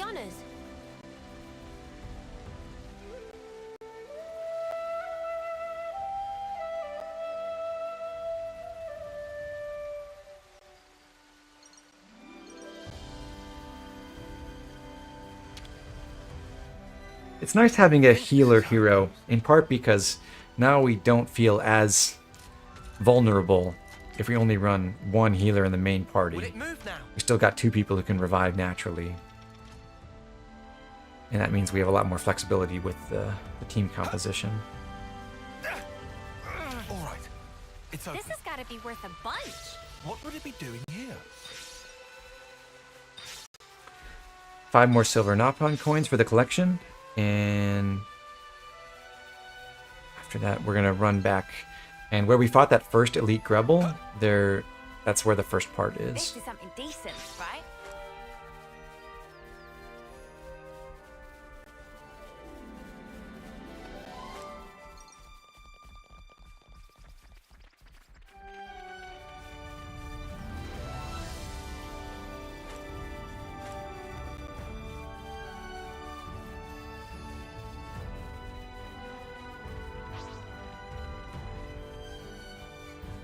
We've been spotted.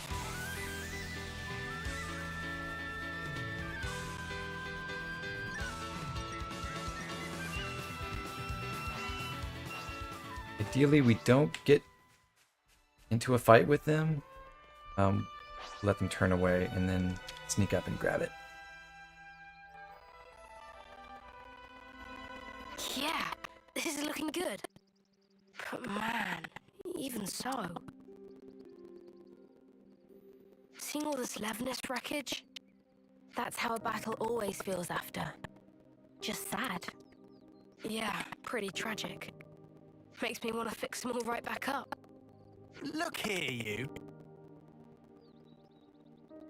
Listen, I had this injury once. It really did a number on me, physically and mentally. That's what my Master Pond told me.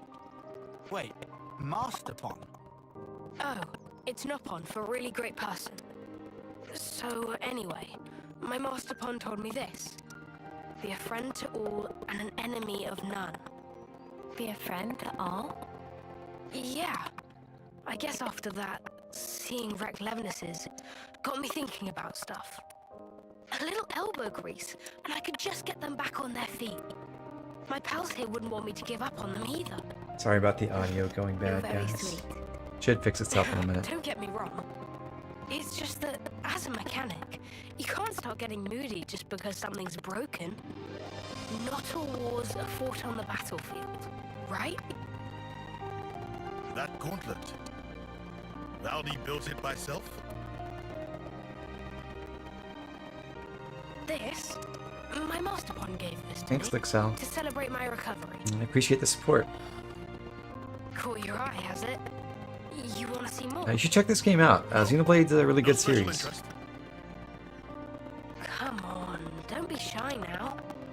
Riku is not shy. What I'm getting from all this is that you really like this master pawn of yours, huh? Yeah, he was really harsh on me sometimes. But he was 10 times the mechanic I could ever be. If compare Master Pon and Riku, who is most excellent? Good question. I think that your friend here has a keen eye. You know, I would love to get to speak with him. Secrets of Riku are closely guarded. You don't say. I can't wait. Friend even listening to Riku?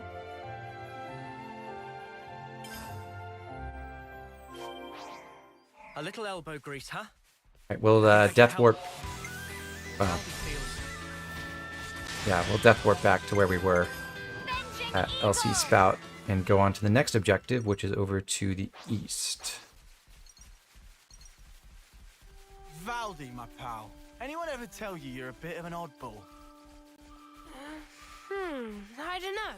If you say so, though.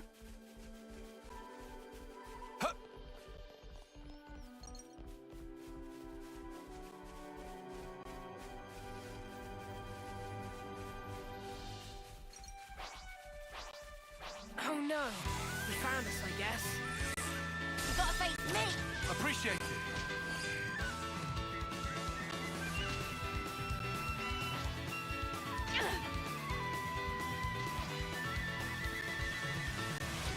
Guys, get ready to fight. I'll draw the reinforcements.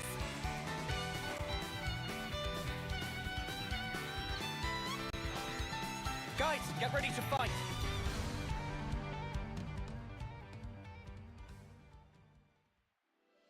What is this place?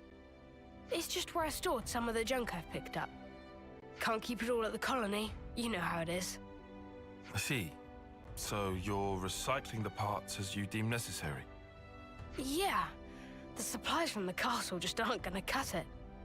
We have a lot of very particular mechanics, and a lot of requests from the pilots to boot. We even get commissioned to repair the Levnesses from other colonies. Seems like awful much effort for not much reward. Not true. We're having a blast with it. Our Nopon are all highly skilled, and our lieutenant has a good head on his shoulders. So, remind me, what was it we were trying to do again? Picking up parts. Oh, yeah, right. Well, for the body, I'd need...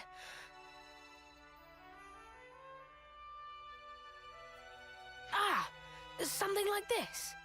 Yeah, that fits the bill. Is this guy really cut out to be a commander? He's a skilled mechanic for sure, but I imagine he gives his aides quite the headache. Looks like they're coming over here. Okay, so that's item 2 of 3. We're going to try to sneak behind the skeeters guarding this area because there is a container here to open. And then we'll move on to, not directly to the next objective. We're going to take a bit of a detour to save time later in this quest.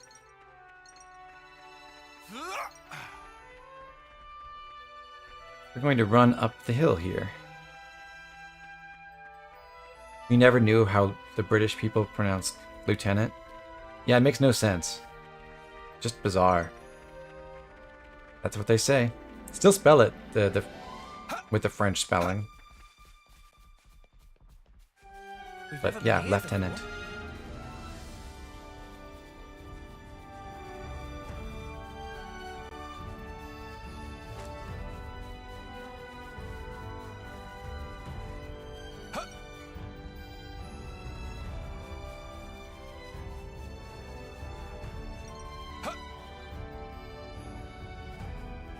Over on the left, there's some more ether we can get to as long as we run around these other skeeters.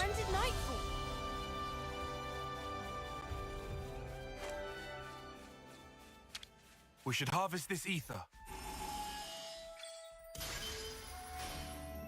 And then we can continue uphill and maybe take in the view a little bit. You can see Agnes Castle, way off in the distance over there, behind the clouds. They're on us. Orders?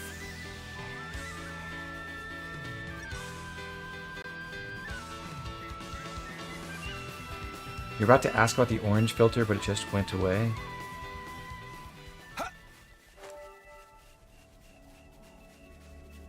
You mean like the way the screen gets orange in the corners during combat, or what?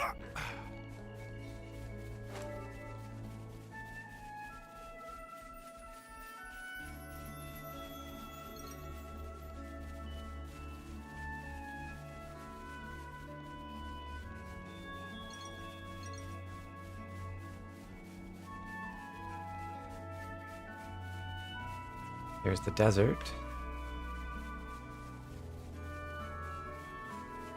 The whole screen looked orange. This was Huh. a nice find. Strange.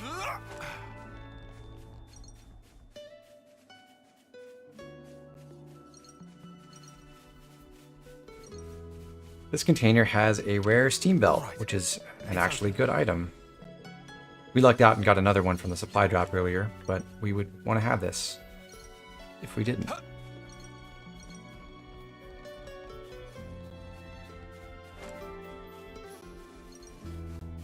But the reason we came up here now is you can discover Colony 30 and, by running a little bit farther, discover the Colony 30 cave mouth landmark before you finish the quest.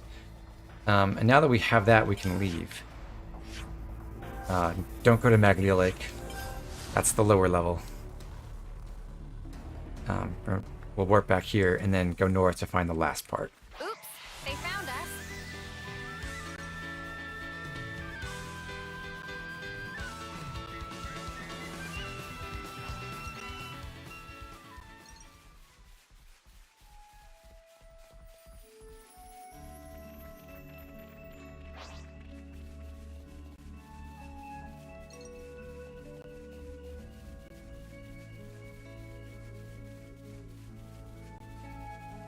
Is that what I think it is? Time to do the right thing, eh?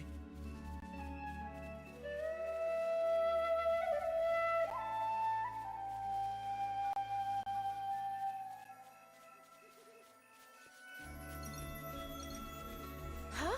That noise. I think there's a Levinus nearby. I'd recognize that engine sound anywhere. It's an Equities.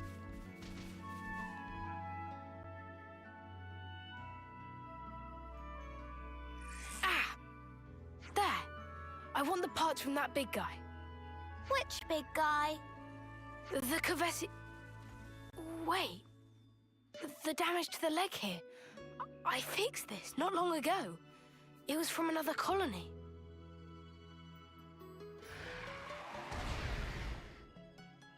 Triple kill. This horrible. Valdi, okay? I get it. This is how my Sometimes wonder if Levinuses Valdi understands what Sorry to Levinuses rush are you, mate, but for. we don't have time to be standing around. Huh? What's happening? Well, we are outlaws, so...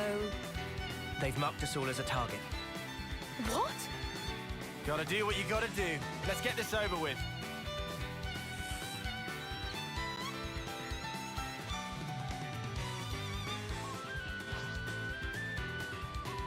I'll draw them. Perfect time. I know just where it hurts the most. Just as planned, Tion. I'm getting in the groove. Very first fight after getting our new Master Arts, and I've already forgotten that I changed the position of Null Slash, so I used Cross Impact first when I didn't need to. Oh well.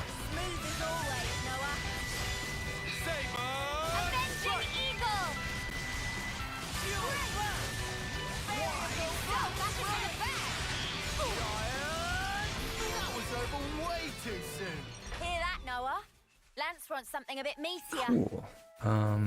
So Uni unlocked Flash Fencer. We're gonna take another detour here just to clear out this area. Pick up the treasure in some containers. There's a kind of hidden area through that cave that we can reach as well.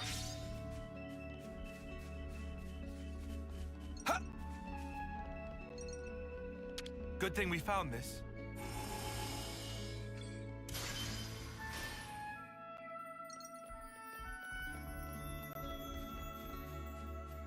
This is something decent, right? Hey, is that a cave? Should we go in?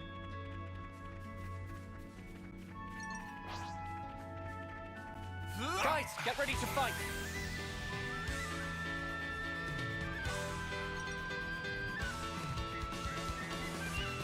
I'll draw the reinforcements. Gonna run straight out of this cave to drop aggro from the 4 skeeters who are chasing us. And then turn back and send off the husk over here. And then we're gonna want to harvest that ether, which has 4 more skeeters around it. Mimi, could you...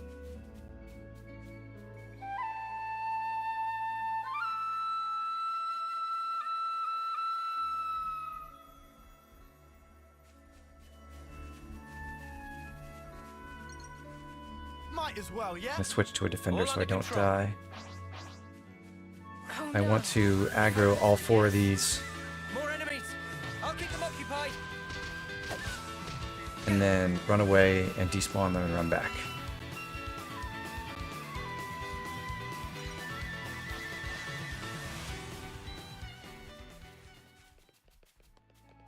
Huh. I'll claim the ether here. Shall we deal with this?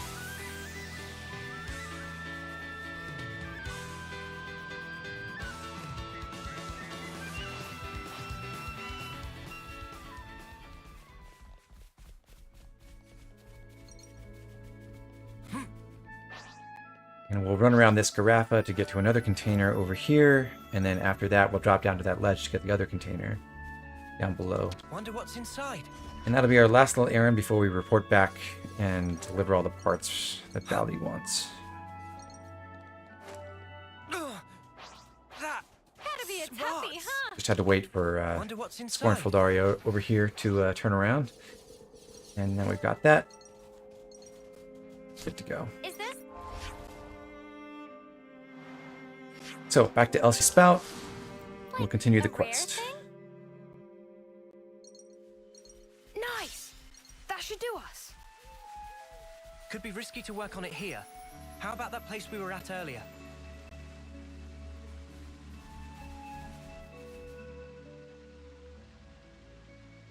Thanks, guys. Looks like all the parts are accounted for. This is enough to build Levnis. What wrong, Valdi? Spirits seem middling to low. I thought that with a Levnis, I'd be able to protect my friends. That no one would have to get hurt. But just building them and fixing them up isn't going to make life rosy again. My pals just do as they're ordered. They go out, they fight, and they hurt people. And I'm the one responsible. If you're gonna blame someone for causing all those casualties, blame me. Valdi is doing perfectly normal job of mechanic. Issue of orders not your fault. But... This doesn't sit right with you, does it? So make something new. Why do you always have to make stuff for fighting? Why not try a different tack? A different tack? Like a Levnis, but not equipped for combat? Obviously, I don't know the nitty-gritty, but I'm sure it's not totally off the table, right? This ain't the time to give up, right? Yeah! Lance, you couldn't be more You right. can generally tell who inherits the class of a new shouldn't be hero led by by the whims which of others character when I in the make my group sweet little mecha. interacts with that Thanks, character Lance, the most And all of you.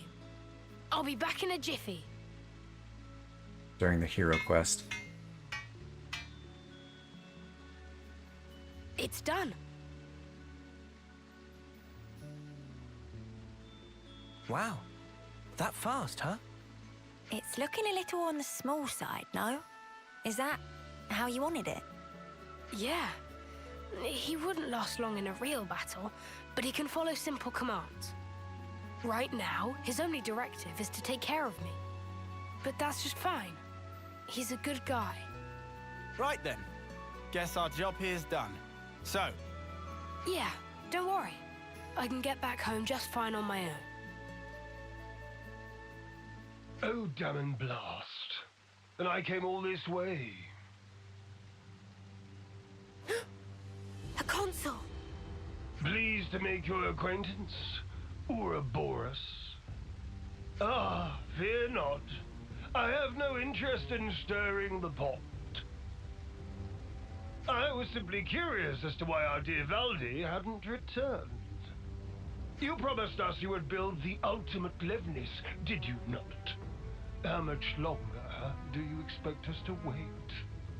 Ah, you Agnian dogs!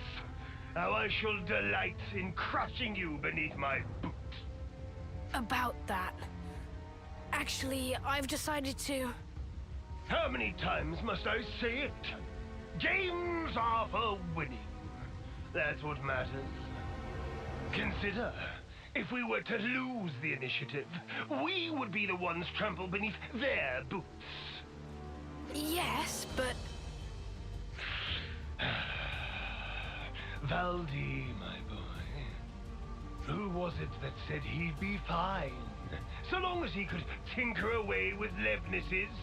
Because I clearly remember those words. If you've got time to be flapping those lips, you've got time to be working those hands. Should you fail in your duty, I won't be held accountable for what happens to your friends in the colony. Snuff you, asshole! The more that comes out of your gob, the more I want to smack. Understood. I'm heading back. Valdi! Don't worry. I've made up my mind.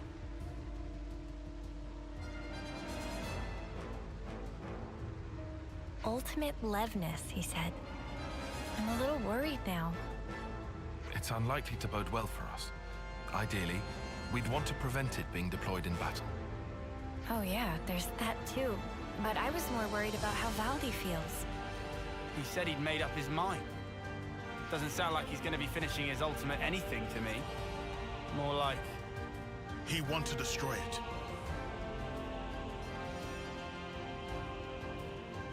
Huh? It's going off on its own. It's following Valdi, adhering to directive of protect. Noah. Yeah, we're following it.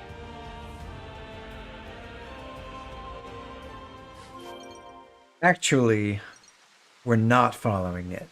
So I said earlier in the stream that with main story quests and hero quests, generally, if you have to follow someone, but you already know where to go, you can just go there and it works. And it absolutely does work. So instead of following Mecha Friend, who will just run, or it's not named Mecha Friend yet, I guess, but Valdi's mini Levnis, he's going to run straight up that hill that we just ran up a few minutes ago. And we just, since we got the waypoint at the end, we can just go there.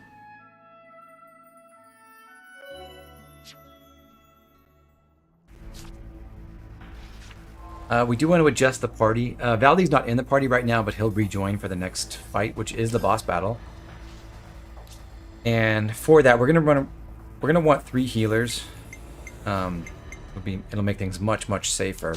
So we'll put Noah back in medic gunner. Said before, we're saving sword fighter on Mio for boss fights. This is one of those. So she's going back to sword fighter, and we'll have Lance take over as our Nipponic champion now. I'll keep you safe and snug. So a couple of equipment adjustments are in order, and loadout adjustments in general. Lance is also going to run myopic screen, not fused with tri-slash, so that goes there, and crash out. We'll go with our break art. For skills, defensive soul is the best one he has available, and we'll run brimming spirit tailwind. On sword fighter for Mio, so we were just using Lance and sword fighter, and we took sword strike down to the 3rd slot because we didn't have anything good to fuse it with that would stop the AI from wasting it. But with Mio, we can pair Sword Strike with Tri-Slash. And it may look a little bit strange to pair 2 break arts together, because obviously you can only break once. But tough enemies usually have a fairly substantial break resistance. So by pairing your break arts, you're basically giving yourself double chance to break every time you use the fusion. Or technically 2 independent chances to break. And the AI handles fused break arts really well. It will save them both, wait for an opportunity to break, and then fire off the fused art, assuming they're both charged. So this works well outside of like just under AI control. It also maximizes your chance of breaking in a chain attack if you need that. So we'll run those fused, and then we'll leave Air Slash and Lustrous Spike in the top slots.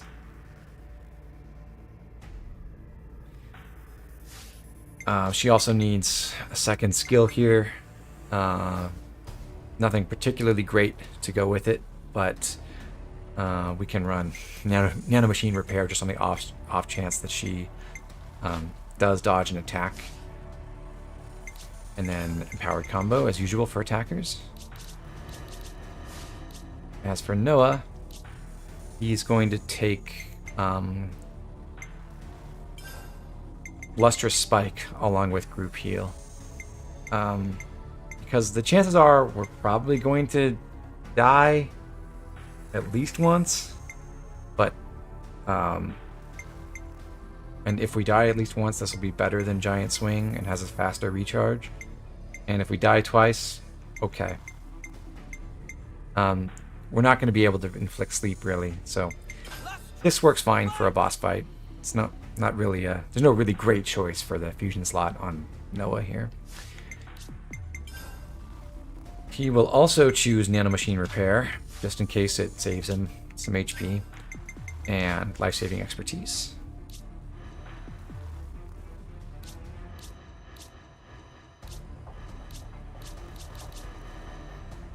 Okay. We've got our silver belt on Mio and our tool belt on Tion. That should be good enough.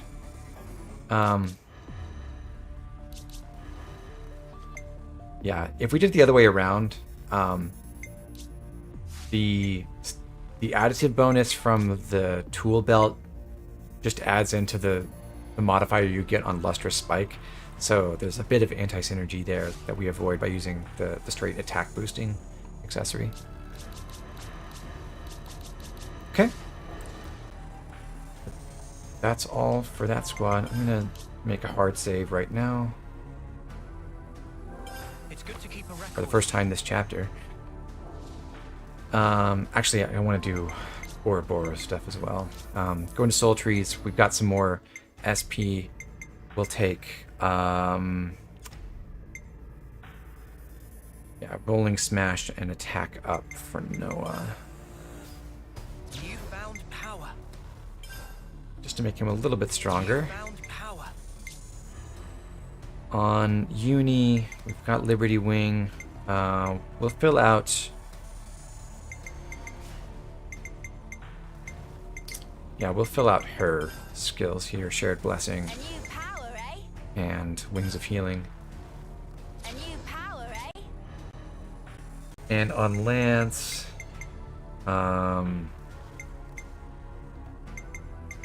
we'll take the other heat control time. I think. Actually, we'll save, because I think we might be able to get to Incredible Guard at a good time if we don't buy this. So we'll save up to buy the enhancement for Steady Advance. In order to get much deeper into his skill tree, we have to either enhance this skill or enhance Ray of Punishment. And Ray of Punishment does okay damage and has an okay effect, but it has an incredibly long animation. It's like 5 seconds. So it wastes a lot of his Ouroboros time. So, yeah. Nothing on Lance right now.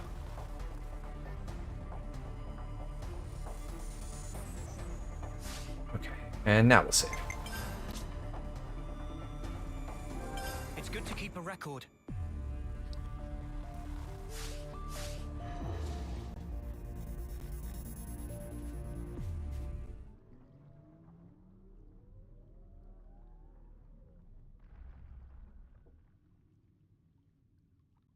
wasted time. I'm afraid you'll have to pick up the pace. Because if you can't, well, you know the stakes. The game will soon resume. We have precious little time.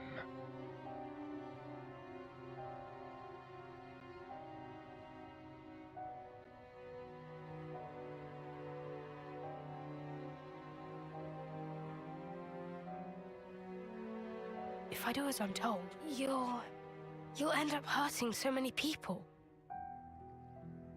Don't worry. I refuse to put you through that.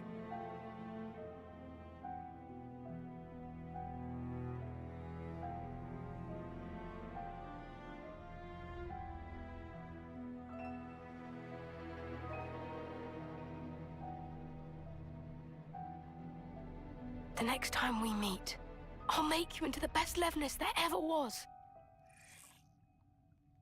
So that's the game we're playing, is it now?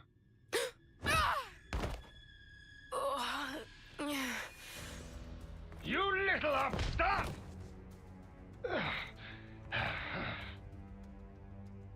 This is a case of falling in with the wrong crowd, isn't it? I'm very disappointed.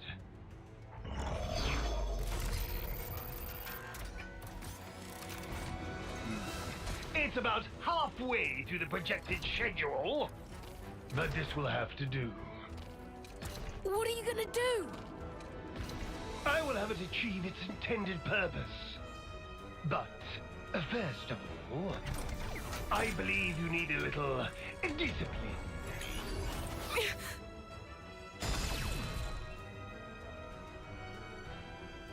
When do we recruit Ophelia? Chapter 6. Wait a sec. Excuse me? What is this junk? Move aside!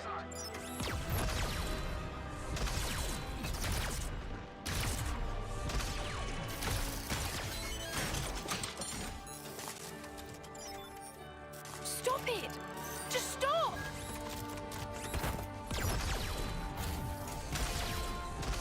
You've done enough! I never wanted this! You weren't supposed to protect me like this! Where's this trip? Lance! But how? Thank your little pal here. Your buddy led us all the way to you. Glorified tin opener! Don't dare attack me! Don't do it!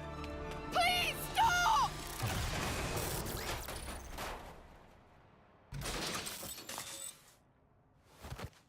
Oh. Any tool that defies the orders of its master is trash! I'm sad too, Electric BGC. It's not trash!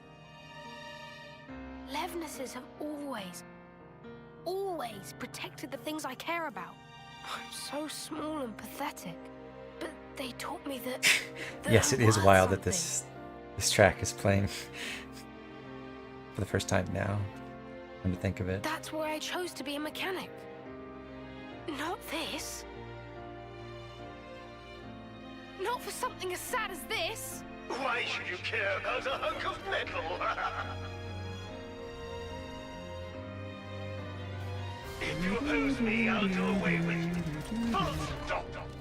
Quit your yapping and let's get scrapping!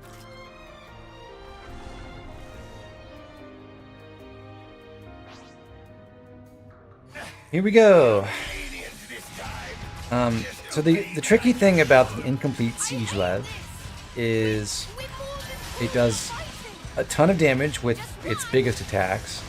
2 of them are AoE attacks, and 1 of them inflicts a very powerful blaze effect that will take you down pretty quickly. Hopefully, okay, that's heat injection is the blaze one. It only hits an AoE around whoever the enemy is targeting, so you can run away from his particular target and then avoid the hit. if you're controlling the person being targeted, like one approach you can take to this fight is you can control a tank, like our Nipponic champion Lance, and use an evasion art when you're targeted by that. So you run away from the rest of the team, use an evasion art so you don't get hit, and no one around you can get hit either. So that's one technique. I prefer to just stay in control of Medic Gunner, though.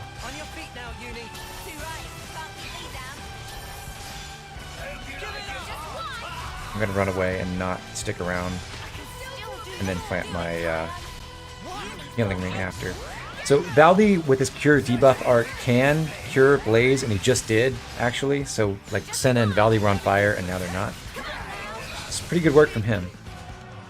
And as we saw with his skill, that does improve his healing power.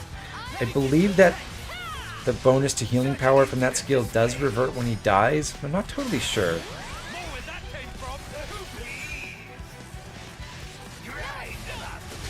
Humbling Smash only hits one person, so that's like the main single target attack the enemy has. And while Energy Charge is playing, you can't. The enemy is totally immune to reactions, so you can't break or topple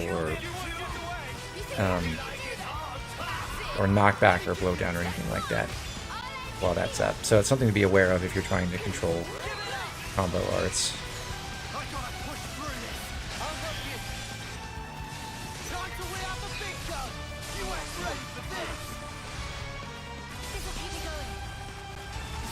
Looks like we're going to miss our topple window. Yeah.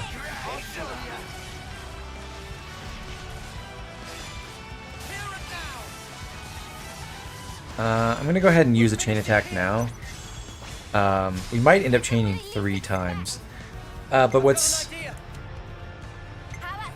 The special thing in this fight is Valdi more than anything. We'll see how his heroic chain works in a second. I'm going to pick a healer order because that's the best choice. We would prioritize healer orders now, and then Lance's order, and then Noah's order. Basically, healer order first, and then roll matches for Valdi, with our attacker order last in that list. Faction matches with Valdi. Just to do whatever we can to maximize his TP on this first round. Because even though Valdi has no damaging arts, it's important to use him in the chain attack for his heroic chain. It increases his TP by 50 against a machine type enemy. So when he uses, say, his healing art, with Uni's order, gets him almost to 40, plus 50, we're at 89 already with one character.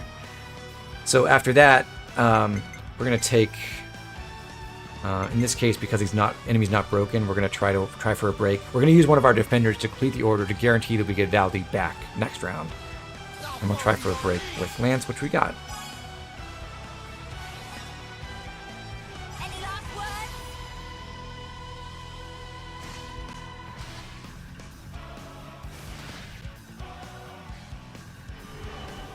So for round 2, we're going to pick ideally an attacker order or a healer order, with Valdi's being the #1 priority. Very good, we got Valdi's order, so that will extend our chain attack and give him extra TP for, again, roll match and force match. And to lead off, we're going to pick Tion. So what we want to see happen, and what should happen now, is we use Tion first. He gets first blood. He gets to about 50 TP. And then Valdi follows up. He gets another 50 TP on top of what he already has, and more for the roll match and force match. And with just Tion and Valdi, we get all the way to 200 for an amazing result on the second round, which will return Tion and Valdi and the defender we used to finish the first order. We already have power charge up, so we're going to use Hidden Thorn and Giant Swing together.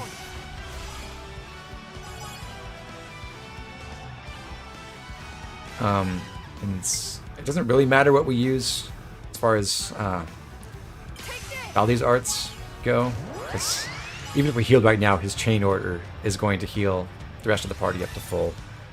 Anyway.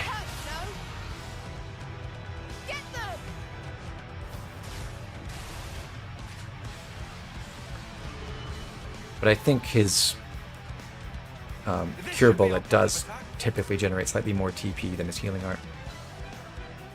So now we got the whole team back, and Tion charged up to 50 TP, and Valdi on 161 with 2 rounds to go. Top priority for the next order.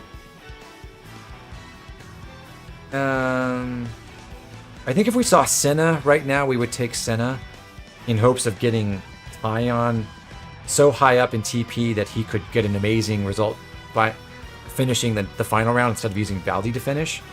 But we didn't see Senna, so we're going to take Tion for the next order.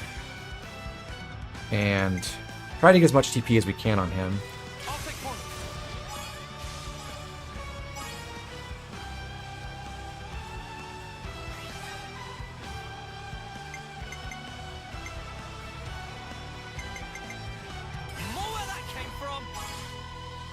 We'll use 1 healer, and then Valdi to finish to get another amazing.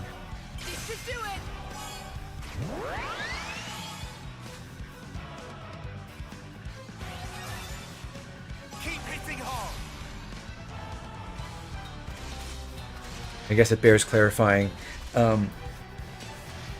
Heroes who are healers do not have the same TP limit effect as healers among the main cast. So that's why Valdi is able to go over 100 and finish orders. Something that trips people up a lot sometimes. I'm going to pick Mio to finish for the final order.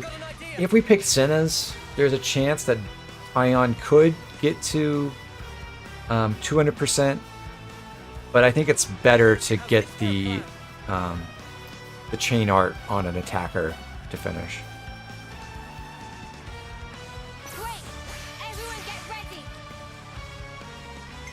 So we'll go Topple first, just so we get that stun in while we can.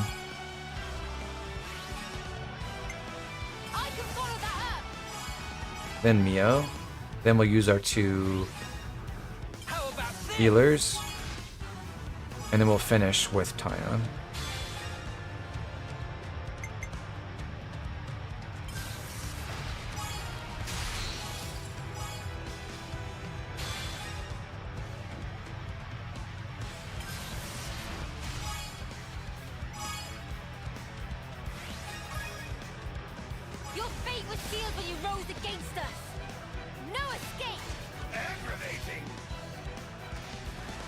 Pretty good damage. We could have done even better if, for example, we had used Noah's Ouroboros and applied Power Charge. I'm going to activate that now and attempt to actually use his Talon Art for big damage, because we're at rank 3, and we should be able to charge up Mega Spinning Edge.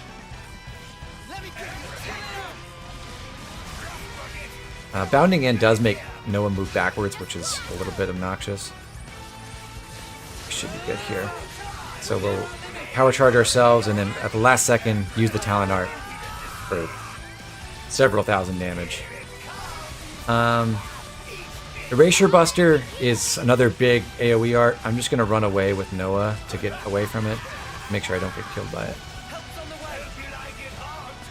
And then run away from Heat Injection as well. Although I could use my Power Ring Wide Slash Fusion to dodge it as well.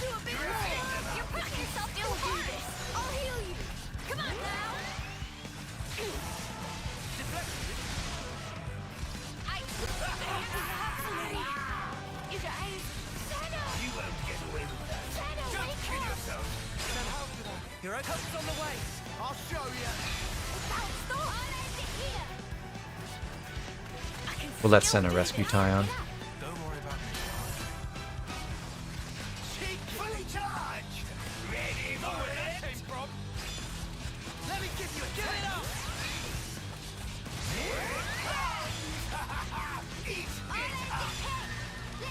I'm gonna stand in the way of this and just use my Talon Art to live.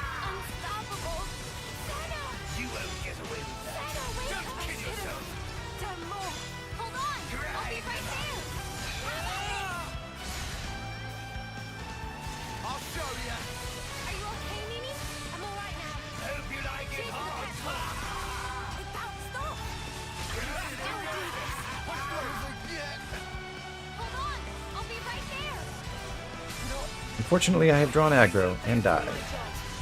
But hey, that means Luster Spike gets more powerful.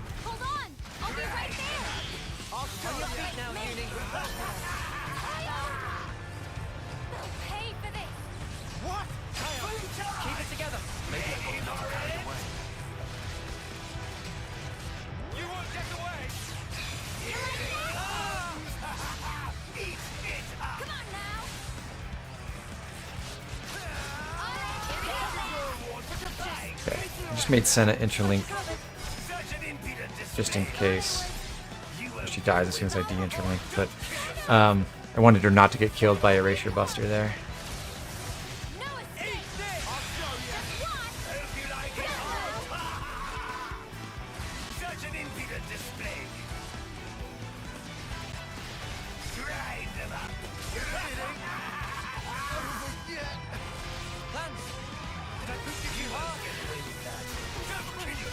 And Mio just died.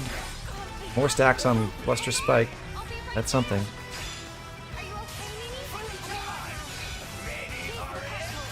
I'm gonna wait till relatively late to do the final chain attack. We can probably punch through, but we'll try not to die to Erasure Buster, which I guess... Oh yeah, you can't run away from it if you're the direct target. Unfortunately, even if you move away from the where he's aiming. So we'll revive the team. We'll try to get power charge up with Noah's Ouroboros, and then we should be good to go.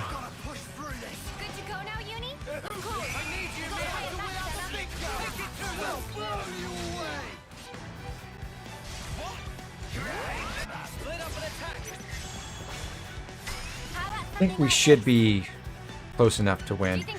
We'll take Uni's order, max TP on Valdi. Hoping we get Valdi's order. In this case, we're not actually concerned with getting a topple on, because we're not hoping to stun the enemy after the chain attack. Although, we can get extra TP if we follow up a combo, so let's get started.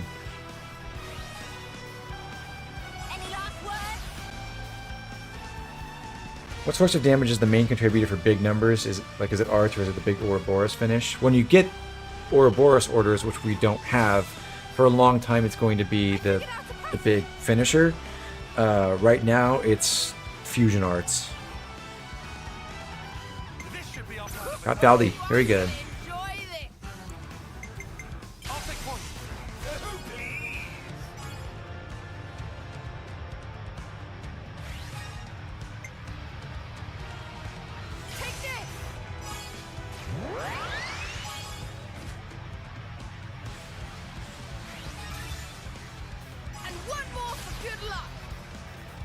Imagine if Nipponic Champion's incapacitation effect came from others getting incapacitated as well. That would be so powerful for most of the game. Alright, I'm going to take Tion's order.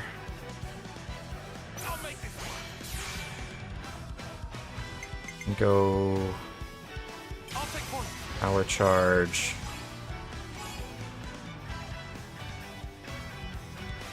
I guess in principle it would actually be better to have done maybe Mio into Tion into Valdi if I could afford that. Oh well.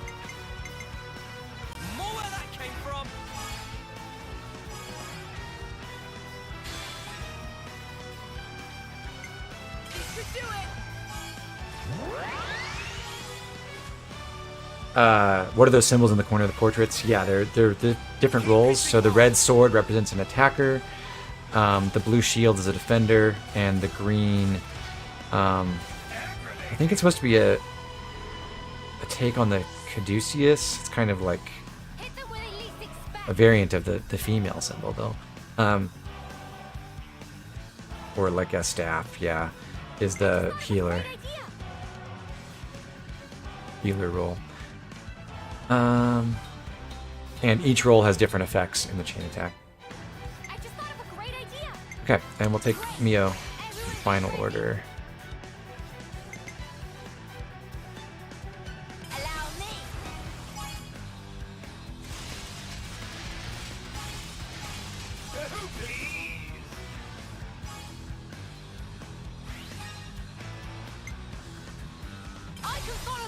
Nice.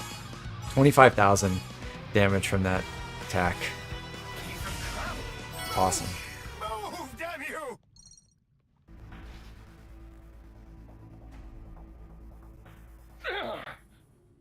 Useless piece of junk! Forget it. A console needs no crutch to lean on.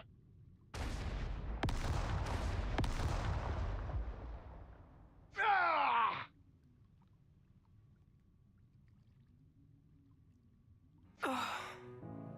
I'm sorry. I couldn't do anything. I wouldn't say that. At the very least, this little guy got to live the way you wanted him to. Well, I sure hope so. Thanks for rescuing me. Next time I'll be sure to give you a tougher body, mecha friend. Mecha friend? Gotta have a name, right? This little guy isn't meant for battle. He's a fellow companion and a friend. So yeah, thanks guys. I'm not gonna focus my efforts just on repairing Levinuses anymore. I'll be working hard to figure out the best way to protect us all, in the truest sense. Oh, but I guess that'd mean doing something about all our flame clocks, huh?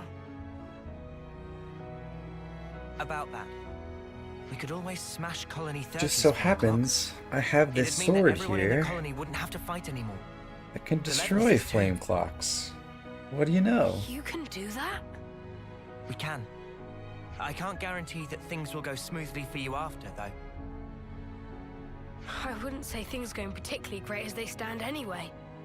If I can make a difference for people, and not just Levinuses, let's do it. Let's make this happen.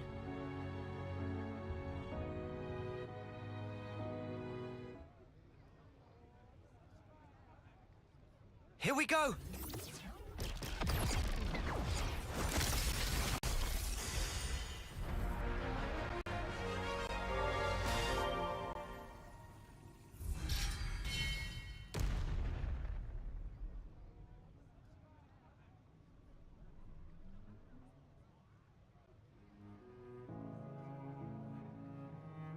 It really broke.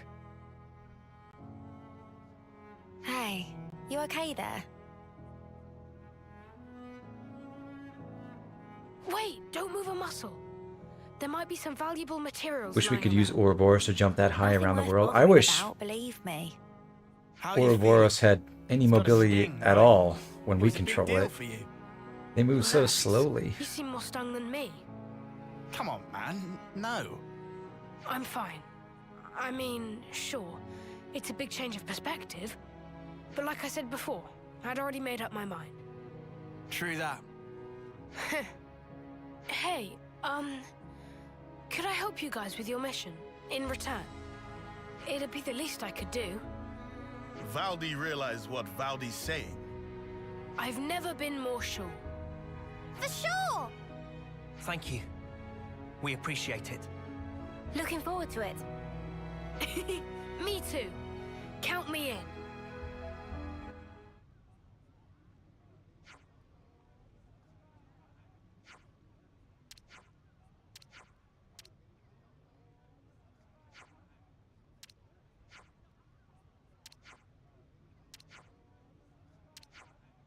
So, we're deciding we can't just abandon the colonies we liberate.